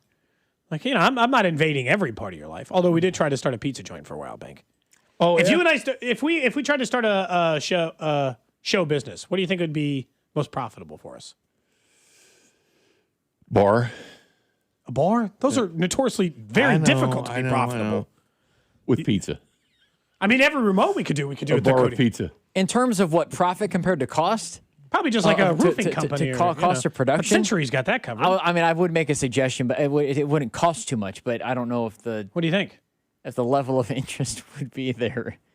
Some sort, I don't know. You could do like cooking on OnlyFans or something like that. I don't know, Cody. Where it's like there's little. Is that market not full? I don't know. They do cooking. The market the market's too full. But I'm just saying in terms of cost. OnlyFans has got cost. I think anyone's interest is my guess, Bink. In terms of cost productive things, you already have everything that you would need for it. You just make money. You just need. You just do it in just the apron. How's this work? Well, I'm not going to give you. I'm not giving you suggestions, but what's your suggestion for how I make the most money? I'm not giving you suggestions. I don't know. It depends on what the people want, I suppose. But I don't want that. I'm just giving you a suggestion in terms of money making. Someone says a brewery. Someone says an RV campsite. Is there a lot of money in RV campsites? I don't know. Interesting. Somebody from the 620 says I seem like a drop shipping kind of guy. I'm not doing that kind of work. We got that one Amazon box, and then I was no longer interested. That's because it didn't have anything. I'm still mad that you guys didn't let me buy a whole pallet. I think that would have been far more interesting. I wanted the whole pallet, and instead I got one lame ass box. It's not as good. I wonder what the pallet would have had in it, because it obviously doesn't tell you what's in the pallet. I wanted to go way up. Do you still have some of those things, or did you? No, we sold it. Okay, sold it all. Oh, well, you're good at auctions. Somebody bought it? Yeah. You're good at auctions. Raising money. Somebody said have Cody sing at birthday parties. You're good at singing? Like a wedding singer? Oh, no. Mac told me he's going to have a live band at his wedding. Our old producer, I went to Nick Schwartz's wedding. He had a live band. Really? But I'm not a good enough singer for that. Are you going to wedding sing it? Nobody's going to pay me to do that. You going to sing it at Mac's wedding? They want to have fun. Fly Me to the Moon by Frank Sinatra or something like that? They want to have fun at their wedding. Someone said dry cleaning chemical supply company. I need something I can advertise. I can't sit on this air and be like, I can't randomly interject like Bink and I are talking Patrick Mahomes and be like, He really took them to the cleaners. Speaking of which, I happen to be selling dry cleaning chemicals supplies. If I ran a dry cleaner, maybe I could, but that's too far down the list. Someone said a storage facility is the best business. I need to be able to advertise this business on this show, casually. Like, oops, I mentioned my business again. I can't do that. Storage free advertising. Facility? But I mean, how much money do I need to get in the storage facility game? I'm going to need to take out a multi-million-dollar loan, I assume. I mean, you could have people just store. You could pull like a Kramer or like a George Costanza and have people store things in your own garage. I'm dead serious though. And charge a fee. Like, let's say I'm in radio and I want to operate a small business. I think, from my perspective, I need it to be a business that Cody and Gold listeners would be willing to be loyal to. No matter, I don't think anybody's going to be loyal to my storage business. People just go to the storage unit that's by them, right? For the best price. No, nobody's like, you know what? I will support Cody and Gold storage. I think it's like they would support Cody and Gold bar, to your point, right? Yeah. They might be loyal to a bar. They might be loyal to a pizza place. Radio. They might be loyal to some of those things. They might be loyal to a gym, as somebody mentioned, right? But they're not going to be loyal to my storage business because I'm just some dude on the radio. No good. Towing, maybe. Do you have you'd have to have a vehicle, though, you'd have to get a tow truck. Yes, I understand We got Jay Southland Tow for that. Is the investment enough for that, though? How much is a tow truck? I just start with one tow truck and one driver? It feels like that's where you have to start with, I guess. I mean, it's no different than like taking out a multi-million-dollar loan for the storage place. It might be cheaper to just get the trucks. Get 4 trucks and 4 drivers? You think I could get 4 people to drive for me who are just listeners looking for work? Might just get a license. What are your qualifications? What about a payroll? What are your qualifications? I listen to Cody and Gold. Sold. Drew, you seem like someone who might like designing clothes. What if we got into like the small clothing game? Like I bought the other day on Facebook Marketplace, I saw like a $2,000 screen printing machine. What if we got in the t-shirt biz? That would be interesting. What if the 3 of us got into the t-shirt business? Just screen print in my basement. Yeah, that's where we... Would you guys buy shirts for me? Would you promise me 2,000 shirt sales if I'm just sitting in my basement? Not 2,000. I'd probably buy a shirt from you. You buy one, though. Yeah, absolutely. Drew, you buy one? Yeah. Okay. Somebody said open up a Hooters. One of us is already an employee. No, whoever Someone says pawn shop, Cody and Gold. We buy gold. There you go. Solid. I'm going to get all this stuff to fill up my pawn shop, though. Cody and Gold parking. I'd wear those shirts everywhere. We're just going to start. We're going to own one lot down by the Royals' new stadium? No. Shirts. Like Cody and Gold parking only or whatever. You could do a food truck, Cody, as much as you like to cook. Food truck, scroll through. Food truck? Different times, yeah. But that feels like I work during prime food truck hours. Like, I got to be able to work this thing. We could leave here and go get the early dinner. At 2 o'clock? I'm just never available for any lunch shift? You wouldn't be able to at this Someone point. says cards, jerseys, sports type of stuff. This wasn't what I planned on talking about to end the show, but now I'm just curious. Let's talk a little World Cup. We got Spain and France coming up here in a minute. Anybody think Spain's winning? I picked them to win the whole thing, but I think France is too good. Oh, you did pick Spain to win the whole thing. I picked France. I picked France for the whole thing. They're so good. I mean, they've let 1 goal the whole time. Spain has. Yeah. France is better. France is better. I'd go where France. I think though, if France score first, I don't know if Spain can play keep up. The one player too, I know that we've talked about this, the stars in this tournament. The one guy that hasn't really answered the bell yet is Lamine Yamal. We know he's good. He has not played particularly well. He hasn't had that. He's a kid still, though, man. He hasn't had that there it is moment where you're like, yep, that is the player that we know from La Liga and the guy in the Euros that did so well. We haven't quite had that moment yet from Lamine Yamal, but we'll see if we get it today. Rob put a bet in that he's the first goal scorer. Oh, is that his deal? Yamal? What was the odds on? 10 to 1? What was the odds? I didn't ask him that. It's got to be much better than Mbappe's. Yeah, the odds would be better on. Well, yeah, Mbappe might be minus lowest. money Yeah. to be at any time. Minus, to be in any time. To be not first goal scorer is a little more specific. He might be like plus. He might be 2 to 1, something like that. Because they got Elise and some other guys that are obviously pretty talented. Yeah. But I'd have to look it up. I don't know. I think France wins. I would say France. I think France wins 1-0. I don't think I do respect Spain's defense. I do think it'll be low scoring. They just have too many good scores to not think that the second goal's not coming up. And of the 4 teams remaining, I think Spain's gotten the easiest path. Not an easy path, Drew, because nobody who gets to the Final Four and the semifinals has had an easy path, but I don't feel like Spain's come up against somebody who challenges their style as much as that end of it. And so, like, that version of it for me is just, I just think it maybe looks a little bit different. So who will they be playing? The winner of England. I understand that, I think England's going to win the second. I know who they're. We can talk about that one tomorrow, but I think England will win as well. Okay. Yeah. You do too? Interesting. Yes. Okay. Argentina's been too helter-skelter. They've been too sketchy in the defensive side of things. Battle of the Kansas City teams. Yamal is plus 230 to score a goal at all. Now I'm trying to look for first time goal scorer. It should be right there next to it, right? You guys should have got one of the players in here for. You guys should have got one of the players here on Friday. This app. Yeah. Let me call up. Messi. Let me call up Jude Bellingham to or come Harry in Kane. studio. You guys should have had somebody. Jude, if you're listening, you're welcome. But Jude showing up, I wouldn't. Jude is like enough of a. He went and got ice cream down the street. We couldn't even promote it. There'd be too many people outside. We'd have to it would be insane. He'd have to just be here and then leave. He went and got ice cream down the street. He could have stopped in and talked to you. Had Cody There make is a song. A 0.1000 chance that we ever get Messi on. So you're saying there's a chance? No, there is no chance. Then that'd be 0%. Whatever worse chances you have than having a chance is what we have to get Messi. There is no solitary chance. We got a better chance of getting Taylor Swift, is the truth. Yes. I genuinely believe that. We got no chance at either. But if I said, Drew, you do nothing else on this. You don't run the board. You don't plan a show topic. My job is to get Messi on. Your only job is to either get Taylor Swift or Lionel Messi. You're employed by us forever, and we're going to pay you. And this is how serious Drew will take it.